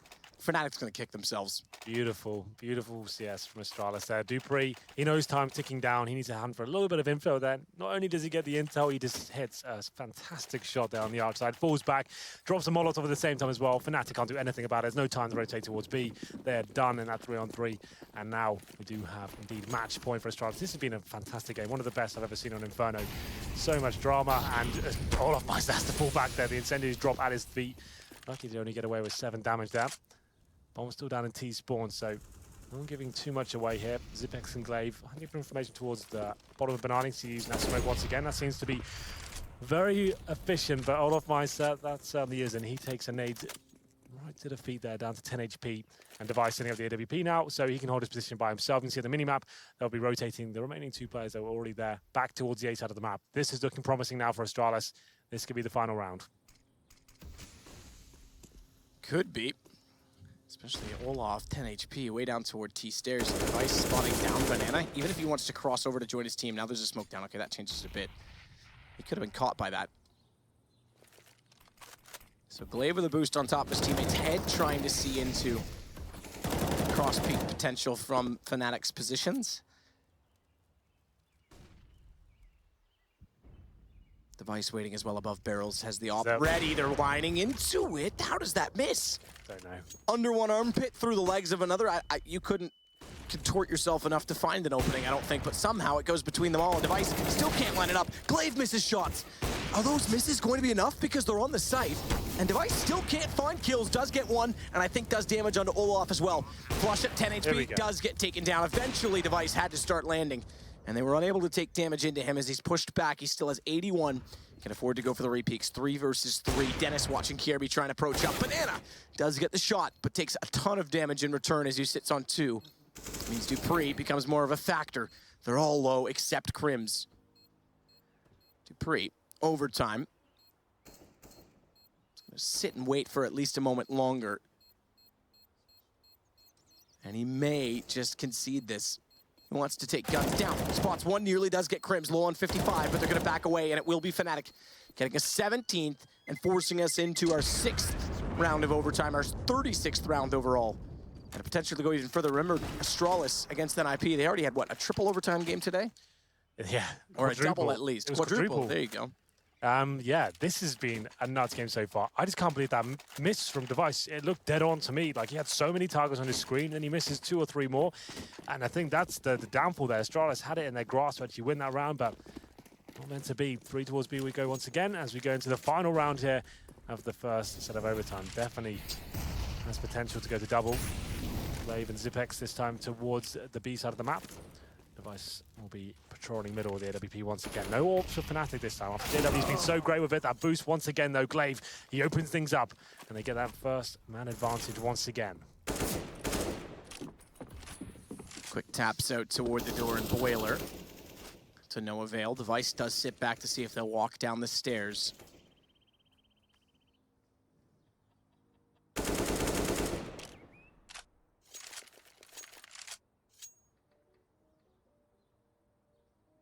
Fnatic, with it all to play for, will set smoke toward Arch, or will they? Dennis? This will just be for map controls. They're smoking towards Arch. Try to push the CDs back, get them in that crossfire once again. You can see Device ready for it, so he'll fall back at this point. There's the smoke. Flashes come in as well. Fnatic don't have to commit at this point. They still have time to work with. They're taking the vision away from the CTs. You can see them actually edging back towards B, where Astralis famously been playing one player on that side of the map. So this could work out for them. But unfortunately, there are 2 players. One boosted up as well. JW, who'll be sitting by middle by himself. He can actually go for the flanks and stop rotations coming in. So JW, although he's not with his teammates, he's instrumental in this tactic. Device waiting for him as well. All or nothing now for Fnatic. All or nothing toward B with a wrap at Arch. Caught by Device. Reads it like a book. Perhaps they've used that tactic too many times. Zipex on the boost, ready for the one and done drop. Flush is going to go close. I'm not sure he'll be able to spot him, but he does line up one. Damage as well to the other. As Flush sits on 11, it's 2 to find. And Astralis clutching themselves back to a game. That's it. Look at that from Device. Up above sees both 19-17. Astralis will survive the threat of Fnatic on Inferno. A sigh of relief there from Glaive. How many rounds do they have to stretch out there? 1v3s twice. And some big clutches all over the place as well. Fnatic, they've got to be gutted there. To be fair, they've done that to people on Inferno so many times in the past. It's about time they got a taste of their own medicine. And we said it was Astralis that used to do it to them on Inferno. They were the one problem that Fnatic always had. If this is going to be the legendary lineup returning, they do have to still solve the fact that Astralis will be there waiting. It was a great game of Counter-Strike. I can't wait to see what the desk has to say about it. We'll be back shortly.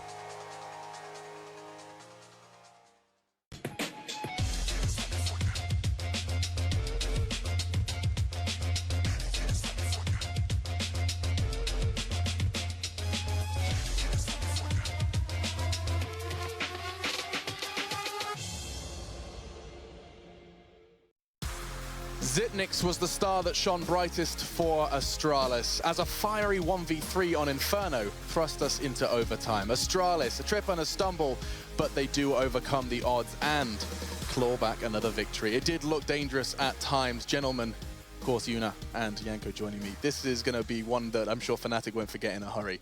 One man, we talk about his clutching, does it again. Absolutely, and it was the deciding round of regulation, pretty much. You always feel that in situations like that, it's a great individual play from the guy clutching, in this case Zipnex, and in overtime Device, of course, but it's also, you wonder, could they have played it a bit better? But I think you can't take anything away from that. In the grand scheme of things, it was a great game all around. A great game all around from perhaps, you know, unlikely candidates. We got to see Fnatic and Astralis both looking structured. Yeah, I think you can find the differences though. If you look at Astralis, you can digest the way they take map control into small fragments, basically. You know, they've really gone through the little things they do. Like, for example, if they go banana, you know, they'll have the mechanisms to do like a Molotov in certain spots and then clearing that area first before even thinking about the actual bomb site. Whereas Fnatic is more straight up, blunt kind of an approach to going towards the bomb site, where it's going to be a lot about the entry power. We saw JW being the front guy a lot of the times, and just making sure you get the entry kill and then have the people to trade off if he goes down by the second CT. And CT aggression, a recurring theme on this map again. Of course, it is something that's necessary, not just like on every map. You need to be able to switch things up. If you're always playing passive, something that maybe is one of the flaws of NIP and their CT side, it's, you know, the teams will know how to counter that. If anything, you can't allow in today's CS to be one-dimensional. You have to be able to roll with different styles and always be unpredictable to your opponents. And there's no doubt 1 versus 3 is unpredictable, or it's predictable rather. Outstanding stuff. Now, I know that this is, I don't know if we have the replay for that clutch, but it'd be interesting to look at that, because Yuna, I want to reiterate, this is not something that could be possible if you play it right. That's always the case with clutches, right? Yeah, to an extent. I mean, there's always, you have to give credit to the one guy that does, basically his movement there is perfect, right? Yeah. He gets the first kill, goes in the pit, and he peeks to the guy who's coming from Arch. He gets that kill. So he manages to isolate it into 3 individual one-on-ones. Obviously, if the guy coming from Quad would have, or Diggity, would have gone faster in there to try and like get into the action straight when that first kill comes around from Supix, then maybe that's the one thing that could have been done differently from Fnatic. Once Supix gets in the big pit and the guys are in 2 very separate angles, it becomes very awkward for the 2 CTs that were left. And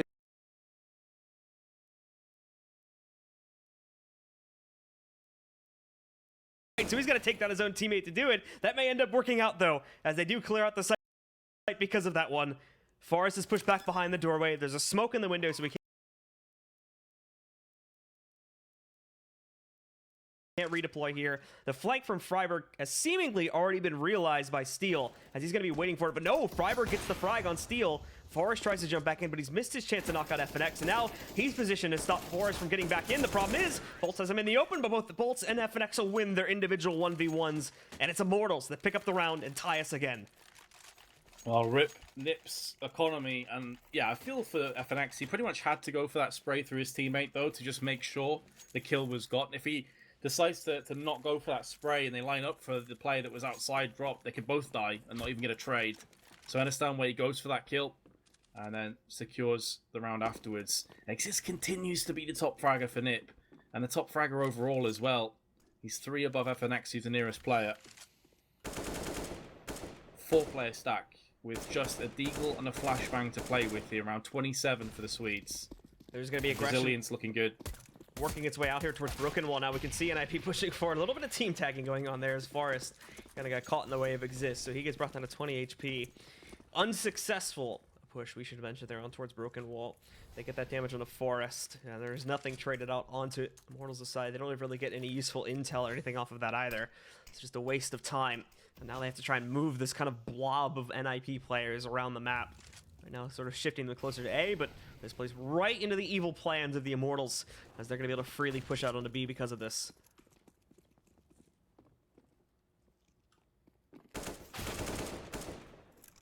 Again, it's Nip, just an Nico. Oh, Get Right has landed 2 shots with the Deagle, both 1-taps. This is much more like it.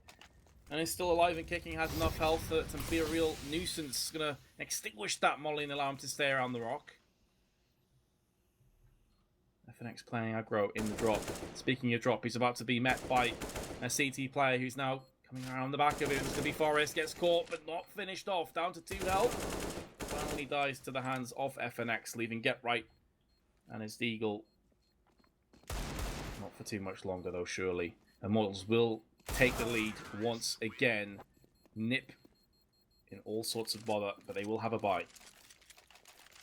Just a few away now for Immortals after taking the lead from being able to finally close out on this map after they were looking to hold a dominating stance at the beginning of it. Nip swung the comeback, and they've been brawling ever since then, getting onto their CT side here. But after that full save from NIP, they aren't able to afford an investment. No op, unfortunately, had to be picked up here, but still getting the 5 rifles and decent utility behind as well. A bit limited when it comes to like Molotovs and HE grenades, but they've got the smokes and 1 or 2 Molotovs sitting on them. That should prove to be enough, thankfully. There's only really 1 or 2 key choke points you need to molly off in most rounds.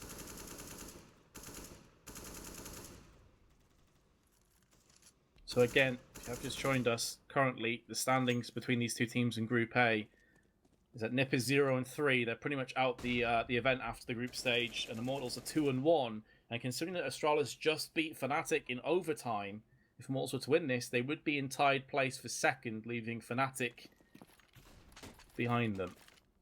So a lot to play for here for Immortals. Pretty much just pride for Nip. And with a round advantage, they are looking on course to do just that. They do find themselves up against rifles and a few nades, but not too many for Nip. Just a molly, a smoke, and some flashes across the board. Plenty on offer for Immortals. Yeah, they will need to kind of sneak their way over here, though, making a whole lot of noise into A. They still have the bomb sitting in the B halls currently right now. They do want to go for a drop split. The guys over here on ramp need to definitely sell at 100% and get those rotates in there so that they can cut them off on the way down from drop. Freiburg here waiting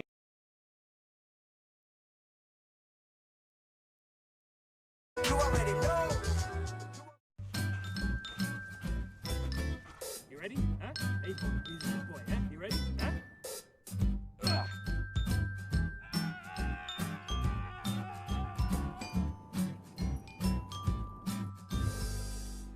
Start your esports career now at play.eslgaming.com. Counter-Strike is sharing incredible moments with us and will return to a memorable place.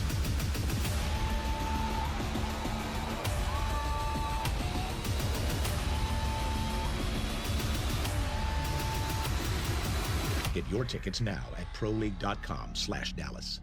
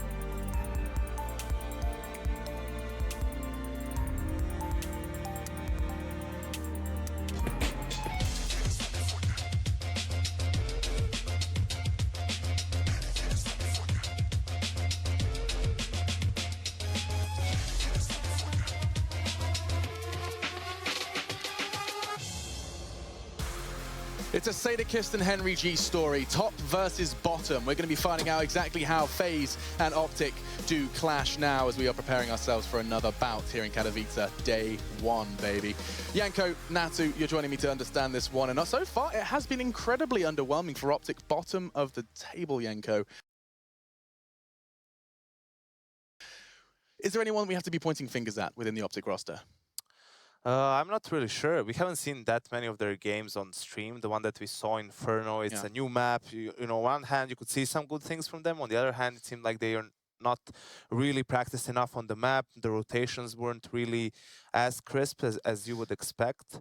So with that being said, I have no idea, Alex. I mean, it hasn't. The results haven't been awful, Yona. I mean, you know, double digits versus Fnatic versus Astralis. They're putting up a fight, just not converting into any sort of standing. If you do mistakes like they did in that situation where the bomb was planted on B and they thought it was planted on A. I mean, you're going to lose games, right? But I thought actually in that Inferno game that the ideas they had from a tactical point of view were actually very valid. Like they had some really good executes, but then maybe their actual execution wasn't as crisp as it needed to be. Yeah, and of course, talking tactics, it would be foolish not to mention the man standing behind them, Janko. We've yet to address Peacemaker's presence amongst Optic. Yeah, he came in with Hiko in the team to help Naf with calling. Obviously, in Vegas, he was able to call the whole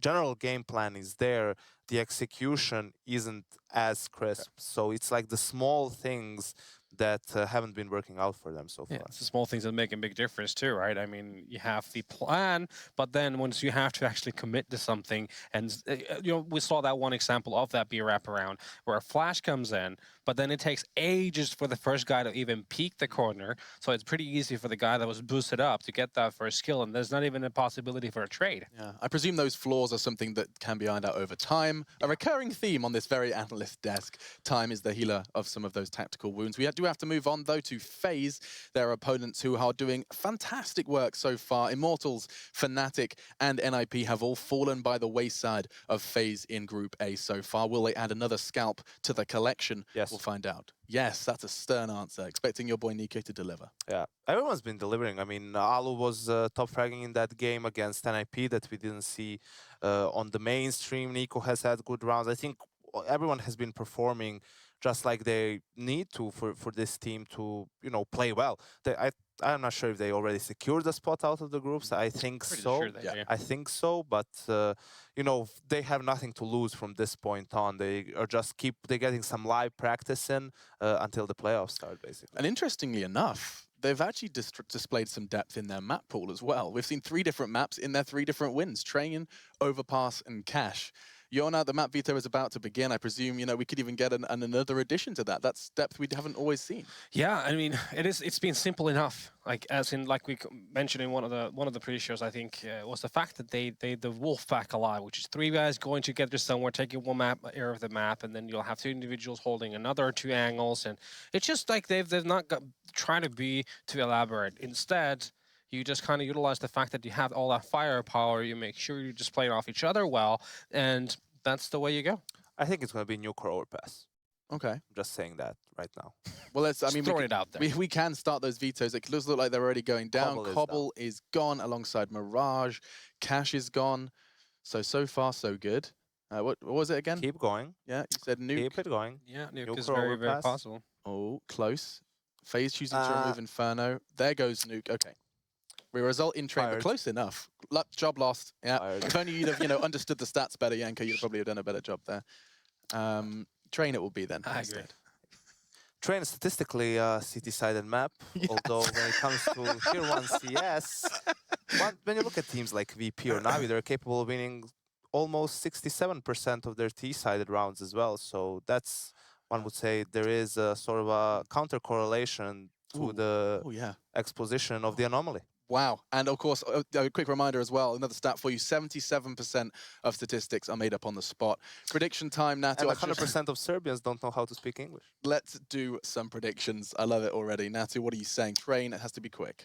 Well, it's going to be FaZe winning this for sure. Yeah, that's the end of it. That is the end of it for you. Writing Optic out of this tournament already, Janko? FaZe-Reno. FaZe-Reno. Right, two members of our analyst desk are phasing up, and we'll see if Optic can face the truth here on Train. We're going to be jumping into another game right after this.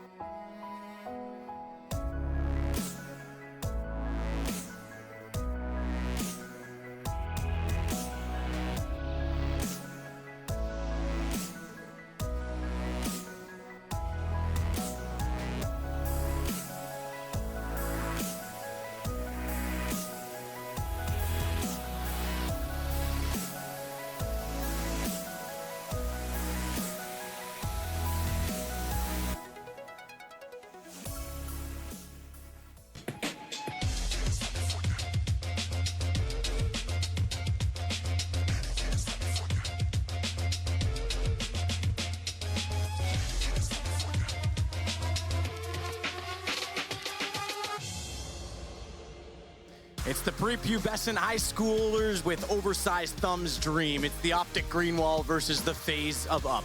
That doesn't make sense, but we are ready to roll into a classic in terms of what exists in the organizations, but in Counter-Strike, a much different tale. Optic struggling, and as far as I can tell, theoretically and statistically out of this tournament, going against FaZe, who have impressed everyone today. Yeah, looking fantastic since the addition of Nico's come in. We'll jump straight into the game. We won't theorize too much here. It looks like the B-Rush coming from Optic Gaming. Why not? It normally works, but Kiyoshima, he's winning the other side, ready to get the first headshot there. Spots him, decent HE grenade. Can he find the first kill?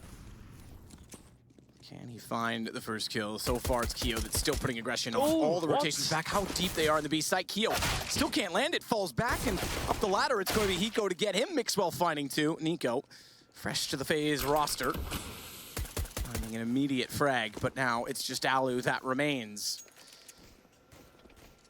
Alu has a lot of work to do, all things considered. Has armor, no kit, bomb ticking, as they very quickly took over the B site and got so deep within it, the rotations had no time to take place. And Optic, they'll take the first round. So I said FaZe has impressed. Optic will at least strike first in this game. Well, excuse me, just ate a pizza. Bit difficult to talk. Full-on B-Rush there from Optic, managing to actually get down to lower round straight away. We talk about that being a very common and viable strategy for Terrorish and was guaranteed the bomb plant there, but I thought Kiyoshima from the upper position as well. He had so much room to work with, decent grenade coming in, but you could see the bomb plant that he's spinning around in a circle that's trying to deny him that kill. It somehow works out for him. Bomb goes down, and we do have a full force buy from FaZe here, including Alu. This is normally a point of discussion, but Rain, he opens things up with the C10, gets two as well. But he finally gets taken down by Mixwell. Down indeed, but Mixwell still standing tall, tries to get more from Pop Dog. He gets caught out by Kerrigan, and Nico again has one on a Deagle, so it's not necessarily done. 3 HP for Rush. I would say it might be done in reverse. It might be FaZe striking back to take control of the game. Not really much Rush can do with this one. 3 HP leaves him extremely limited. It would be down to a mistake of FaZe. If he gets his kill, maybe there's a chance. Unfortunately not. Nico, he's ready for that one, and there it is. The reason I was kind of pointing it out, it's quite common for the cities to force buy in the second round, that's fine, but it's Alu who force bought into it as well. We always talk about this.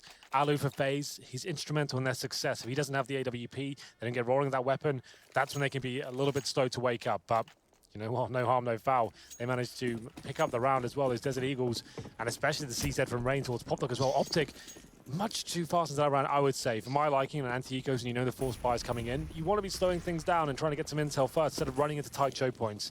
They'll be force buy in return. They take a bit of damage here. Maybe they can return the favor with the Desert Eagles. Let's see what they can do here. Spotted is going to be Naf enough to fall back. And Mixwell, maybe he'll have a go with the Desert Eagle as well. Kiyoshima, meanwhile, will hold off B on his own.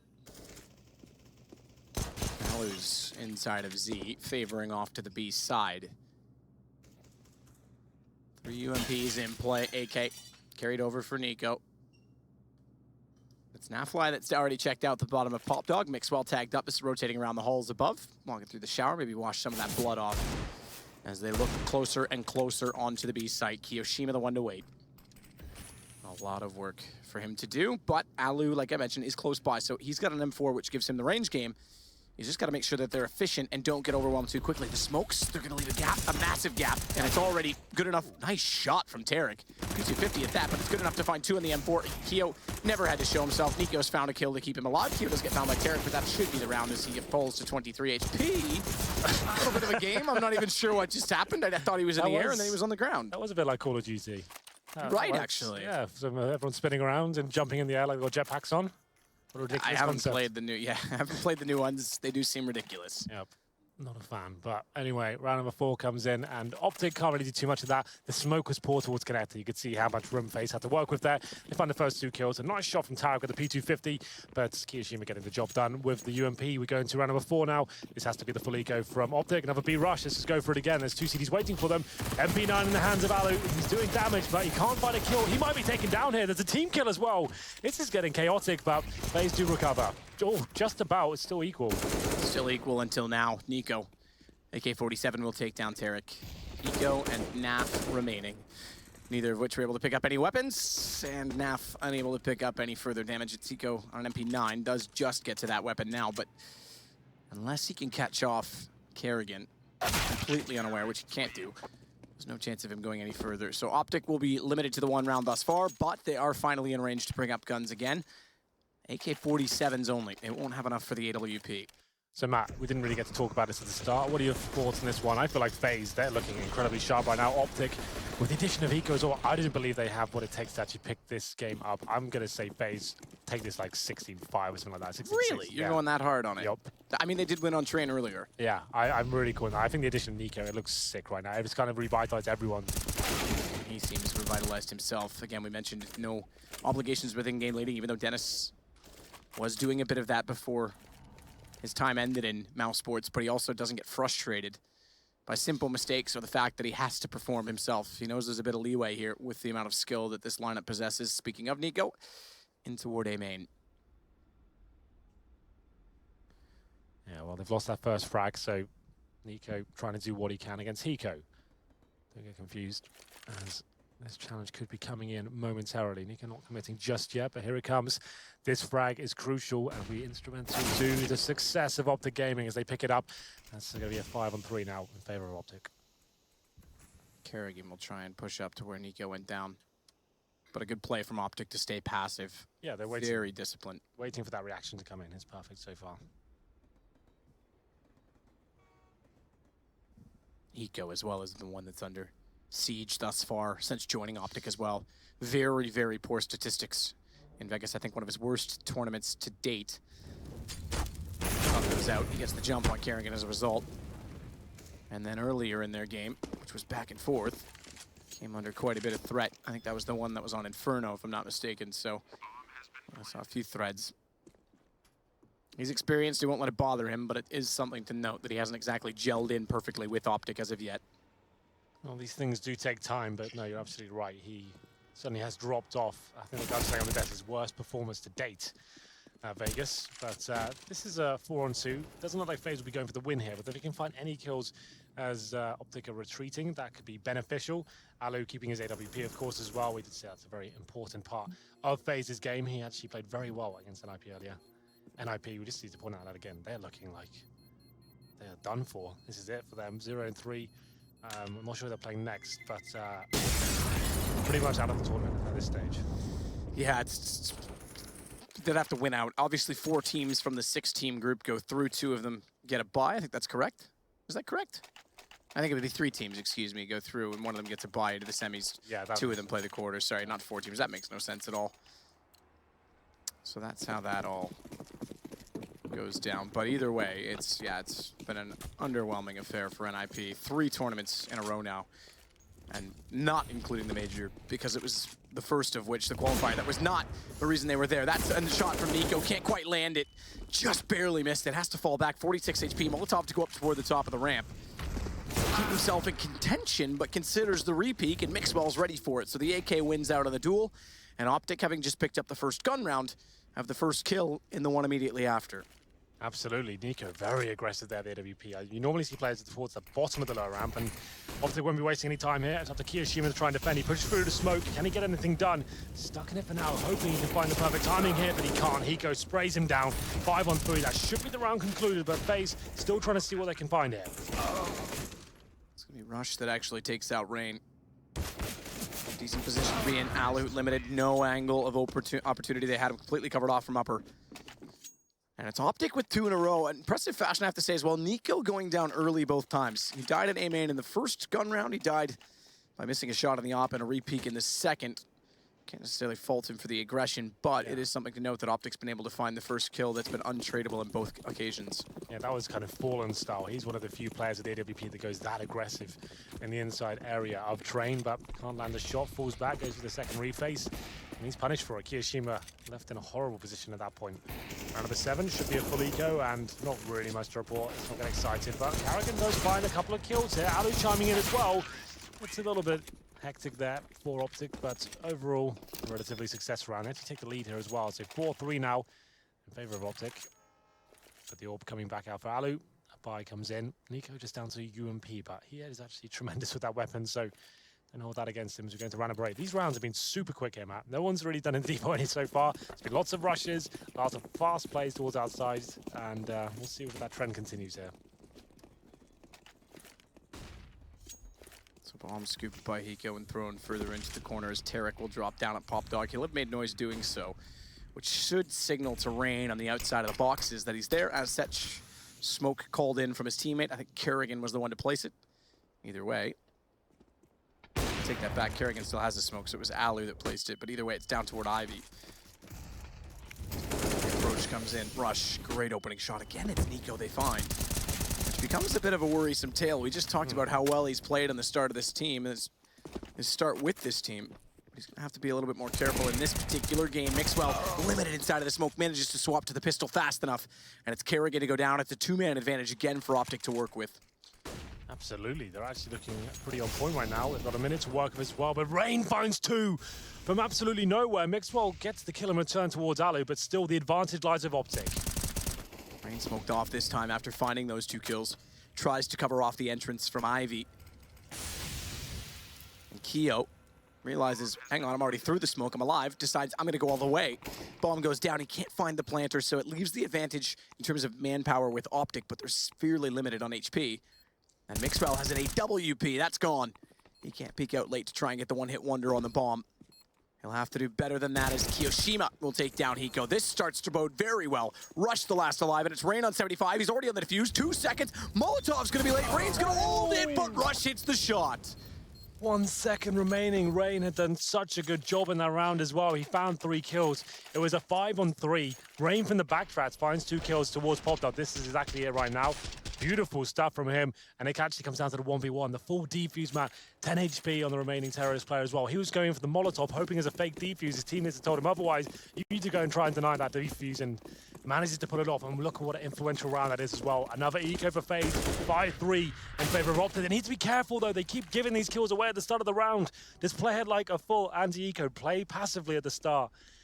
They did it before towards PopDog, and now it's still a fine situation, but definitely in reach of FaZe. I had a feeling. Keo smartly doesn't take the battle in full effect, misses the headshot as well on Naf. Allows Hiko to come in, find a kill on Kerrigan. So in a reverse of what we started to say, Hiko looking a little bit more on form. Has 4 kills, 4-4, but he's not an entry fragger by any means. And it's Nico that's been given up quite a few times early, despite that he does have 6 frags in the game, looking for a 7th, and he'll find it. Of course he will, on a Deagle. They might advance to this one. They haven't got a kid, but that should decide at this point. Mixwell and Naf chiming in for frags there. Just Alu remaining, coming in from Brown Halls with the P250. Trying to pick up a weapon. No real reason to save that. This was an eco for FaZe. As we go into round number 10 here, it's going to be Optic with the lead for now. Mixwell, meanwhile, stays on the AWP. It's 1 of 3 because there's 2, Kerrigan and Alu. Alu does manage to bring up the armor as well. But out of the sight. How aggressive does Optic want to go this time? And more importantly, how aggressive does Nico go? He's got 7 kills as we look at it. But to give up the first kill on 3 consecutive rounds. Rain goes PopDog, he'll beat it toward it, finds one. That's going to start off well, but it's traded by Rush, drops down immediately. Nico smokes off both sides. One was thrown to his right at Sandwich. He covers off Bomb.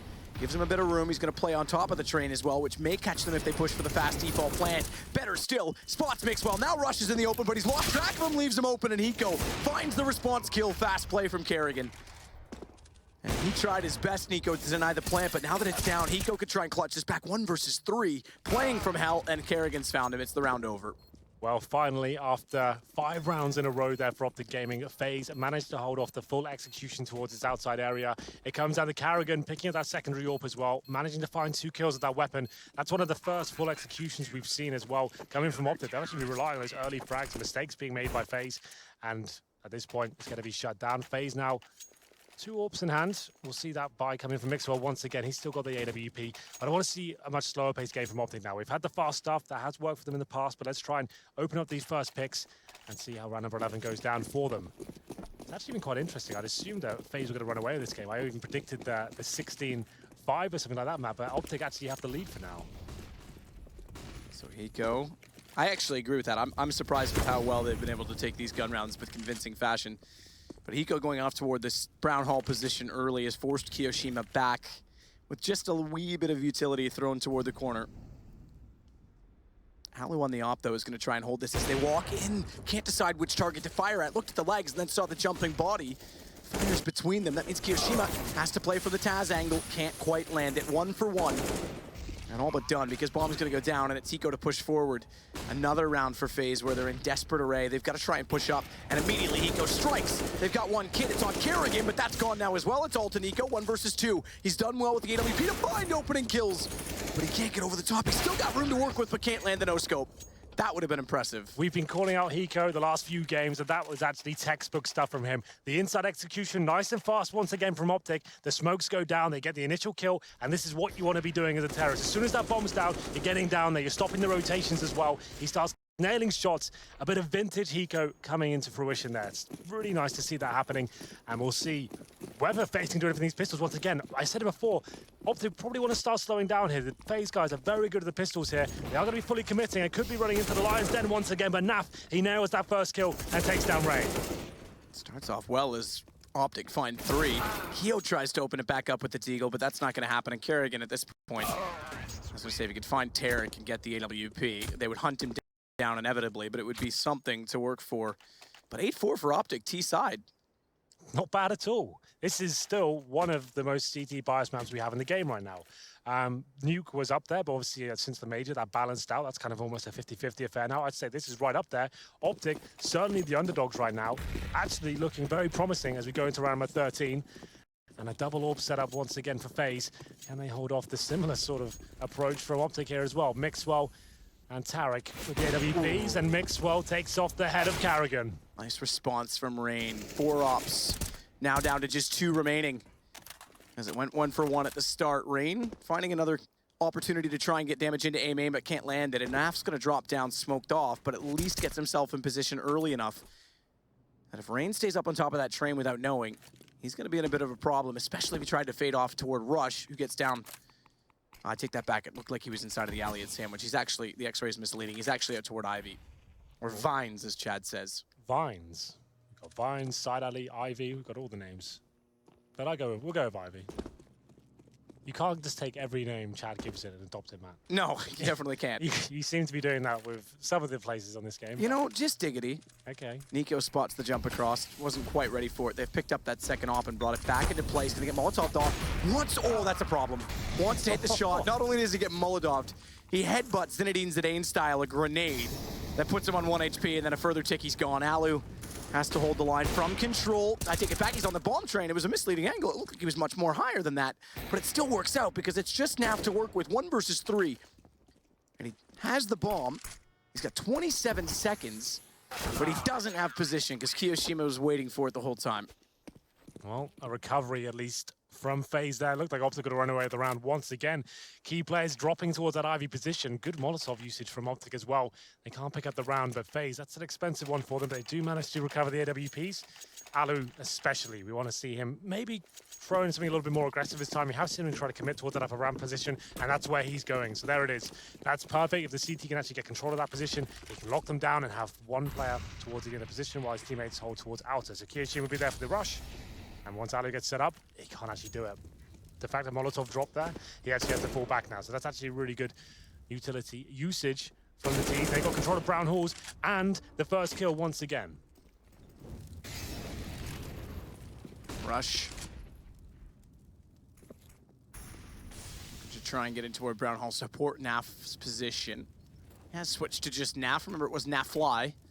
Commemoration to a teammate that passed in previous years. It's Keo that's going to try and get a better angle, but as he does shift to watch upper, puts himself vulnerable to lower, and Nico's not able to do anything of it. Gets naded again. Nico single-handedly taking him down time and time again. It's Rain to pick up one, but Rush pushing forward as Nico did. It's on to Kerrigan. Optics looking much to form on train, I have to say. Yeah, they are looking very, very good indeed. This is a map we know they can play, though. If you remember back to Pro League especially, they battered Liquid on this map, and they looked around it. That was actually when Hiko was playing on the opposite side, which is true. Interesting enough, but they did look very good on this map. I don't get to cast them enough, actually, on this one. And they can play the T side very well, it seems. As Kerrigan, he finds 2, but Rush will be the one to take him down there. It's going to be 9-5 in favor of Optic. I think we have to have a pause here. Tactical pause, okay, and it's actually from Optic, you know. You'd assume it'd be from FaZe at this point, considering the situation, but it's giving Optic just a chance to make sure they guarantee it here.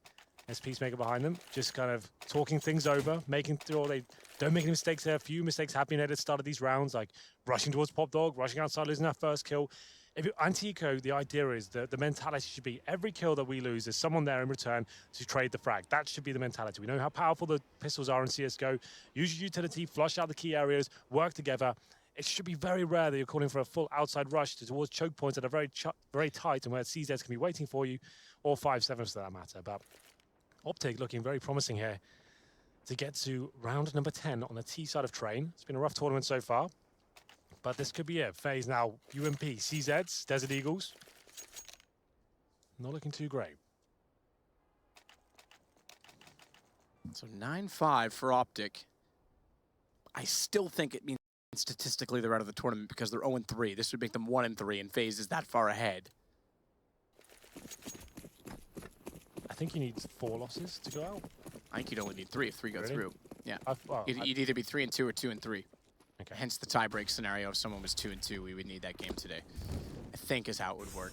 It's been a while. When I played hockey, I understood how these round robin things worked. But I'm no longer athletic, and I don't do math. Oh, did you? Yeah. Appreciate that. I've been at the gym twice in 2 days. I'll That's a have you record know. for me. Yeah. Twice in the year, it's fine. Anyway, CZs, UMPs, Desert Eagles. Not really much to work with for FaZe. But Optic are aware they've heard the CZs peppering away outside, so they'll be slowing things right down. Execution at this point would be great. I think they are setting up for that. That's a good call. Treat it like a gun round. The smokes can go in. They're lining them up right now. Eco's watching the flanks just in case. Has to take his concentration away a little bit there. Nico, he has to play in front of these smokes. He knows it. He's the only one with a weapon here. Gets in towards Pop Dog and actually has to commit. And it's a fake. So he could actually do something really cool with this. If he times this to perfection, which he cannot, he could have actually been a thorn in their side. Alu's waiting below and not yet spotted, hoping he'll go overlooked, but it should be someone peering down from above. Nice response from Keo. We still got a chance in this. If that kill had come through, I would have written it all done, but they pulled it back around Hiko, able to take down Rain from afar, leaving Keo and Kerrigan 14 and 48. And the bomb planted. A lovely shot from Keo. It's Hiko that has to do something of it. Here we go. Low HP as well for Kiyoshima. That's going to be easy enough. Unfortunately, Kerrigan's not able to gain much ground in the time by which Hiko found the first frag. This changes things, though, because Hiko wants to go toward the high ground, still has the armor to work with. Kerrigan has no kit, and he's hunting desperately with the Deagle to try and find the opening. At this point, he must consider the fact Hiko's above. He's picked up a kit. Smoke as well. He's on it. Hiko's got to try and peek this out perfectly. 2 seconds. He's done it as well. No way! Kerrigan finds the only kit and smoke down on the site, and Hiko can't find him inside of it. Looked like Hiko was returning some real form in this half. Did a lot of good work there, but Kerrigan, that's pretty much all he can do. Finds the kit, drops the smoke on the bomb as well. Just before he defuses, the flashbangs go up in the air as well. It's a really exciting half so far, but I don't think it's done quite yet. FaZe can certainly come back from this. We'll take a quick break, do not go anywhere, then back with Train.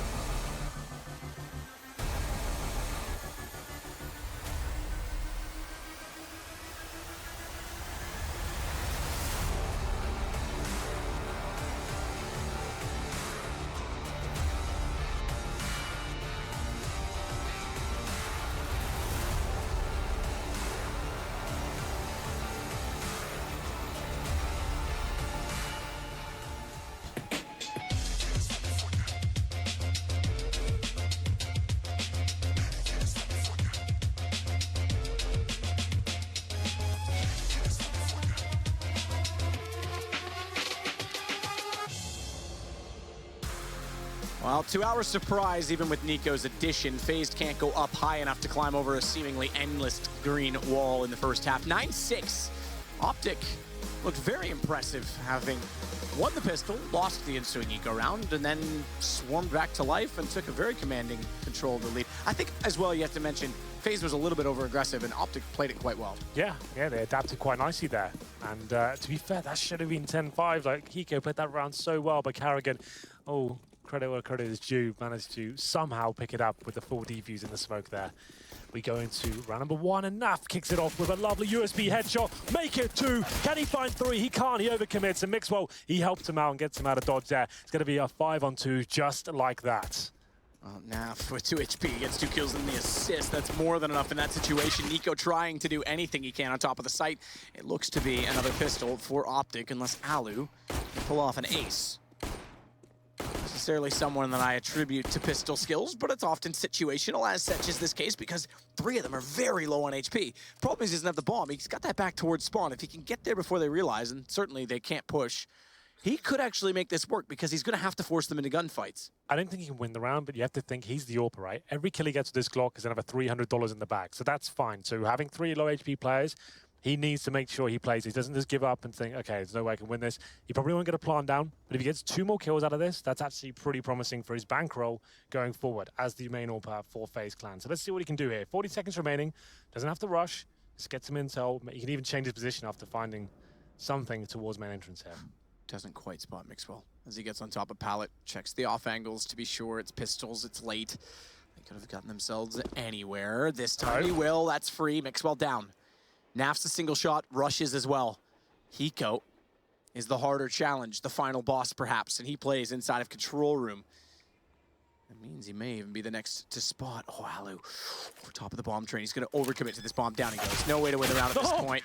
Hiko kills his teammate. I was wondering what just happened. Kills his low HP teammate. I'm sure they'll get a chuckle from that, but it is going to be the round done. This was beautiful from Naf there. That one bullet opened thing up. So spicy. And he takes 2 down as well. I'd say he just slightly overcommits to this one, but when you hit those 2 kind of shots, you want to keep going. His teammate bails him out. And Alu, he doesn't get the plant down, but he gets a couple of kills at it, right? So that's $600 in total. That's actually a really big deal as an AWPer as well. He doesn't force buy in the second round like he did in the first. To be fair, they won that round, so I can't really hold that against him. And here we go then. It's going to be number 17. The force buy comes in from the tees. Pretty standard stuff, considering they didn't get that bomb down. But they're so deadly with these pistols. That's always been the headline with this FaZe team. So many superstar aimers within them. It's just been the correlation of the team and the setup that hasn't really impressed us too much. Smoke and Ivy temporarily hold things off. Eagle shot from Rain. It lands as well. Hits Rush. It's tantalizingly close to the first 2. That one's nice. Hits Mixwell. Is he on an option of 2 targets? He'll take either. Thank you very much. The third Rain is looking lovely and impressive. I have to say, the first one was telegraphed. The second one was pretty, and the third was just beautiful. Oh, they've done it again.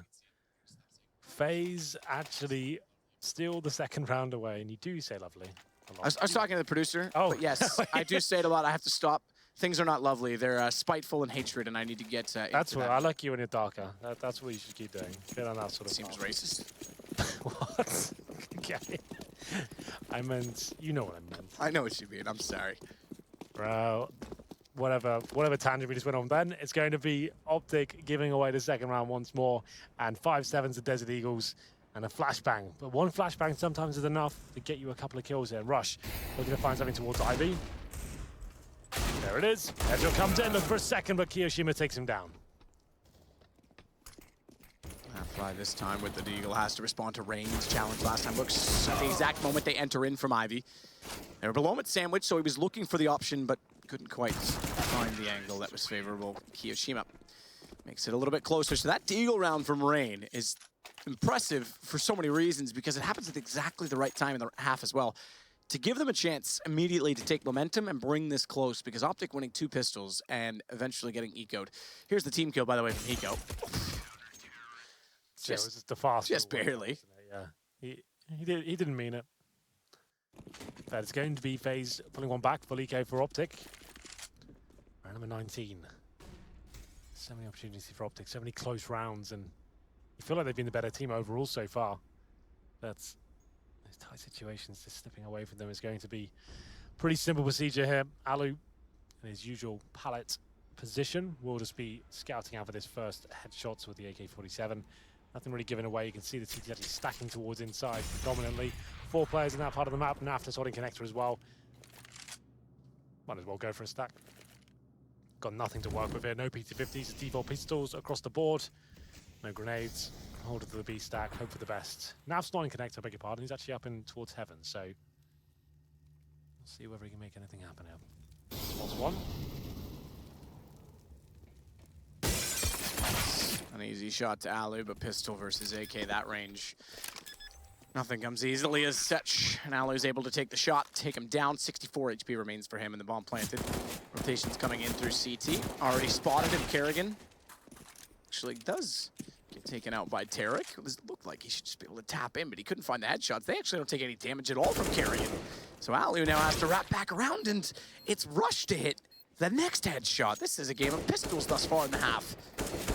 Either way, I don't think there's enough in it for them to be able to pick up the round. They do pick up, though, 2 guns. Make that one. Yes. Well, that would have been good if they could save the FAMAS as well, but not meant to be. Tarek should be able to save his weapon, though. Rush, he knows what that weapon is, so he's going to see whether he can just outlast the bomb radius. There it is. And let's see if he can hunt down that weapon. He certainly does. So a round that they invested $0, they managed to get an AK-47 and a FAMAS in return as well, so that's not too bad whatsoever. They still have the lead for now, but I'd say FaZe, for me, they're going to have the edge on the T side. That's where they're really going to come to life. Faster tactics, letting Nico off the leash a little bit, just running around, blowing everyone's head off with the AKs. And I think Optic really had to take advantage in those tight clutch situations as well. Really unlucky in both second rounds they managed to drop, but what can you really do in FaZe? And they're hitting deagle headshots all over the place. Rain waits. Tarek's gonna push. Contrasting approaches from the CT and T side, and the CT's getting control of A main. Can leave Tarek there, but they've got 3 toward Ivy with Nico, Alu, and Kerrigan that look to push onto solo Naf. Rush very far removed as he wants to support Tarek. Means Naf's got a large responsibility of holding off that position on the map.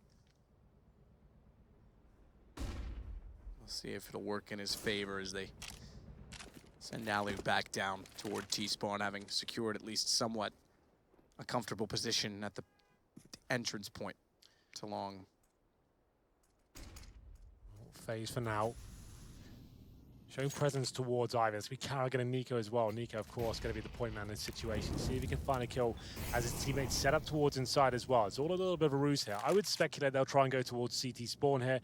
Or maybe it's a full outside execution. We'll see what they decide to go with. The smokes could suggest either. But here comes Nico and Kerrigan. If they go out to the left-hand side of Ivy, I think that could be the case here. Yeah, they will go CT spawn. This is a really cool strategy if it works. Shots coming through the smoke. Nico can't land. He's quieted down considerably, but it's Rain that's been the hot hand. He's up to 16 as he finds Mixwell. Nico will get him back. Double that up. Takes down Kiyoshima. Oh, no. Continues to add to his total. It's Rush that leads the way, by the way. But look at Alu go. Only 1 Rush. Speak Up walks in. He go over the top, finds 2 more, and Optic Gaming will find their 11th round. He goes back, baby. 4 kills in total. Really impressive ones as well. For some reason, didn't consider upper ramp to be a possibility there. They hadn't checked it, and you could see no one checking this position whatsoever. They've got a bomb planter there, and Kiyoshima just doesn't seem to think that's a possibility. That's kind of strange, to be fair, but Hiko will take that all day long, and 2 nice shots to finish off the round, get the 4K as well. 11-9, and now I think we must have a tactical pause. We do indeed, for the FaZe clan. So, Hiko, been some very poor form recently, but that was promising, I have to say. There is enough money for FaZe to buy into round number 21 here. AWP for Alu. 3 AKs. Kerrigan presumably going to be buying the 4th. There it is. And we get ourselves a very close game indeed, Matt. My prediction, if you want to call it that, 16-6 or whatever it was, that's been blown out the water. Yeah, he did well with that one. Yeah, wasn't bad. I still had the best prediction of the year with the 16-14 call at Pro League. Yeah, I'm sure everyone will remember that. They will. I will constantly remind them. That automatic game you predicted. They will have no choice but to remember for years. Alu fast and through A main, beats the Molotovs and smokes, therefore puts himself in a position to walk down toward Hell. doing exactly that. Mixwell, perfectly positioned to be fully blinded. Imperfectly positioned, spray through, tags up. Arrogant onto 58. He'll hold from the green dumpster. That ladder's getting tantalizing for Mixwell. They're not going to expect that anyone's gotten in through A main. They don't full vision of it. Alu finds it. Mixwell goes up. That's exactly the shot he was waiting for. Good damage into Tarek, but it doesn't take him down. Flashes out Naf. Very fast peek. Very nifty little flash as well to put himself back in position, but Alu's still wreaking havoc from Sandwich, and he's got Naf down as well. It's Tarek, low HP, 23, tagged by the man we mentioned, the aforementioned Alu. And it means that he goes down quite quickly to the AK of Kiyoshima. Hiko 1 versus 3. He can do it. If there was a man on server to be presented with a clutch situation, this would be it. But given his position away now, and they'll be smoking him out. Has to drop an incendiary. Are 2 low HP players here, but I just don't think there's a chance. Considering the money, I don't think it's a great position for Optic. Yeah, you can see on the screen right now, it's very low indeed. He has to save his AK, maybe upgrade it to an AWP, but there's something around here. We'll have a look, but as he retreats. That's Alu though, Matt. What a round that was. Can we please get that on replay? Those close range shots. That's why he's so good for FaZe. As soon as he came into this lineup, I thought, okay, now this team has some legs to it. And then Carrigan comes in and thinks, okay, now it's getting really interesting. Now we've got Nico. This team could actually really cause some damage in Europe going forward. Yeah, they've got all the right ingredients finally. They're not just 5 fraggers running around. That shot was That was very, very nice. Yeah, mid-range, more or less, but I mean, still very impressive. They're not just 5 guys running around, trying to just do as much damage. And it's, to me, the whole G2, FaZe, Kingwin, it's always seemed like a survival project for some of the players in it who didn't really have anywhere else to go. National pushes, he may actually find a kill. Kerrigan goes down. But now it's looking like a real team, and I have to say I'm excited for it. Yeah, absolutely. Let's just remind ourselves, this is the first tournament with Nico being there. Could be a little bit of a honeymoon period. We've known this to happen in these sort of lineups before. You come to the first tournament, everyone's fired up, and then as soon, like the group stages has always been great for like these teams, but as soon as you get the playoffs, that's when things start to go a little bit wrong. But let's get back into the action, because this is actually getting really interesting. Nafly with his second kill with that P250 brings it down to a 3-on-3. They've managed to obtain an AK-47 as well, but Hiko, can he do anything about this? Bomb Clan comes in towards us inside. I would speculate possibly not. He might want to see whether his teammates can back him up. He needs to find a kill very quickly indeed to make a chance of this. Hiko wants an angle favorable. In waiting to find one, he's allowed a little bit of advancement from Rain, but he's found inside of the smoke on the sidewalk, and Mixwell up close with the flash down is able to take out Nico. He got Hiko beforehand. The N greater than the H, but it's Kiyoshima with a Molotov down early in the bomb that may have done enough. Kit for Mixwell, but he's got to get into it soon. No armor. Ticks are too soon. Oh, has he got it right? He may have it perfect, but Kyo slipped down undetected, and his best efforts are gone. Mixwell, I think, would have had that for time's sake. Yeah, he would, definitely. And Nafly, he's got to be gutted at that round. He finds 4 kills in total. I think 3 of them were PT50s as well. Very impressive stuff from him, but FaZe managed to hold on just about. That ties things up at 11-11. So, round number 23, I think there's a tough decision to be made here. We've saved an AK, so Nafly, everything in the pause, he can drop over weapon here, so they will be buying into it. Bamis for one player, that's Tarek. No AWP available. Hiko down to the UMP, so this is a really difficult round for Optic. Money's not in a great situation for FaZe either. That's another 1v1 it comes down to. Lots of clutches in this game so far. It's been absolutely absurd, but I love it all the same as we go into this one. Inside execution, by the looks of things, FaZe will be committing at the start of the round. Smoke towards connector, in between tracks as well. Flash in, Molotov the bomb train. Hopefully find the first kill. Rain's been great so far. Let's see whether he just wants to walk in and actually find his headshot. Go down below. Manages 1, speaking of, but it's FaZe immediately after. So 11-11. 2 of our 3 games thus far. Henry hit that scoreline. Always does. Do you know what happens at 11-11? It's supposed to make a wish. Touch something red, make a wish, yes. Red? Yeah. You never told me that part of it. I did tell you that part I've of it. been making all these wishes and I've never touched anything red. Well, get wrecked. Naf, meanwhile, sitting above where we saw Hiko try and play from last time, is going to have even less opportunity to find the kills and money as it is. They're going to back out of this. They're man down, so 1 kit, 2 kits actually. Tarek's picked one up, but no chance. So it will be FaZe taking a late lead, despite Optic having a 9-6 halftime. They've only picked up a pistol and 1 gun thus far. Solid round for FaZe overall. Only dropping 1 kill there, so tactical pause coming into the next round. Not really much I could do there. I was expecting to be the full execution there, but sometimes these contact plays can be very effective, especially when you know the money's low for the CTs. Surprise them. They haven't got any actual vision of the upper halls at all, and you know it's going to be very unlikely to have the AWP. You can justify that as long as the timing's going in your favor. 2 towards upper, you have that bird's eye view of the bomb side as well, especially players like Rain, who seem to be incredibly on point right now. I think he has 17 frags. Is he actually top fragging? He is indeed. He's been great for FaZe so far. And yeah, walking to the bomb site, catch the CDs by surprise, and they've taken the lead. 12-11, tactical pause, Peacemaker giving the troops a bit of a speech there, working out how they're going to get back into this. It's going to be a bit of a bumpy ride. They did save 3 weapons though, so you can certainly buy into the round. Just don't have the option of the AWP. Same story though for FaZe, their money hardly stable. So 12-11, and you mentioned the money hardly stable. But the buy being as aggressive as it possibly can. All rifles, no FAMASs. They want to play a range game. I don't disagree with that on Train. I think there's enough open angles that you still have to cover off. A site, you've got multiple angles you've got to cover, whether you play Ivy or not. You still have to consider A main, which is quite a distance away. B is a very open position. It is a large map in that sense.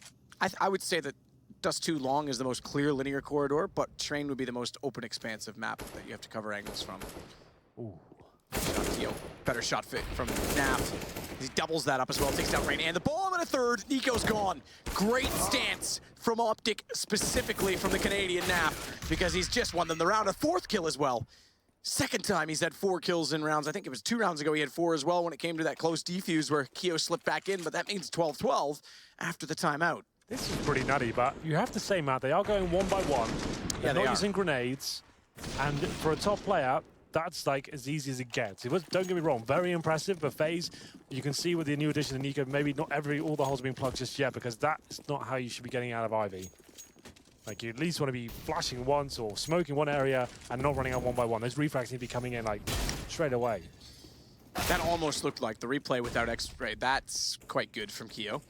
It almost looked like one of those, I forget which one. It's not AIM bots, but there's another bots map which randomly spawns the bots through this teleporter one at a time. It almost looked like that, the way they were just popping out in a perfect rhythm. Okay then, well, it's going to be FaZe to open things up here. It's specifically Kiyoshima to find the first headshot. He takes down Hiko. They've got themselves a 5-on-4 here, but Mixwell aggressive, of course, towards inside. He does get the dink and finishes off Kyo as well. Neutralizes things to a 4-on-4, but Rain, he's lurking. He's coming back to avenge his teammate there, but can't find anything for it. Mixwell will be falling back at this point.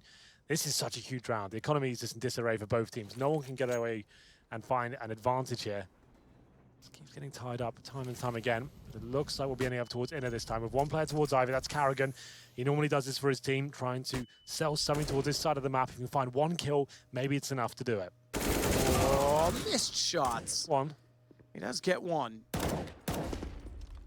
Missed shots from Naf, though, allows that to be a possibility. It now remains 3 versus 3. Rotation's coming around, and Ali already planting. We're trying to spray through the wooden wickets that cover off the windows above the ramp. Nade down the lane. Alu's got to be careful. That nade getting very close, but they managed to pull it back. Tarek, he'll hit the shot on Rain and now charge toward the bomb. Never mind being quiet. They've given position away. He's going to sneak behind the smoke where he can and try and change the angle, but the smoke's going to dissolve, and Alu's got to be very careful, and he does get the jump. I thought Tarek had it. 1 versus 2. Mixwell again to try and clutch this back 3 HP. I'd say round done, and Alu confirms it. We said a massive round for either side there, but it's going to be FaZe to take it after 1-round victory previously for Optic. That sent them into a pretty much reset situation there. Carrigan by himself towards Ivy. We said he had to get 1 kill. Wasn't the prettiest of kills, like you said. Misses coming in from the CT side. Very tense right now. But FaZe, he gets it. They managed to get towards inside. The trades come in. And now 13-12 and pretty much full eco for Optic here. Deagles, P250s, that's about it. Smoke towards outer. Looking for that early frag. It's Nico. So good in these scenarios. Looking for his 2nd kill as well. Gets all 3. Beautiful stuff from Nico. So good. So crisp. Yeah, that's the perfect word to describe him. He is a crispy CS player. Crispy bacon. Okay. It's my favorite. Yep, I guess that works as well. Yep, gone. Okay. It is crispy. But Naf, in a 1 versus 5 with the P250, I think it's just a matter of waiting this out. So is there anything you need to announce? Any public service announcements during this time, Henry? Nothing I'd like to make public. Oh, okay then. So there is something going on. There is always something going on, but nothing I'll make public. Well, I can make public that we will have a pause. This time I assume technical it's called by Hiko. Again, they just previously called it tactical. Yeah. Well, I think they have one remaining after this. This is So maybe, okay, so yeah, it could be. I thought they were out for some reason, but yeah, you're right.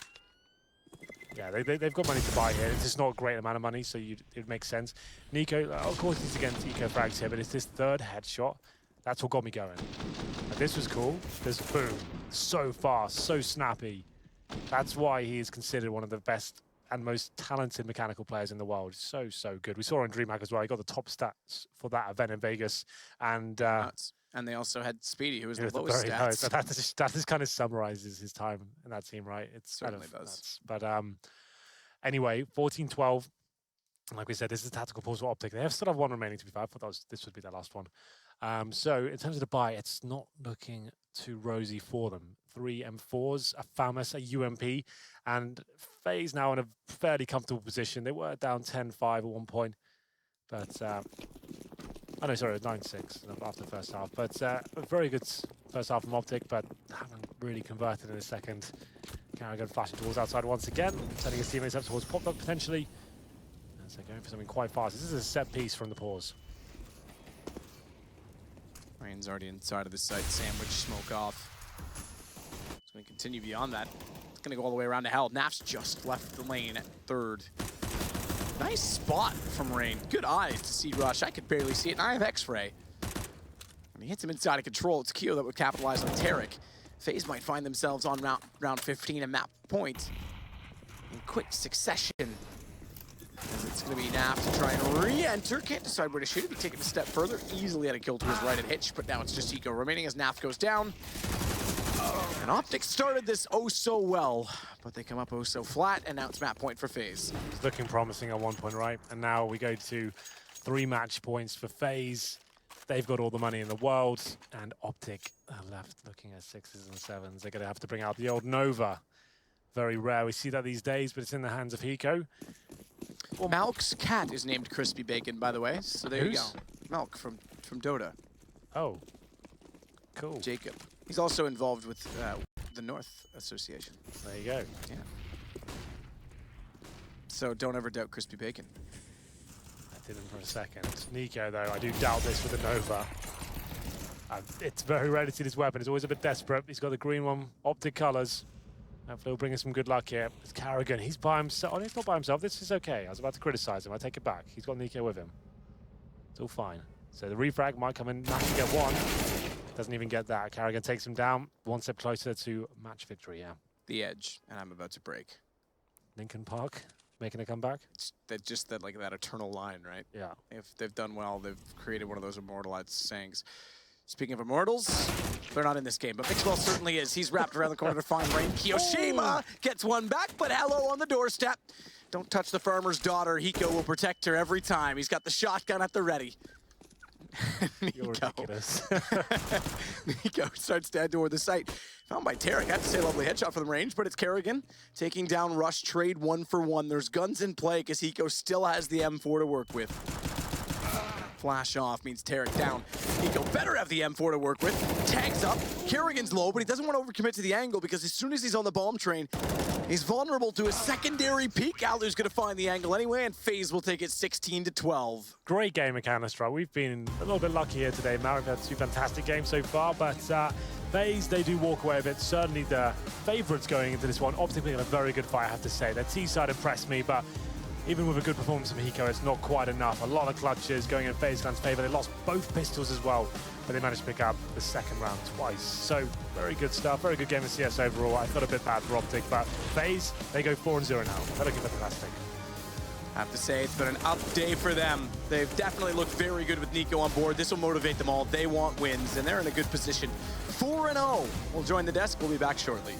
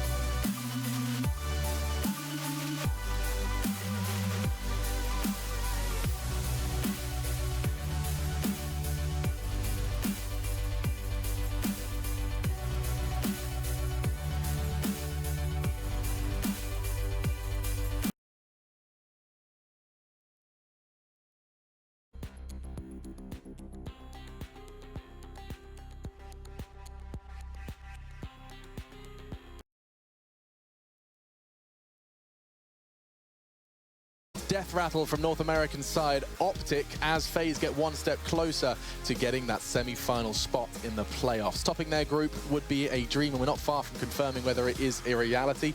So, gentlemen, we have to review it. It was Train. Optic, little to play for, I guess, is going to be the discussion of this one. However, somewhat of a fight put up, Yanko. We got to see, again, same story as before, over 10 rounds, some rounds looking good with some structure. I mean, little to play for in terms of further progress in the tournament, but this is a team that has Hiko on a trial, so to speak, so you definitely want to see how can you perform as a team. Is this how the lineup is going to look like moving forward, or are they going to change something? So always tricky, especially playing against FaZe, who seems to be firing on all cylinders at this tournament. All the players, they keep winning force buys with pistols. It's an extremely difficult team to play against at the moment. There's no doubt about it.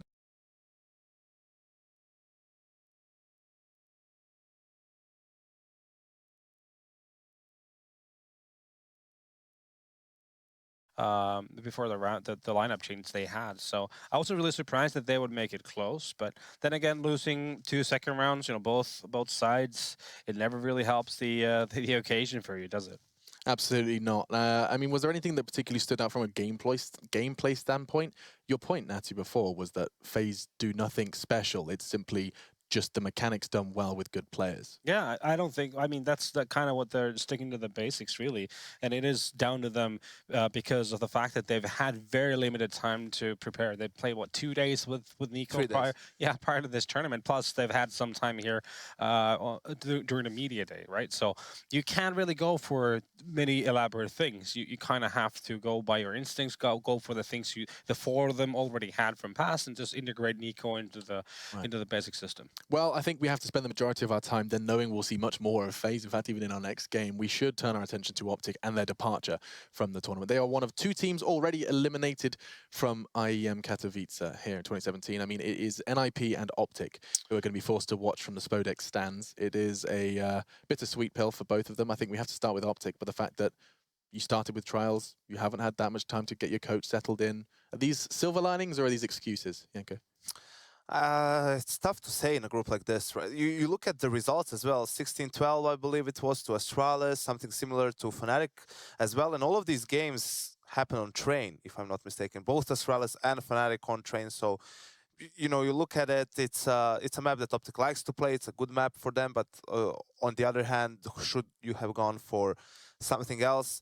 You want to say that a team like Optic should be making playoffs, right? They were the champions of E-League Season 2. They made the finals of the ECS Season 2 as well. On the other hand, these are close games against some of the best teams in the world. So only they know the inner workings of the team, and do they enjoy playing with Hiko? Do they feel like his style is what they need, or do they need to look elsewhere? Because right now there's a month or so where there are no LAN tournaments and teams actually have some room to just practice stuff. Yeah, I mean, we can only scratch the surface, but I mean, for me at least, before Stanislav left the team, it felt like they were, oftentimes during that strike they had late last year, they came out on top of a lot of close rounds, a lot of rounds even when they were down-numbered.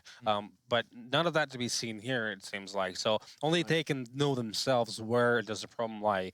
Did he come up with some input during those situations that make a difference or not? I guess it's a bit of a question that we don't have an answer to. I mean, I'm not looking for what exactly went wrong and what can be fixed. I'm simply asking, you know, we have gone from a team, as Yanko has beautifully framed, won E-League Season 2, was in the grand finals of what was ECS. We've got to see good stuff from them, and we see them struggle to win a single map here in arguably the easier group. I mean, that's a stark contrast, right? And the only thing that changed was Stanislav. Stanislaw.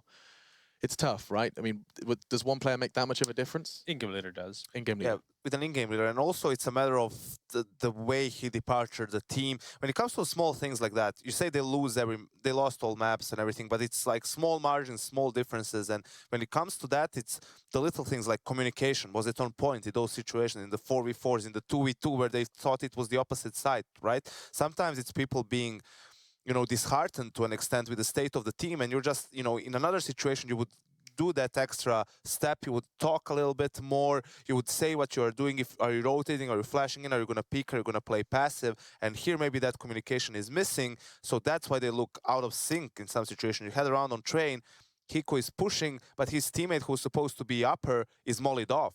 So Hiko goes in thinking he has support. He just dies. That was the round where FaZe had like 3 pistols, an SMG, and an AK, something like that. It was like 12-13. So that round falls apart, and that's the round that lost in the game. So it's like the smallest of margins at this level of play. And that's the beauty of having your brains here on the desk, to is identify those small margins, and indeed Certainly we have done so. I don't know, you're a charming fellow. Makes at least one of us on the desk is. All right, we'll move away from looks and into a look ahead of what is coming up next. Yes, indeed, it is elimination time. 3 teams do make it through to those playoffs. 1, of course, that free ticket to the semis, and there is 4 left on this final hour here in Katowice. 2 games are going to be going simultaneously. On the B stream, you get to tuck into FaZe versus Astralis as a battle for a top spot does take place. And now we venture into elimination. 1 best of 1 to determine the fate of both Immortals and Fnatic. It's going to be going down. It's going to be awesome. You will not want to miss this. Just 1 team will secure a playoff spot after this.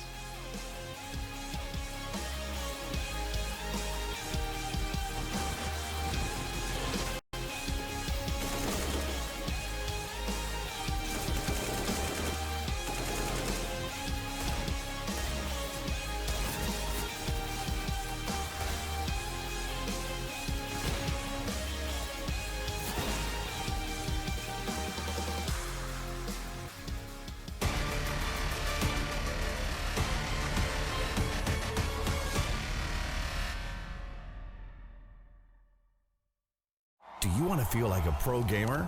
Wait no more. Greatness awaits you with Intel Extreme Masters certified PCs and notebooks. When you see unique IEM certified stickers on the outside, you will find high-grade components with Intel Core i5 and Core i7 processors inside. Every purchase includes in-game content and supports the total prize purse of Intel Extreme Masters World Championship. Feel like a pro.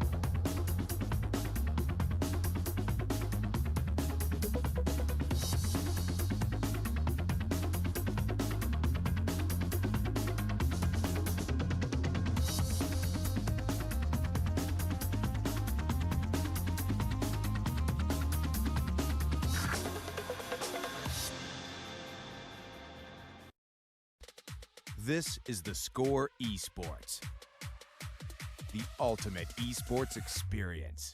The Score Esports brings you 24/7 news and scores, delivering the biggest stories and all the in-game updates and stats you care about in real time. The Score Esports takes you inside the ropes with the biggest players in every major event with exclusive video interviews, features, highlights, and analysis.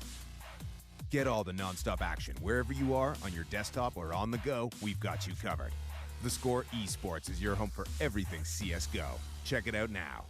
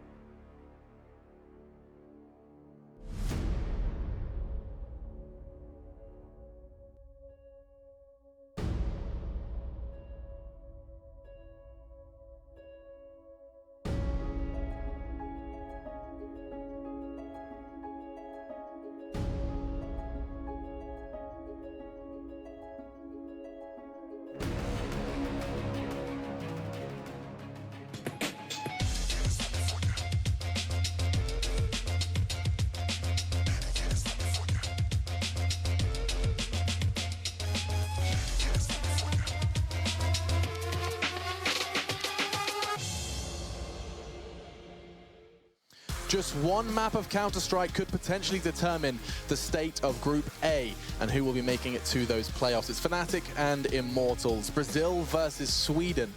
And potentially just what could be 30 rounds or less could really stop Fnatic from defending their legacy. Of course, defending champions of Intel Extreme Masters Katowice. A year has passed. Their roster has not changed, technically, on paper. And here we stand, potentially one map away. As you say, potentially, because there is tiebreakers on the cards as well. And overtimes. If you want to if you want to find out and catch up on all those groups, of course, you know where to go. But Yanko and Natu are standing by to explain this one to us. Fnatic and Immortals in a best of one. This is one of those tough ones for you to I assume, find an edge. It is simply because we only seen Immortals in this tournament. I mean, you had a couple of online games, but you really can't take too much away from those. Fnatic, we saw them in Vegas as well, but obviously at this tournament they're much improved, both in play style and also in their attitude. It seems in their composure when it comes to the game itself. So I would always give the edge to Fnatic simply because of the experience that they have, that they've been multiple champions before, and their play style. In a sense that they really play the no-respect style, they play with a lot of confidence, and it's always up to you making them respect you first before you can play the game of Counter-Strike, so to speak, against them. Fnatic are hungry though, Natu. Yeah, but then again, Immortals though, I mean, they showed that they have balls by playing aggressive against Astralis on Cash, for example, making moves when it needed to. And I think, like you pointed out, Yanko, that's the kind of things they need to do to Fnatic as well. Dictate dominance, showcase that we're here to play. It's actually quite interesting that you're finding parallels between the two in terms of that aggression, in terms of confidence. There definitely is some to be drawn between the two. You can see, though, Fnatic and their victory, the smile on JW's face, and here's actually a topic of discussion I'd love to just quickly kind of catch up on. JW has been practicing on his own at those computers for about an hour, so a great picture from Tweede who just enlightened us to that. And that's just a little bit of proof that they're not the guys who just turn up on the day. The rest of his team doesn't care. That's one way to look at it. No, I mean, that's the opposite. I mean, he also tweeted saying, "We really, really want this." I think it's obvious that that in this tournament he looked like the JW of old, right? Not just the amount of kills that he's been getting, but the manner in which he's been getting those kills, the crazy flicks, the jumping through smokes and then falling back, then pushing through again, right? And when you look at Immortals, why do we draw these parallels? Because on the other side you have Henny as the opera again, crazy flicks. You know, you feel like these players and these teams in general, they are at their best, at their peak when they do play that loose play style. When they need to fall back and play passive, you see them like almost as if they're squirming a little bit, as they're uncomfortable in a situation like that. Well, we'll see if the map makes them uncomfortable. I want cash, Alex. I don't care. Cash. If it's cash, then we talk. If not, we do predictions and we go to... Yanko has laid down his dominance. Spoken. Let's have a little look. So I think far, there's a high likelihood of that, though. Yeah, I mean, Train, Nuke, Inferno, Cobble. It's looking positive. Come on. Cobble's going to go out. Oh, it's got Immortals got the choice. They got the choice, Yanko. Okay, I predict Fnatic. Let's go. Okay, quickly, very quickly. Point has to be made. Mirage is the map, but Fnatic cannot lose this. Fnatic cannot defend their title for Katowice should they concede this map. Natu, it is time for that prediction. Yanko's already voiced his. He's saying Fnatic. Yeah. What's the thoughts? Yeah, I do agree. Fnatic is going to take it. And just through the fact that this is the kind of situation where they stride because of they definitely do want to play on the big stage and they have already those experiences. One small thing, Phelps was a big part of Immortals' T side, how he was sneaking through smokes and creating openings for the team. Keep an eye out. Is there going to be someone else who's going to do the same thing, or are they going to switch to doing a different thing? Okay, I mean, will Phelps' Void prove to be too much for Immortals to pick up the win here? And will Fnatic have a chance to make it to the Spodek Arena and hear the roar of the Polish crowd once more? We'll find out as we dive in to Mirage.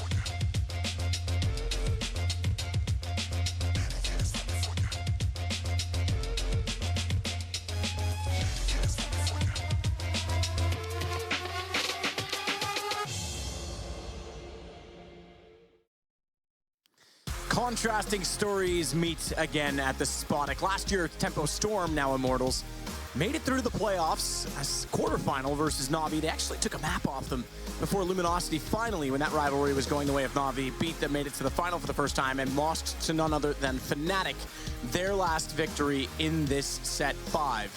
So, Fnatic, defending champions, a win puts them through, a loss puts them out. It's been a year now. That was the first big playoff tournament that Tempo Storm had that we've been saying this Immortals roster, or thereabout, different iterations, are capable of so much more, and yet they've yet to deliver. So very important for both sides. It gave us a decent showing against Astralis. We saw them, their CT side especially, looking very promising indeed. I'm looking to see whether they can continue that form here today. Well, this evening, I should say. Mirage is certainly an interesting map as well. Fnatic. Oh, I'm not so much sure to make of this lineup so far. It seems to be peaks and troughs all the time. They have one amazing map and then one really difficult one. I like the team on paper. JW seems to be playing very, very well right now. All of Mice is finding some form as well. And in terms of predictions, I couldn't really tell you which way it's going to go. I'm going to tentatively say Fnatic take this one, but it honestly could go either way. Who the hell knows? What do predictions even mean in CSGO anymore? It's very hard to call. It very, very much is. Hard to believe as well, that statistic just said it. Bolts has played together with the twin brothers Lucas and Henny since 2015. That's how much time has gone by. It was 2015 that Bolts and Steel joined this lineup, and FNX and Taco were sent the other way to create what was one of the most legendary lineups in CSGO. They were 16-0'd in their first game against who else? Fnatic, and finished second at DreamHack Winter in 2015, and then all things were uphill from there. They won the next major that arrived in the circuit. Well, we got a very small technical issue going on right now. Just one of the PCs needs to be restarted, that I'm told we are good to go. So this will be underway momentarily. And yeah, you've kind of painted the picture here. Whoever wins this goes. I am an artist. I went to art school. You did? What did you study? Photography, not painting or drawing, trust me. I was not known for those. Okay, well. Okay. Well, it is. Yeah, it's I like the new hair, by the way, for FNX. I think that's him getting into the swing of things with Immortals. Yeah, why didn't you? I think Dupree and Device. I was thinking about it. You should dye it blonde. I was thinking about it. I had the frosted tips like every '90s pop singer boy band had. Yeah, when I was. I could do the Eminem. I think I was now. like 9 years old, to be fair. So yeah, you could do what did you say? I could do Eminem now. I could do the full blonde. Yeah, you know, shaved head. I think you can rap just like him. Yeah, probably. You did those knife rounds. They were pretty fast. They were super fast. Yeah. But I don't think I'll dye my hair, Henry. Have you been impressed with JW's form? I have. Well, okay, so there's a couple things to note. I mean, impressed is one word, but it's almost sad that I'm impressed because it used to be expected. Yes. Does that make sense? Like it's fine to be impressed, but you know, where has it been? It's just it's I wouldn't be impressed if it was regular. I'd rather it be regular. I'd rather see him like this all the time. Yeah, that Inferno game especially, they couldn't quite find the win there, but still very cool to see him back to those kind of audacious plays, the confidence to find the no-scopes, pushing through smokes. That was what's so good about JW, like back in his heyday. Yep. He threw the Counter-Strike rulebook out the window. Like as an analyst and me as a color commentator, I'd say, okay, this is a bad play for him to make. This doesn't make sense, but because it's JW, no one's going to be expecting it, and it'll probably work out for him, and it always did. It was so nuts to commentate those games. He always used to make us look a little bit foolish when he did it, but we were right in saying it's not the right play to make. That's what made him so good, and such an amazing player in that respect. And one of the maps he was very good at it was Mirage, which is where we will be joining into the battle. I know Henny had a bit of an issue, so we're just waiting to see now what the call is going to be. They're just working on Henny's PC as far as I can tell. But JW used to love going through mid, jumping down, taking the underpass peak, and then rotating back to see underneath the catwalk smoke as he got into connector. I think this game will be defined by the CT side. If you remember Immortals against Astralis as well on Cash, they seemed very confident on their CT side, pushing aggressively, trying to find those first picks, and Henny, for me, was amazing. The fact he was changing his position every single round. Mirage is very similar to Cash in that respect. CTs have got a lot of options at the start, especially with the AWP player. You've got the A-bomb site, you've got Connector, you've got Palace, you've got B apartments, and towards short as well. The AWP can be absolutely everywhere, and that will be key here. And FNX, as you can see on your screen, a lot of Dynasty here at IEM. First appeared in 2007. Been playing for a very, very long time indeed, Matt. What were you doing in 2007? What was I doing in 2007? Graduating high school. Okay. Playing my last year of high-level competitive hockey. Moving out, and that's about it. Oh, there was one other one actually. Being introduced to my hatred for Lewis Hamilton. Okay. That was his rookie season in Formula 1. Well, there you go. We've established what you were doing, and what we're going to be doing right now is getting into this game. It's underway, and he's back on the server. The restarts come in, and it will be Fnatic side on the CT side here of Mirage. It's going to be an amazing game. We've actually had some really, really good games to see yesterday. I can't even think of one that was disappointing. So we'll see whether Immortals can go up against the Titans, the defending champions of Fnatic. As we get into the first round here, I can tell you the buys as they start to come in. Henny's got the Molotov, 2 flashbangs as well. Only 1 smoke. We normally see 2 on the T side here. That's going to be in the hands of Steel. In terms of Fnatic, 4 sets of armor, Crims with the defuse kit, an HE grenade, and no initial aggression coming in, no rushes as of yet. But 3 players towards middle for Immortals, and JW will be the first to spot them. JW spotting them, but calling the information to Flusha, who gets 1, backs away, stays with reasonable HP to turn around and fight further, takes down FNX. Too shabby. It's Olaf now inside of apartments, overlooked on the side door and opens it up to take them both down. That's a very lovely round for Fnatic. Impressive round on pistols. Dennis not being part of it as well, which is quite rare.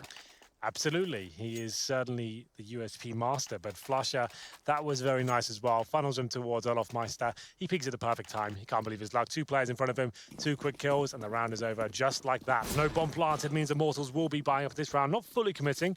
Lucas and Henny, they decide not to get armor, and Olaf Meister, he'll be kicking things off with a headshot straight to the dome of FNX there. 5 on 4, and we do have a scout for JW, who's actually very, very good at that weapon indeed. So watch out for him. In terms of the plan going forward now for Immortals, 2 smokes remaining, and they're actually separated on the map. Bolsters have the bomb towards Palace. Steel and Lucas are actually holding B apartment. So, Lucas and Steel, they can actually do some smokes towards B, I guess. This is the idea. They'll do smokes towards the B side of the map. Maybe try and get some sort of fake going on there, and the other guys run out towards Palace. That's all I can really speculate for you right now. It makes sense, but it's going to take a lot to force these 2 CD players waiting on the ace bomb side to go towards B from 2 smokes. You'd have to at least get a kill, especially in a 5 on 4. So Crims outside of Palace waits. Perfect position. The Mag 7, that is, you're right, perfectly placed. As soon as Bolts walks around that corner, he'll be greeted rather hastily by a bunch of, this is where my technical aspect belies me, shells, pellets, I'm not sure, but he actually goes aggressive. Pellets it is, and hits Bolts down to 30. Thank you for your technical aspect. Yeah, well, they'll be falling back right now. Pellets do land towards Bolts, taking down to 30 HP. Back towards B we go now. They probably will go the B commitment. The smokes I mentioned before, throw those in, see whether you can get anything going here. But they've decided against it once again. Back to the original plan. Going towards A, it seems, as those smokes go towards short, and trying to pull some rotations here. I don't think it's going to work out for them. That's the bomb down already. Dennis mows him down with the P90, a weapon we don't see that often, to be fair. Not really, doesn't really have a place in CSGO anymore. No, well, it does. It's just in the silver category. Yeah, it's just like, it doesn't make sense about it. It's definitely, exactly, $300 a kill as opposed to the 600. And it's more expensive to buy. That's what I mean. Like, obviously, it's still viable to buy it, and it works as a gun, but when you've got the UMP there, it's always very rare to see it anymore. But nothing really gained from Immortals that round. They lost the first pick quite early on. Going towards Palace, you can see them trying to set up some fake there, but didn't really work out for them. Now 4 players towards Palace. Steel will have the flashbang. He'll flash them out. Hope for the best, lads. Jump out, see what you can do with it. Maybe they can get 1 or 2 kills. That'd be beneficial. Dennis touches the Molotov. His teammate's Molotov at that. Flash goes in, but Olaf Meister, he's ready and waiting. And let's not overhype this too much because it's going to be a very simple procedure for Fnatic. Decent and done. It's Dennis with 1, but the rest go the way of his teammates, specifically 3 of them to Olaf. But now we get into the gun range. Henny. Does he buy it and drop it to Lucas? I doubt it. I think they're going to go 5 AKs here. Look at the buy for Fnatic. Oh, he does. He's hesitant, and there it is. Leaves him glass cannon, and normally Lucas is the one. Or sorry, I take that back. Henny is the one. I'm confused. They're twins. They're identical. Their names should indicate. It's definitely Henny. It's late in the night. I'm sorry. So yes, glass cannon. I should have read that it was him, and undoubtedly he would go toward this. Well, the buy wanted to point out, Mag 7, UMP P90. They have got an AWP to work with. This is a rough round for Fnatic. They picked this one up. They're in such a strong position, and with JW and the form he's in right now, I wouldn't be surprised if they did. Nice boot for Olaf Meister as well. Can hear footsteps coming in. He'll almost certainly get this first kill momentarily. There it is, takes down FNX, and at this point they can fall back. They're up against it in terms of the buy, so get an advantage like that, you take it, set the crossfires. Ooh, this could be good though, because Lucas has gone through the smoke toward connector. We weren't aware of his presence, but Dennis is still on that P90, is making it work. This is a slaughter. Rough. glass cannon. Hanny's looked the wrong direction, misses a shot. Q, Olaf to peek down. Actually, I take it back, it's Flush. I thought Olaf was still in the position. But it's 4-0 for Fnatic, and they've just grabbed an AWP. And AKs as well. So they've actually got that for free. They've got loads of money going forward. Another eco for Immortals. It's going to be 5-0 with so much money to work with after this round. Fnatic are so set. Double orb setup as well. So just Deagles, a couple of smokes here. This is a real rough start for the Immortals as we go into round number 5 here. Got the PT50s into the mix as well. FNX, Deagle can be quite deadly on this map, but not when JW is waiting for you top of middle. He doesn't decide to commit towards that window shot. If he does, he's almost certainly done for. I think Flush has actually made it. Okay, I was about to say underpass the minimap. Confused me a little bit there. Betrayed me, perhaps, as he's actually pushing off towards short. Flush is trying to get something going for his direction, but he can't be over-committed to mid because that means he's too far away from B, where Olaf is going to have a tea party for 5. Because the T's are definitely entering into the site in that direction. Flush, he's come back down in the right direction. He's found Henny. Bolt's already taken out by Olaf. They just need to hold and wait. Steel's gone back around in the smoke, but Flusha turns to find him, and all 5 stay alive. Money swelling for Fnatic, and Immortals getting trounced early. 5-0 starts not uncommon, but it's the fashion by which we've seen it. Fnatic have looked very convincing as such. They've got 5 digits of economy in 5 rounds. Absolutely. Dream scenario for them. Doesn't get much better than this. Still the double orb, still AKs as well. AKs on the CD side as well, such a big deal. Holding tighter angles, going for that one-shot potential as well. Makes you very, very deadly indeed. Lucas fast towards mid this time. They have got the orb in the hands of Henny this time. Not glass cannon, using that standard little boost up towards the mid boxes there as the smoke comes in. Still does spot Olaf Meister towards the B side though. That's a big grenade, lands on his feet as well. Down to 48 HP. This is getting from bad to worse for Immortals. Another nade lands on the feet of Still. This is a horrible round for him. 2 grenades taking under 4 HP. Olaf finishes them off. Another 5 on 4. Fnatic looking deadly right now. Lucas trying to find an opening, but he's down below. It's only if they push up that he'd be able to spot. Deadly indeed, but Lucas... Oh, he's got to be so careful. Timing is everything. They're going to try and peek it back out of Cat for the counter, but Flush has rotated around instead, so Lucas doesn't have to worry about his backside. Takes JW. Can stay within the smoke confines of the connector, but instead it's Flusha to cover off behind the vent. Crim's inside of the site directly, and Olaf, who's already on the flank, he's toward T-spawn. So buy time and space. Utility to do such isn't great. Crim's has a Zeus, by the way, but I doubt he'll be electing to use it in this tenuous situation. He's got a hold from Shadow. Bolts and Hen have yet to walk through. Olaf's getting ever closer. Crims just has to hold the line, finds one. They now know he's in Shadow. That holds them stationary as FNX looks for an opportunity. They spray through, Bolts hits it. But Q Olaf, he's at the bottom of the ramp now. He's spotted one. Trigger Discipline, thank you for revealing me to your leader. The bomb down, he's got Bolts, and FNX bows out to try and leave. It couldn't get any more perfect, you have to say. Crims gets 1 kill from that Shadow position as well. They think they've eradicated all the danger. They've dropped that smoke as well, but oh no, Olaf's waiting for you. But still, FNX has a chance. A very slim one with 8 seconds remaining, I have to say, in the bomb down as well. I'll take that back. He has no chance now. And the pause comes in. He'll be getting no money. He needs to make sure he survives this. Not running away just yet, but look at that money for Fnatic. Olaf Meister, almost $16,000. Everyone in 5 digits. Absolutely nuts start for them. This is about the perfect start. 4 kills over 6 rounds, Fnatic. Almost on 16K 6 rounds in. It couldn't get any better. And FNX has been a world beater on the SK lineup. He definitely brings individual skill, and I would undoubtedly say that Lucas, Henny, they can do the same. Steel and Bolts have held their own in various situations, but seemingly together they're not there yet because Fnatic is just waltzing with this. Yeah, absolutely. Well, they have got maximum loss bonus. And with FNX, with that weapon as well, the pause comes in. I would suggest you do buy into this and hope for the best here. They will be doing that. Steel's going with the Tech 9. I think they can get 3 AKs in total, and it'll be 1 Tech 9.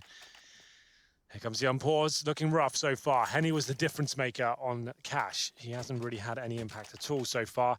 0 and 6, but don't know that really against him. No one's really fracking at all for Immortals. It's been a rough ride for them. Fnatic looking unbelievably sharp right now as we get into round number 7. 3 pistols, in fact, and only 2 AKs. They do get the smokes to work with here.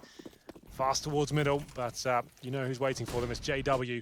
Molotov towards mid, and you just know he's going to hit this. Okay, maybe not. Yeah, speaking about Lucas, you do. That was lovely with the AK. Nice shot. Dennis on top. Ticket boot does manage to look down. Find Lucas. Dennis is well relocating as FNX walk in from A main. The twin brother getting a secondary shot, though, from the Tech-9 and through the smoke. Steel and bolts. He finds Crims as well. It's all to Dennis. He starts off with 2. He needs to get 5. Bomb is in middle. There's no indication of exactly where the safe ground is. They know Dennis is towards CT stairs, though, so the position right now in behind that Henny holds is decent. Smoke in front of him, because now Dennis is limited in his movement. He's going to try and get inside of the site. Steel's already escaped with the bomb. Missed shots from bolts. Low HP, Dennis. This gives him a bit more of a chance. Nade goes through, but Dennis is going to give up on the single player in Palace because he knows the situation is such that he needs to get onto B instead. And they'll burrow inside of inside of Checkers for his arrival now on an AK. He has got a smoke, and now upgrading to the AK, you're right. He does have a chance at this. Might as well go for it. The money's so strong for him. Smoke the bomb, force them out of position. Let's give it a go. There's something reassuring. Oh, he's going to go all the way through. They're not going to be ready. If they're not looking, this could be big. They're not looking the first time. Steel does turn back. He's not expecting 2 in the same position, but smoke down, kid out. He's got the line up, but Bolts nails it. There's something really satisfying about knowing that you can go for a 1v3 you otherwise wouldn't because of the money, and sometimes that's when the best plays are made. But not quite this time. It's the shot from Lucas, I believe. I thought JW had him there, but pre-fire in that little corner couldn't necessarily see him, but takes down JW there. That opens things up, and finally, we see the first round arriving here for Immortals. 6-1 though, and the money's in an okay position. They reinvest all the grenades. They don't have an ult themselves just yet. JW rattling off shots towards middle. Dennis pushing up. Lucas, I think he's been detected there, especially with that grenade being thrown now as well. Dennis looking to hunt him down. He's almost certainly going to get this kill. Lucas had no idea, and he has been put to bed. Dennis takes him down, and it's going to be a 5-on-4 as quickly as that. Olaf gets aggressive with the smoke down. Inside of apartment, first doorway on approach, second doorway CT side. It's not common. Oh, and he's read it though, and he's got the shot. 3 HP, just barely gets the shot. But close only counts in horseshoes and hand grenades, and bullets unfortunately don't fall into that category. So 3 HP will suffice, and Henny will survive. Bolts does better. He'll take Crims cleanly. And that puts us 6-1 with a 4-3 offset in the round, favoring Immortals, who need to string 2 together, otherwise they're reset. Yeah, well, they're in a decent position to do so right now. 4-on-3 in their favor. Flash up, getting in his position where he can just spot the feet crossing in those B apartments just now. But it's down to JW. It will be an 8-sided attack. Steel's coming in with the bomb as well. FNX with him, and JW's on the ticker booth, concentrating towards connector for now. Timing working in his favor though. There it is, a key frag found on FNX. The money on the Fnatic side has been chiseled down quite considerably, so they've only got 1 more round in hand. They themselves, having only the 6 rounds, have to hold this one true. They do. Broken again. Fnatic now can swell out of control. If they go down there 6-2 and they have 1 round left to buy, they buy. If it goes 6-3, we actually could have very easily had a very close game in our hands. The fact that it's 7-1 now, they win that, they reset it. If they stay clean here and go back over 5-digit on everyone, you're looking at a 12-3 potential. Full investment though from Immortals. I think they've spent everything they've got. Okay, so Bold stays about the $1,000 mark. Same sort of Lucas, but 3 players fully investing into this. Just Tech-9s. Normally you want to be doing the full executions these sort of rounds, but towards middle they go. Decent flashbang towards JW, so a bit of ground to work with here, but the Molotov will slow them down. Lucas has to put it out. He knows they've been detected. He needs to start moving a little bit quicker and isolate players like Olaf Meister, but he's ready, spraying them down from bench position there. It's an easy round for Fnatic here. Not a single frag obtained by Immortals, and just poor old Bolts, bomb on his back, hoping for the best here, but it's a clean sweep from Fnatic. 8-1, money in ruins for Immortals now, and it's looking very possible this game could just run away from them. They have to take another eco. 8-1, Fnatic making very, very quick work of the Immortals. Remember, this is essentially, if you want to call it that, a playoff for the playoff. It's a best of 1. Round robin format. Each of these teams 2-2. Winner of this moves on. Loser bows out of the tournament now. They'll join NIP and Optic on the bottom side, not advancing through to the playoffs. Flusha hits Henny. That starts off well. The pistols unable to find much damage. In fact, just scrapes of damage towards Dennis. Goes down to 50 to be fair. Gets tapped quite a few times, but manages to burn 1 alive and then survives. So it's 9-1, as fast as I can even talk about the previous round in the situation. Yeah, Buy comes in, no AWP for Henny though, and we've already pointed out he was a key factor for Immortals in previous games. Fnatic looking very, very good indeed. And 1, 5 AKs come out. They do have the smokes to work with and a few Molotovs as well. It's only not a full buy, but this is the round of I'm Fnatic. I'm going aggressive this time. I'm changing things up just as you feel like the adaptation's about to come in. And I was going to say, maybe a full execution this time from Immortals. Let's see whether we can get that bomb down here. And Crims does go aggressive, but taking down my bolts. 5 on 4 for now. So a lot of work to do as JW, of course, pushing through the smoke. Can't hit the shot this time. Can't quite. Lucas capitalizes. Dennis playing where we saw Crims in the round where Olaf backstab. He's got one to make it a second, but Henny does manage to land the headshot in return. Olaf now is going to be going for a fast rotation through underpass. That leads him toward connector. It means Flusha's got work to do to keep not only aggression onto him, but the time is such and the window of opportunity available for Olaf, who does a quick check toward Catwalk to make sure he's not going to be counted off. Flash goes through well-timed, pre-fires into it. Now they know for certain that he's there. This is when Flusha needs to go into the right. Olaf never saw it coming. FNX holds true. 9-2 might just do because it's a nade out. And although Flusha has a kit, a smoke down on the bomb, they surely know which direction he's coming from. He wants them to think he's on it, and it may have just sold enough. He's got that down the smoke place. He's tapped it out as well. Knows what the third is. Hits all 3, but there's not enough time. Quite the round nonetheless from Flusha. And keep in mind the money game, because Immortals, they just won, but they're facing a reset of 3 rounds this time, and they won't be able to buy fully into this. 2 players on 16k as well. That was actually sick though from Flush. The fact he takes all 3 down, he can't win the round, but it is so well played. He knows what he has to do in that scenario, and he just punishes them so hard for it. Look at the buy coming in now from Immortals. Fnatic, they've got the full buy, all the money they need. It's 2 Galils, a UMP. Immortals lose this, it's another double eco situation. They at least have to get the bomb down going forward. And this could well end up being like a 13-2 half. Very, very difficult round going forward. JW aggressive this time towards short, not going in towards that window position. And looks like potentially B-sided attack from Immortal. 3 players there for now. Bolts by himself towards the A ramp. FNX up the middle. About to walk into the crosshair though of JW. Simple procedure for him. Just taps him off and 5 on 4 just like that. Crims just get tagged though. Flash was well timed from Flusha, or rather onto Flusha, as they aggress onto the B site. But he's tagged up, dinked off, has to back away. 25 HP as he swings back into the bench. It works. He'll find Lucas in this QJW. Hello. Goodbye. Just like that. 5 on 1. Bolts, this is the round they really did have to win. This is going to put them into complete disarray now. There's $1,400 pretty much across the board for the Immortals team. 10-2 down.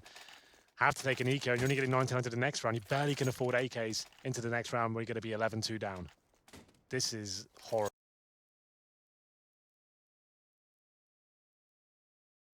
Map. This is almost at the point of no return. Fully, yeah, have to fully rest. And what an unfortunate situation to be in, considering the importance of this game. You have to force buy into this. You can't go in the round of no AKs either, so take what you can with the Tech 9s, the Deagles, hope for the best here. Henny can't even afford body armor of his. He's gone for the smoke and 2 flashbangs. I've not heard that noise before. Chair collapsing? Yeah, but it just the way, the pitch by which it did so. Nonetheless, smoked off. Sounded like a beacon, a distress beacon. Perhaps appropriate, because if I was Immortals, I'd be signaling a distress beacon as well. Pistols to play with. B site, the intended target. They do leave 1 over toward A. That's Steel. He'll do what he can to lock them down, but meanwhile, Olaf through the smoke gets 3. And that means Steel dying off site, leaves Henny away from the bomb, and the round's right it off. Maybe not before some zealous display of flashy Deagle and antics, but that's not even to be. Flusha, speaking of flashy, Flusha, see what I did there? Is able to get the kill 11-2. You're very smart. I'm eloquent. I don't know about smart. Don't know that those things correlate necessarily. I said it was through smoke. I caught it. I was watching the rotation. I thought the smoke was still there, so it was just dissipating. So that force buy, this feels like it's done. They've got nothing left in the tank here, Immortals. It's been such a rough game for them. Fnatic never really had to eco at all. JW up against Glocks and PT50s. 1 flash is all they have to work with here. Presumably going to be used towards middle. He's looking towards underpass for now, but Flash opening things up. He gets the first 2, make it 3 off towards short, and it's just going to be 1 player remaining. That's Bolt. So, although it's against pistols, that's kind of what I was alluding to with JW's style early on. That's what he used to do. He used to jump out the window, look down to the underpass, set for the kill, wait about 5 seconds, and then rotate back through connector and try and get a short shot toward boxes as he did so. So yes, he hasn't done it against guns, but it gives you an idea that he still has that mindset occasionally. Yeah. 12-2 and could be 13 if they win pistol second half. I mean, look, I don't even want to have to mention it. I think it goes without saying. Desperation. Dennis flashing himself up against that catwalk smoke, but gets blinded up in turn and then can't find his intended target. Goes down. It's FNX left on 12, but it's a man advantage for Immortals to work with in round 15. Crims has company, doesn't know it, does now. Certainly does. Lucas dropped just like that. FNX, he'll be down to 12 HP as well. JW seems to be hitting absolutely everything, but Bolts does shut him down. He finds a double kill as well. A chance for Immortals to find their third round here. A good chance at that. Okay, maybe not so good anymore. Well, Crims, yeah, kind of denies. Leaves a bomb down inside of the site as well. Olaf is confirmed. Still see that. Crims is waiting out toward mid, right call. FNX, oh, right call, wrong time.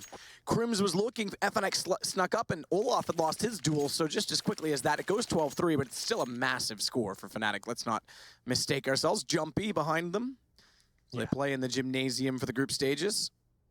It's a cool little setup. Everyone's got their own little booth in there, and you can have the PCs the whole time. But Matthew, we are going to take a quick break. It's been Fnatic running over Immortals so far, but if they win the pistol in the second half, they could bounce back. So we'll come back with Mirage after the break.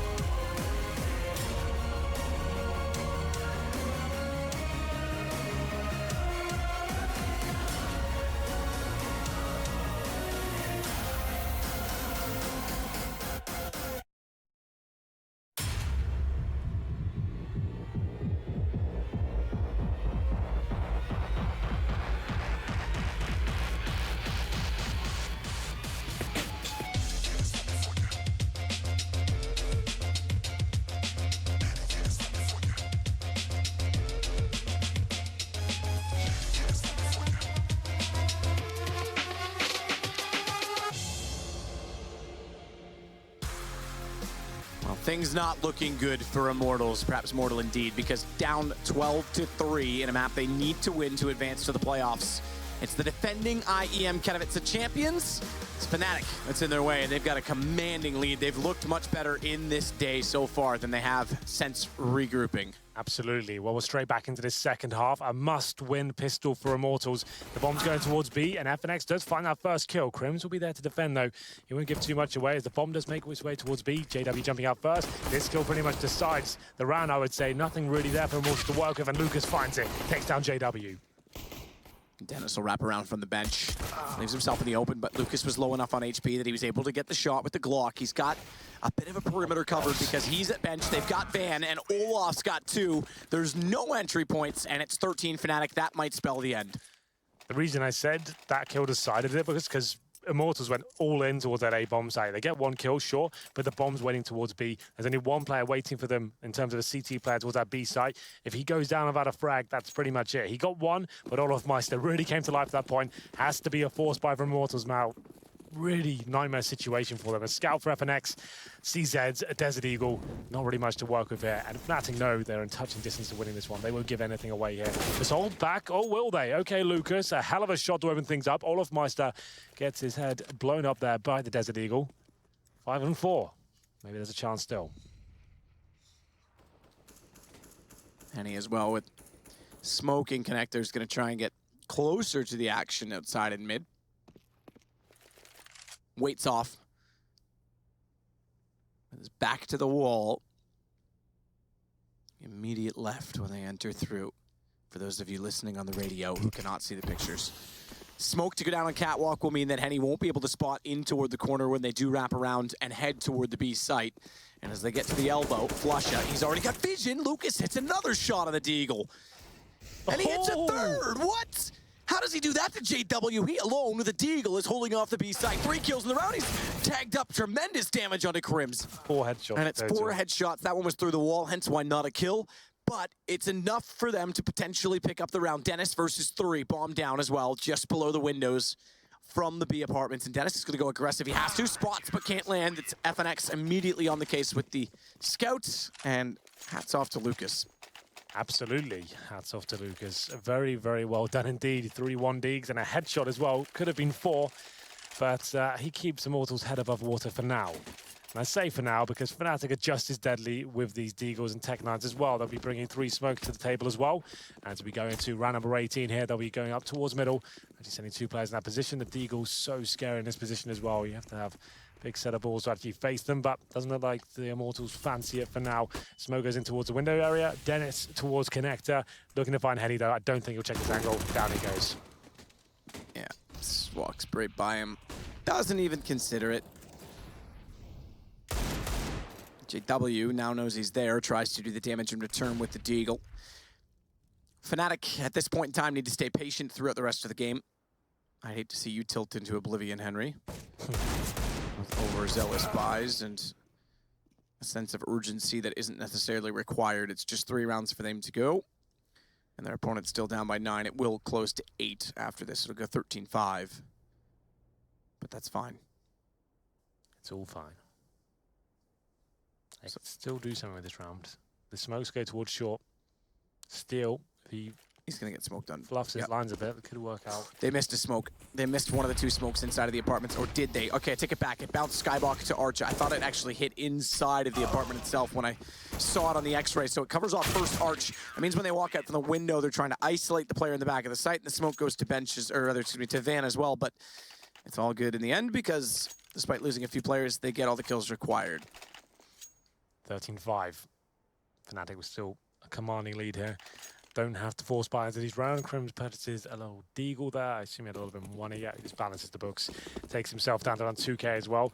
They'll be getting $2,400 on top of their $2,000 each. So AKs will be brought out into round number 20. This is a chance for Immortals to keep as many players as they possibly can alive. Don't want to drop anyone here. They can't afford to let a player go down. It's not a good start. 13 HP for Bolts. And they're gonna take advantage of this. Smart, but the problem is they're flashing themselves off against their own flames. So what the thought was actually reasonable. They knew they did damage at the window. They knew therefore that they forced bolts off, fast flashes, and get toward the window and get in the face of Immortals. Jump shot hits Henny down to 50. But unfortunately, they kind of get flubbed up with the amount of utility down. Henny manages to pick up a kill. UMP success. But again, it can be patience from Fnatic. No pressure at this point in time. It's a tantalizing prospect to you, Henry. This Fnatic lineup could return to what they used to be. Very tantalizing. Like Is it promising? I want to see the playoffs first. It's just best of ones. I think I want to see more than this tournament, but do you think that's something that's sustainable for them? I think so. I think, we know this lineup can be very, very good indeed. It's won multiple tournaments, but it dropped off towards the end. They didn't keep up with the game the way it was developing. I think they understand that, and they've had time to kind of reflect on that now. Bringing in Jumpy, I think it'll bring a new tactical aspect to it. These things do take time, though. In Vegas, left a lot to be desired, I have to say, but hopefully now, I think they'll realize they have the skill and the whole package on paper. They just need to make come together and work in a tactical aspect. That's the only thing that's ever really missing for me with this lineup. So smoke land in the window, thrown from spawn this time, which means the absence of a catwalk smoke, and with the early smoke on window, without going for the catwalk smoke and putting more pressure over toward A, getting up middle, it means one more smoke available to the execution on A, should they elect to go that route. Rather than putting in a cat, getting to boxes, and then throwing a second one, they only use one. So it saves them a bit, but it means they have to act a little bit quicker in mid to get to connector. They've been successful. Nice shot from Henny. Flashed off, still fires to find Dennis. Forget smokes, it's Fnatic. Why do we talk about execution? They just walk in to find kills, but that's not gonna work out perfectly because Bolt's inside of a smoke at jungle. He's able to find Flusha in return. And the HP goes so low despite the bomb plant, and he's still waiting on the backs of them at CT stairs with smokes down, but through the inside of it, they managed to find the kill. It's all but one remaining, and Crims is down to the end. Immortals will pick up number 7. It's getting closer quite quickly now, but again, Fnatic, they've got another gun round in the way of a full comeback to a tie game at least, if not 2. Well, a simple execution there. Bolt's doing a tremendous job on that stairs position. Whenever his teammates are rotating as well, he finds 3 kills in total, like you said. And he kicked things off with the flashed AWP shot to take down the first ensuing player from Fnatic there. A partial buy comes in. There will be a maximum stage loss bonus. That's 5 losses in a row after this round. That's if they don't win it, of course. You certainly have the potential to do so with the Tech 9s and CZs smokes as well. Most teams, we discussed it before, go for the full execution in this round, but maybe towards B they'll be heading this time. Still can execute, but it's very common to go towards A in these sort of rounds.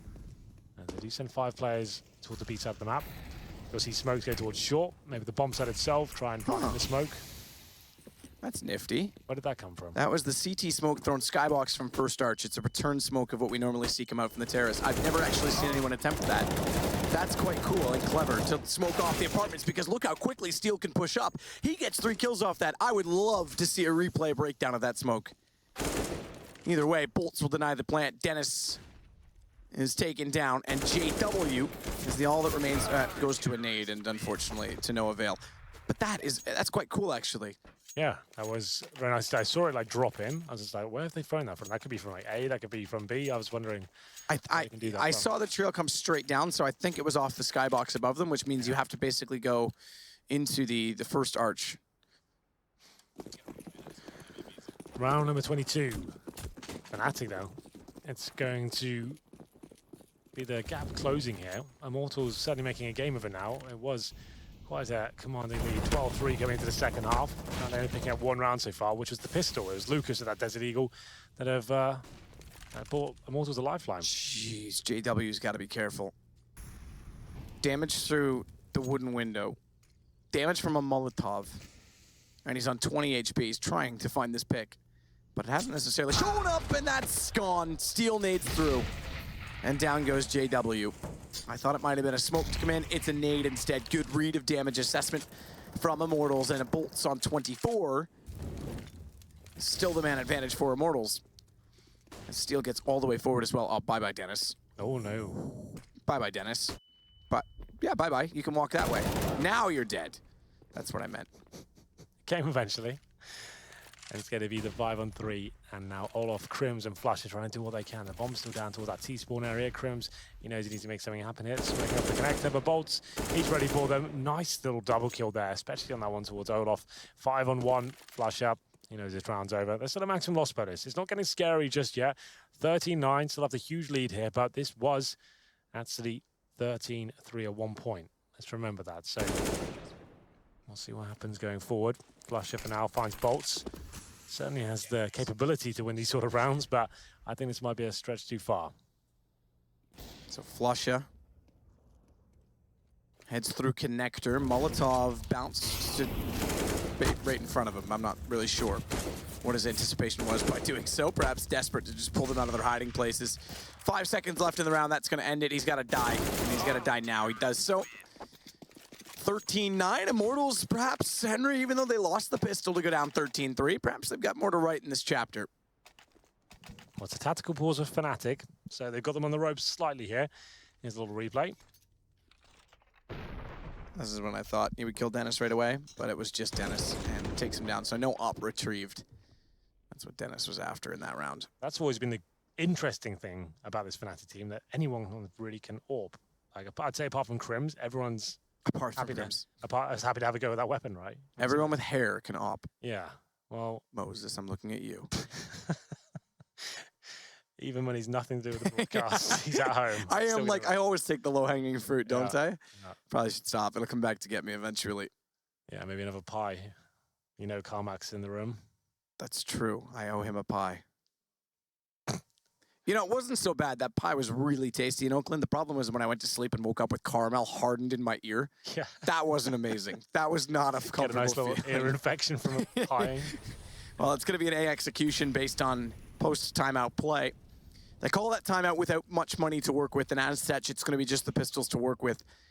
Tech-9s, predominantly, with one Deagle in the mix. Slusha held off because the smoke goes down, a counter smoke goes down on top of A main. They're through that now, and Molotov's already covering off the shadow position. Bolts has gone to Firebox instead. Good read. Dennis wraps around and takes him immediately. Pushes aggressively as they smoke off. FNX nades go down as the stairs a little bit deep for him. But they'll find Olaf in mid. That's fine. Everything's dandy, except that with all that chaos and the progress made in the site, they don't get the bomb anywhere near planted. Yeah, they get the opening kill, but can't do much more after that. It's going to be 13-10 almost certainly here with Dennis and such low HP and nowhere near the bomb. He might have to get it thrown across to him. What's the plan here for Fnatic? Not much, apparently, because Grim's now almost certainly going to die. Steel finds the last 2 kills there, and Immortals find double digits. It was 13-3. So, Immortals doing a fantastic job to get back into this one. Money's starting to get to another buying situation. That's going to be 6 rounds in a row, I believe. Actually, 7 rounds in a row for Immortals. Henny with the AWP. JW a very good spawn. This doesn't have the AWP to challenge towards middle here, so he'll be heading towards the B apartments. Already giving away too much here. To be fair, Immortals haven't had to change their stance at all here. They're doing very well at holding off the bomb sites. And Henny, okay, this is one of the first adjustments we've seen. Drops out smoke to defend himself from the underpass. I think he's almost guaranteed a kill here. There it is. Nice. Flusher jumps into his crosshair. They're getting rolling now. This could still be a game. They were very good. You remember on Cash as well? They were weak on the T side. As soon as they were on the CT side, they looked amazing, right? That's when they looked very, very good. The T sides have been a bit lackluster today, but if you've got a CT side this good, maybe that's can win you games. So back to B. One inside of middle. That's Olaf. He'll try and push on from Cat.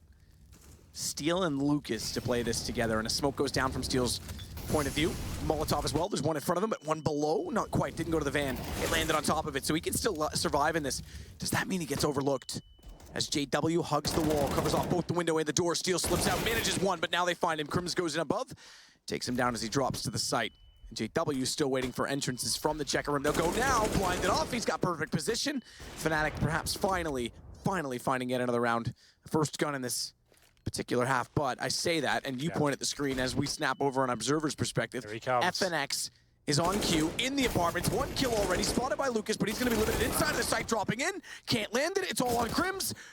And down goes Crims. Henny has it, and it's going to be a clutch back Immortals. He's got the kit, and he pulls it off. That's actually quite impressive. 3 kills from him as well in the retake. FNX stabbing them in the back, managing to pick up 2 kills. It looked like a very convincing situation for Fnatic there, but Immortals keep the dream alive.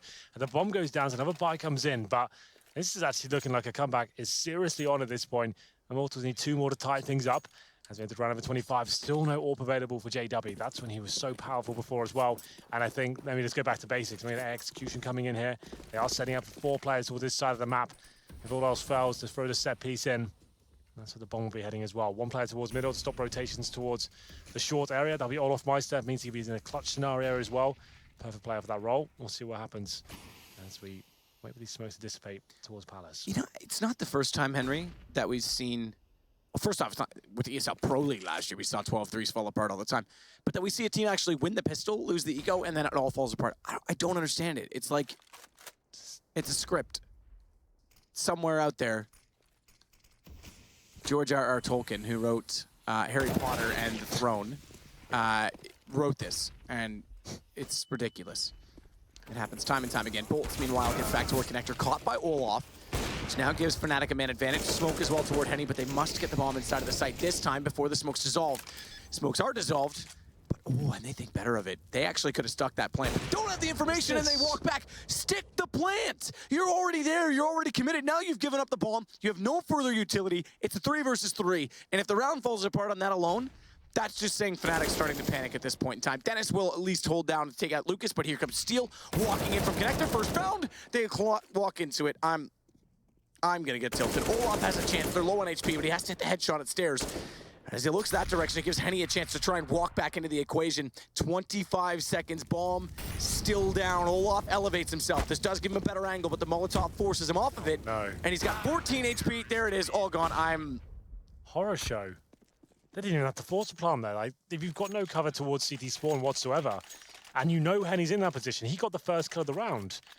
You know yes, he can rotate, sure, but there's still a chance he's still there. Don't just plan in the open just because you feel like you have to. That seems like an individual decision. I think Krim's panicked on the fact the smoke was dissolving. Yeah, that was nuts. So Henny probably can't believe his luck. He's thought, okay, they're actually planting right in front of me. No problem at all. I'll take that. And now it's another eco, and this is almost going to be guaranteed to be tied up now. Has to be another partial buy here. Still a maximum loss bonus, but 9 rounds in a row for Immortals, and Fnatic, they're looking flat here on the T side. That was the round to kind of, I feel like, would have been the one that closes the game out. I thought, okay, we've given them a chance now, but let's just finish it off. But Henny, meanwhile, comes out of jungle. And watch down into mid without much vision. I'm still dumbfounded as to what just took place, but Flusha with a smoke out will go toward the jungle position. And okay, it did land. I wasn't certain. I thought it might have bounced high above, but it did drop back down. So this gives Olaf a bit of an entrance in toward the connector position. It's a 2-2 split otherwise, though, on B. With 2 pushing up. Steel and Lucas, they've got to be careful. Steel goes down. Lucas has to hold on to his ground. He does so successfully, but that locks him off inside of the apartments as JW slips in from Catwalk with bomb. Can't go over the plant just yet, though, because Bolt is inside of the site. Brief exchange between the two will give Olaf time to flank him back out. He'll win one fight before that happens, though, and his attention's already turned, so JW has to save Olaf. Now on an AWP, 2 versus 2, and Bomb's gonna bail and head back to A. That's the right call. this is so tense. I thought this game was done and dusted after the first half, and now it's coming right down to it. FNX in the connector. He can see them crossing over as well, but the timings work against him. The bomb will be planted. Olaf Meister and CD spawn with the AWP. JW could go down here. That's key. He manages to survive. And Olaf was waiting for the rotation from Lucas. That's not going to head his direction. It's gone underpass. And FNX is trying to buy space and time. JW's made it to Sandwich.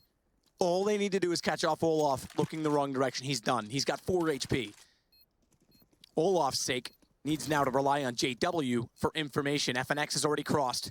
His teammate getting closer. Found his JW. Olaf has to hit this perfectly. He has to know the lineup of the bomb. He's got it right, but not there. He misses the shot. FNX hits it. It's 13. 13 Immortals have pulled it back. Could have got the collateral there. Can you imagine that's the way that finishes off? They're both low HP as well. Good grief. I think with this game, there's so many things we can analyze. We've got the last round with the bomb plant from Crims after they hit the kill. And you said this, they had the information on Henny. I think they've got it ready for us, but this game is getting absolutely insane. Maybe we'll hold it because we're getting back underway again. Yeah, well, they get the bomb down this time, so finally JW gets the AWP, and they manage to get the tech down, the bomb down there. But JW's position, it was just too exposed. Unless he nails that first shot from Sandwich, the round's going to be over. And Immortals managed to get 10 rounds in a row here. We go into round number 27, all still in the hands of Henny. JW. Let's see where we can open things up. Watching towards connector for now. Crims coming in for that underpass position as well. We've seen that smoke before. That's when Henny was a bit more aggressive. Not going to be there this time. Threw it in the last round as well, but didn't take advantage of it. Smoke off in window again this time with the absence of the catwalk smoke. It gives them a bit more to work with. They've got 2 smokes left on the T side. 2 Molotovs as well. A couple of flashbangs, one which is used to bring Olaf into contention at connector. Thrown out by his teammate JW at top of mid. And Henny's staring in that direction with an AWP. He would very much love for Olaf to walk out into where those 2 points intersect.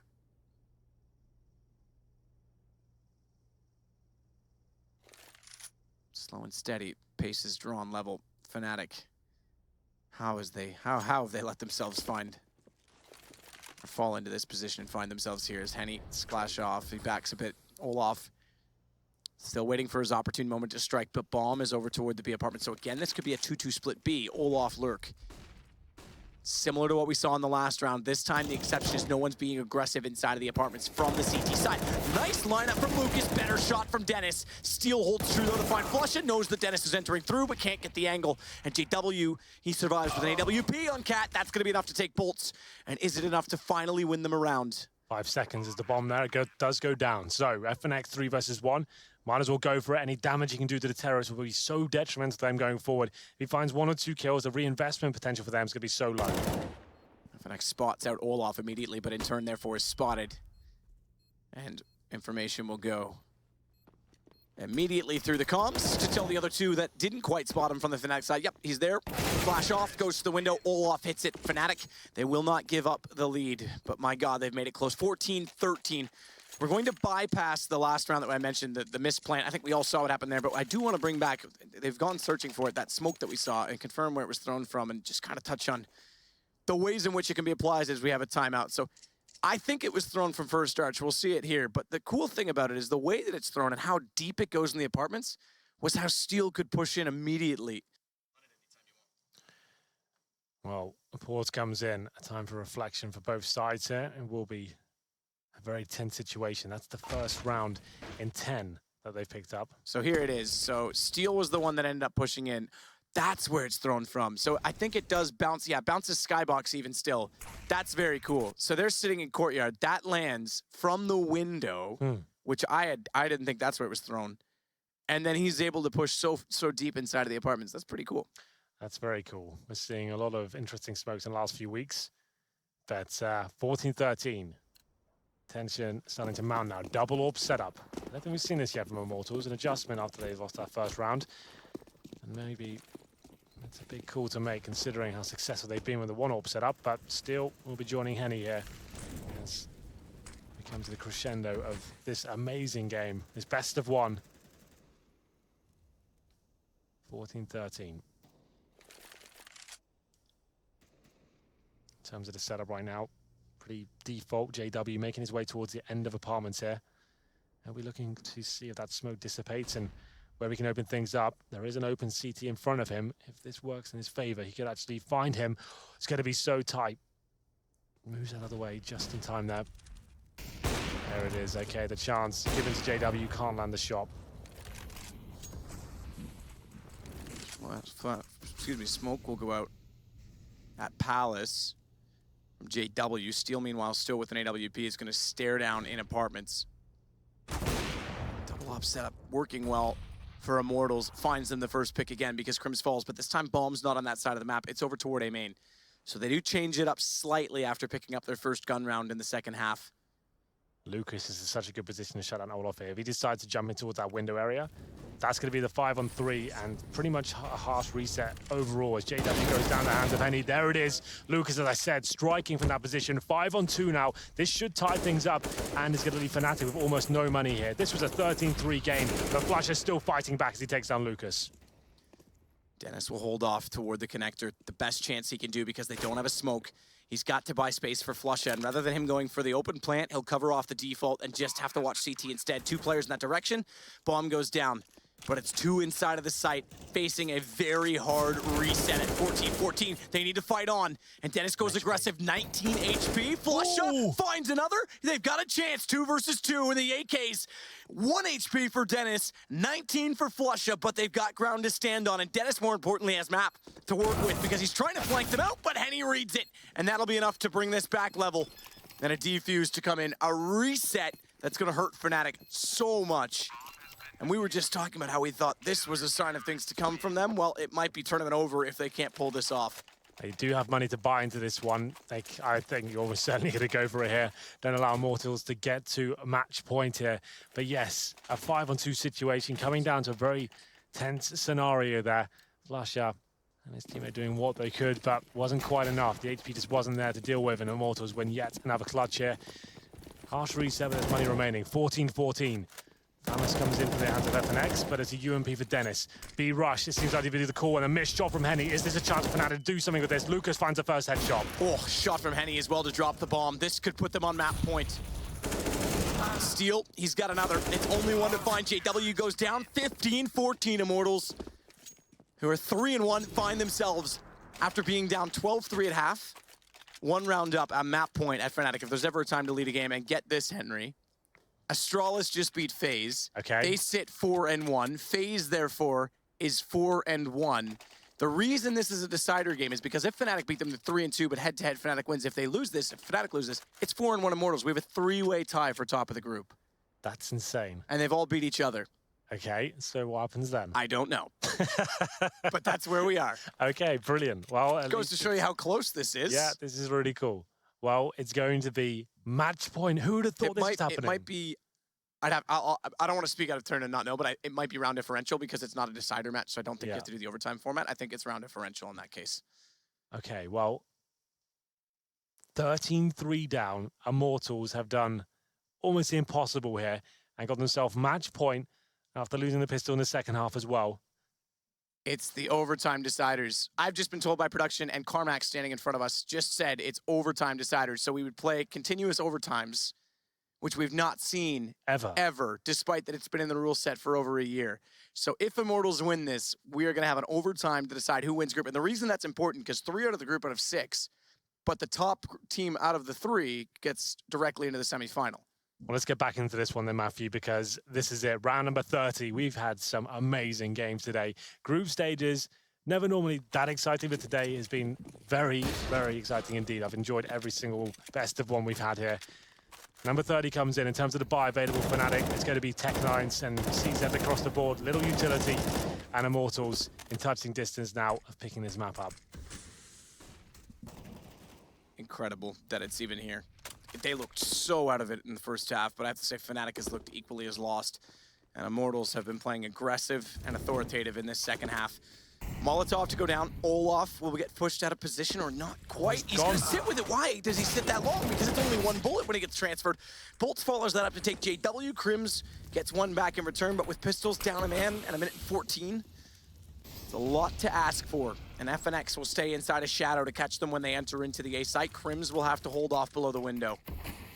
4-on-3 now, Tech9's last-ditch attempt, but Henny hits another shot here. This should be it, as FNX is given a free kill. Just Crims with the Tech9, 13-3 down, 15-14, and Crims left the only chance for Fnatic now. He goes down, and can you believe it, Matt? What in God's name just happened? Defending titles as well. These guys are the defending IEM champions. They got put back together to try and bring back their glory days. And Immortals, who went out in the qualifiers, or excuse me, the quarterfinals last year against Na'Vi, have just put them out in groups. That's a huge turn of fate. And now we've got our 3-way tie. Look at Fnatic. Isn't it? They're not used to this. They've never been in this position. They're normally the team that comes back from that situation and breaks hearts.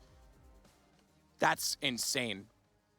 What a game we've just been given there. You don't see that every single tournament. That's absolutely nuts. Fair play to Immortals. I didn't think they had a chance there, but they played with such passion in the second half that their CT sides seem incredibly on point. T sides need a little bit of work, but you can't knock them at all with their CT performances. And if you want to test this lineup back together early, let's see the resilience and how they learned from this. They are out at Katowice. It's Immortals in a 3-way tie. We're going to take a break, figure out how this all goes down. We'll be back.